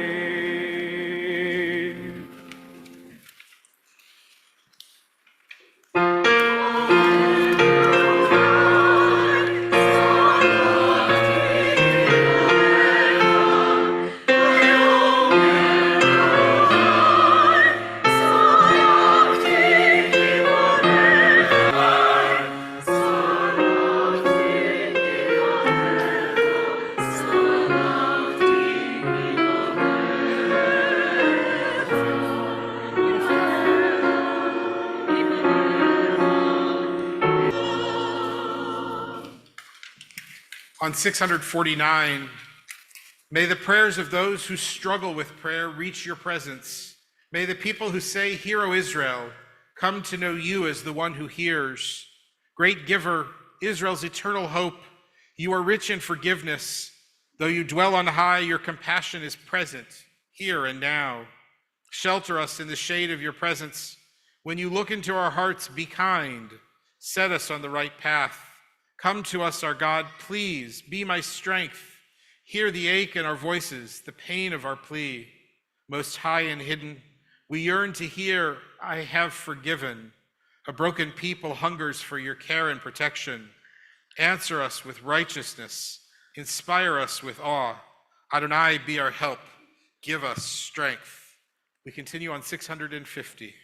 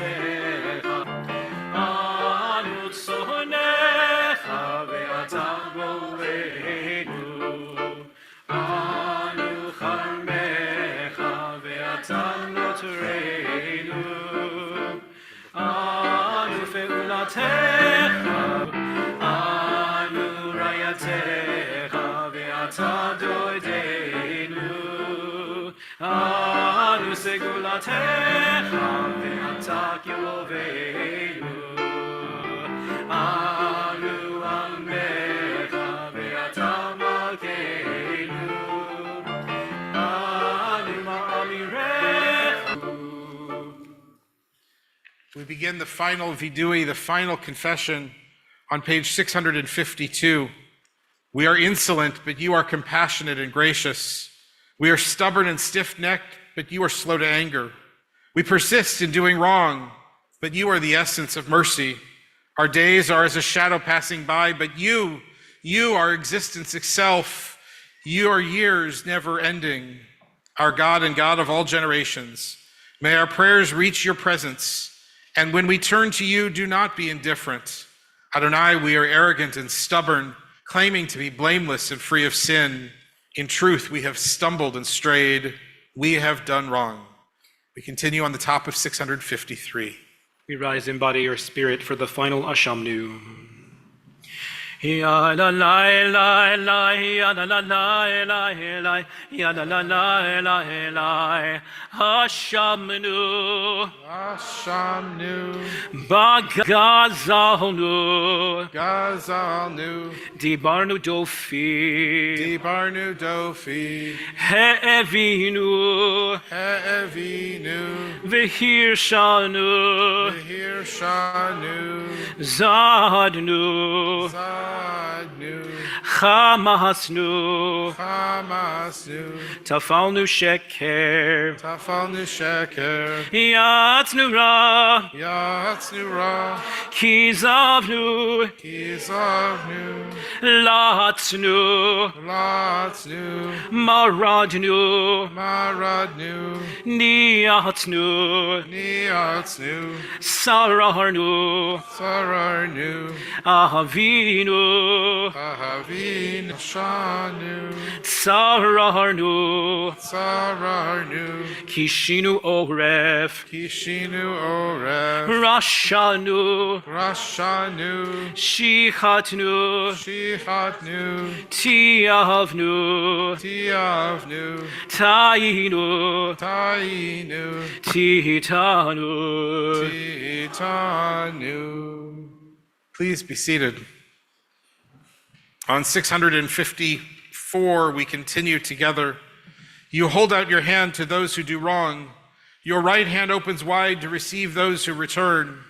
You teach us the true purpose of confession, to turn our hands into instruments of good, to cause no harm or oppression.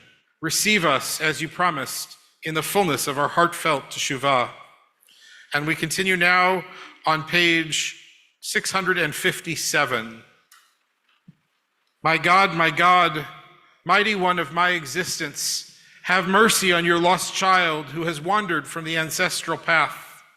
I know that you are far beyond me, elevated above my ken. Are you where in the hidden places you sit, waiting eternally for the last of your servants who strives to come into your gates in faith?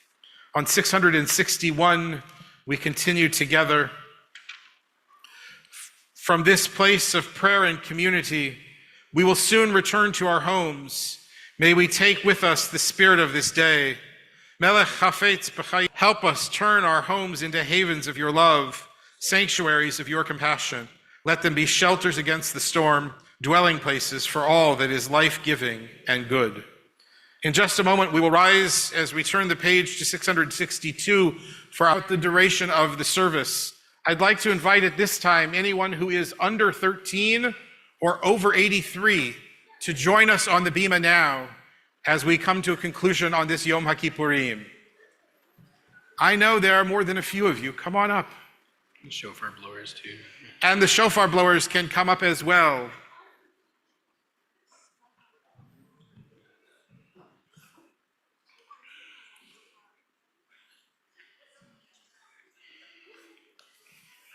We rise as one community in body or spirit.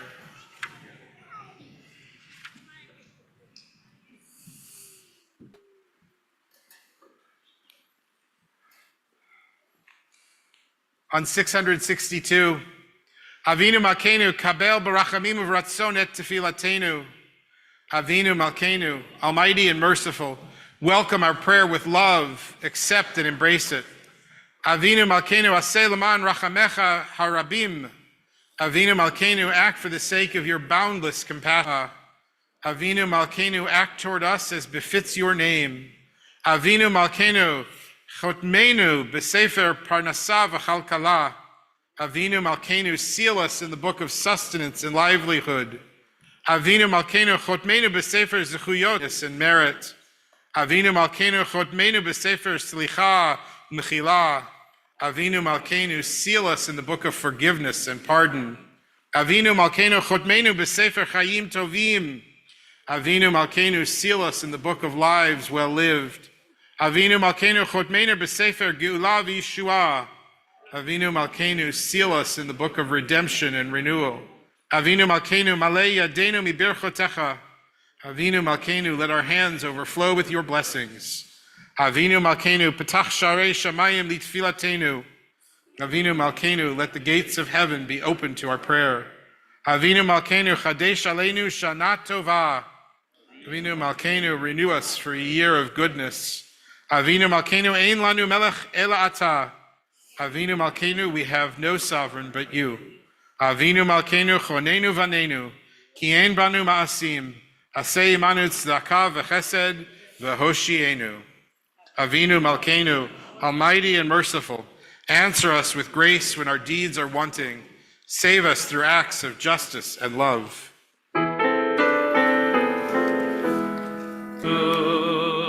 Chonenu v'anenu, Avinu Malkeinu chomasim,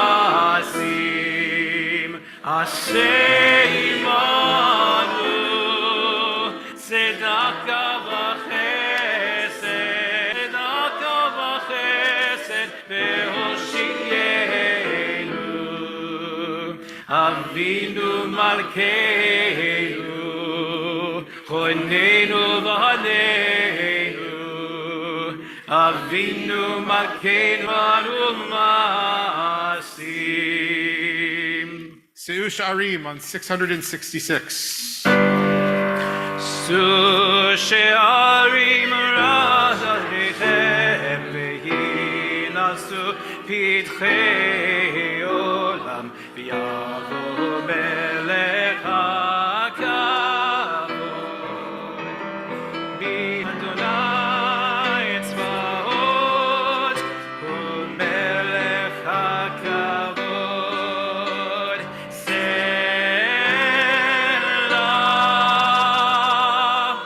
On 667, the time will come when with elation you agree and each will smile at the other's welcome and say, sit here, eat, You will love again the stranger who was yourself. Give wine, give bread, give back your heart to itself, to the stranger who has loved you all your life. Take down the love letters from the bookshelf, the photographs, the desperate notes. Peel your own image from the mirror. Sit, feast on your life. On page 670, we continue.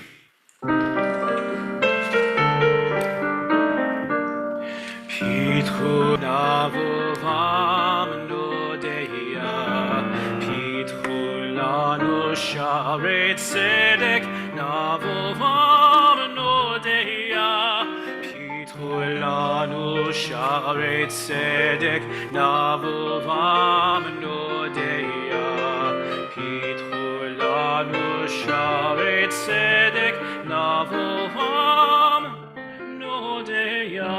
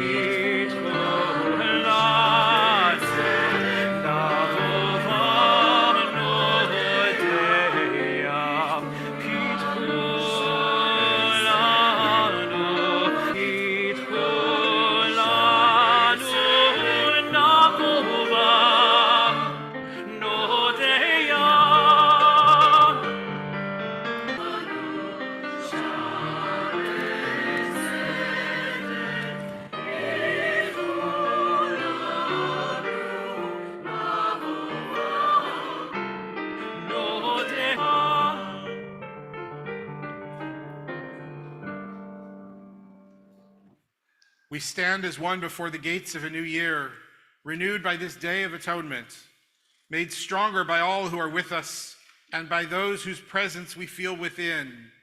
As the long day fades into dusk, we join our voices in words of hope and dedication. Pitchu lanu sha'arei tzedek, navovam nodeya. Open for us the gates of righteousness. Open for us the gates of sacred community, that we may enter and feel its healing power. Open for us the gates of truth and integrity, that we may enter and grow in faithfulness. Open for us the gates of devotion and principle, that we may enter and find enduring values and meaning. Open for us and offer our best. Open for us the gates of forgiveness, that we may enter and offer our humanity. Open for us the gates of kindness and compassion, that we may enter and offer. Shema Yisrael, Adonai Eloheinu, Adonai Echad, Shem Kivod Malchuto, Leolam Va'ed, Baruch Shem Kivod Malchuto, Leolam Va'ed, Baruch Shem Kivod Malchuto, Leolam Va'ed. Repeat after me. Adonai Hu HaElohim, Adonai Hu HaElohim, Adonai Hu HaElohim, Adonai Hu HaElohim, Adonai Hu HaElohim, Adonai Hu HaElohim. Together, Adonai Hu HaElohim. Tekiah, Shavarim, Truah, Tekiah Gedolah.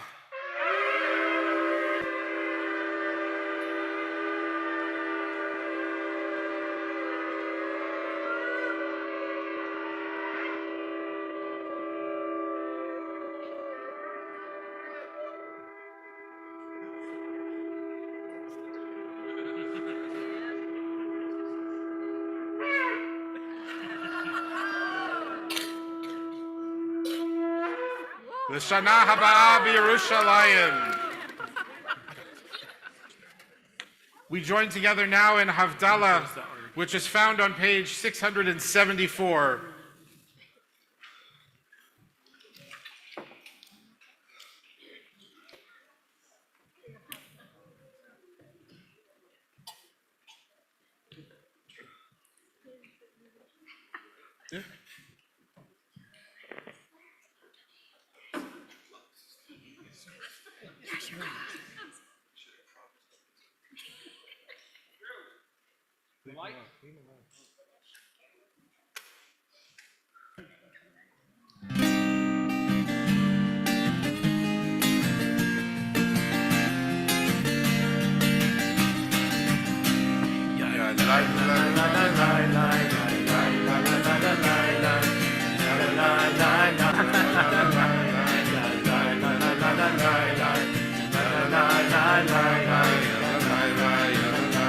Baruch atah Adonai haolam, borei beri hagafer, borei beri hagafer. La la la la la la la la la la la la la la la la la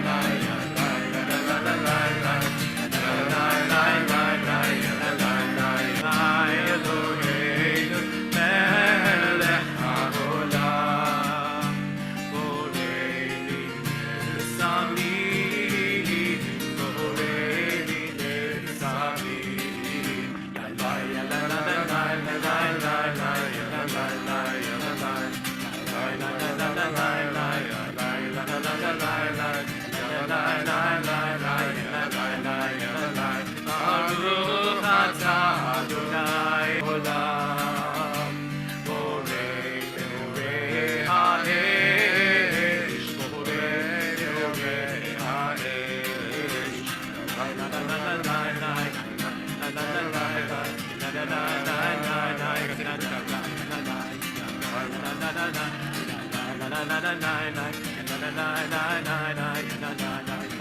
Baruch atah Adonai Eloheinu haolam, hamavdil ben kodesh lechol.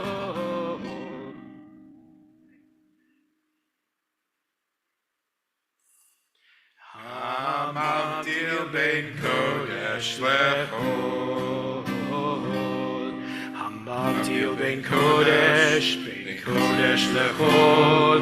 Chareinu v'chaspenu yarbecha chol, v'chachochavim balayla.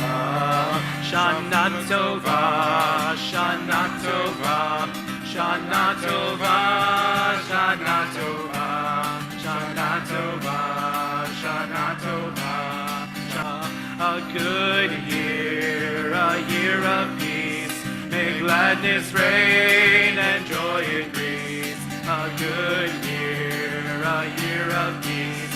May gladness reign and joy increase. Eliyahu Hanavi, Eliyahu Hatishbi, Eliyahu, Eliyahu, Eliyahu Hagiladi, Bimhera v'yameinu, Yavo Eleinu, Mashiach ben David, Mashiach ben David, Miriam Hanavi, Eliyahu Hatishbi, Eliyahu, Eliyahu, Eliyahu Hagiladi. Shana Tova. Shana Tova. Shana Tova.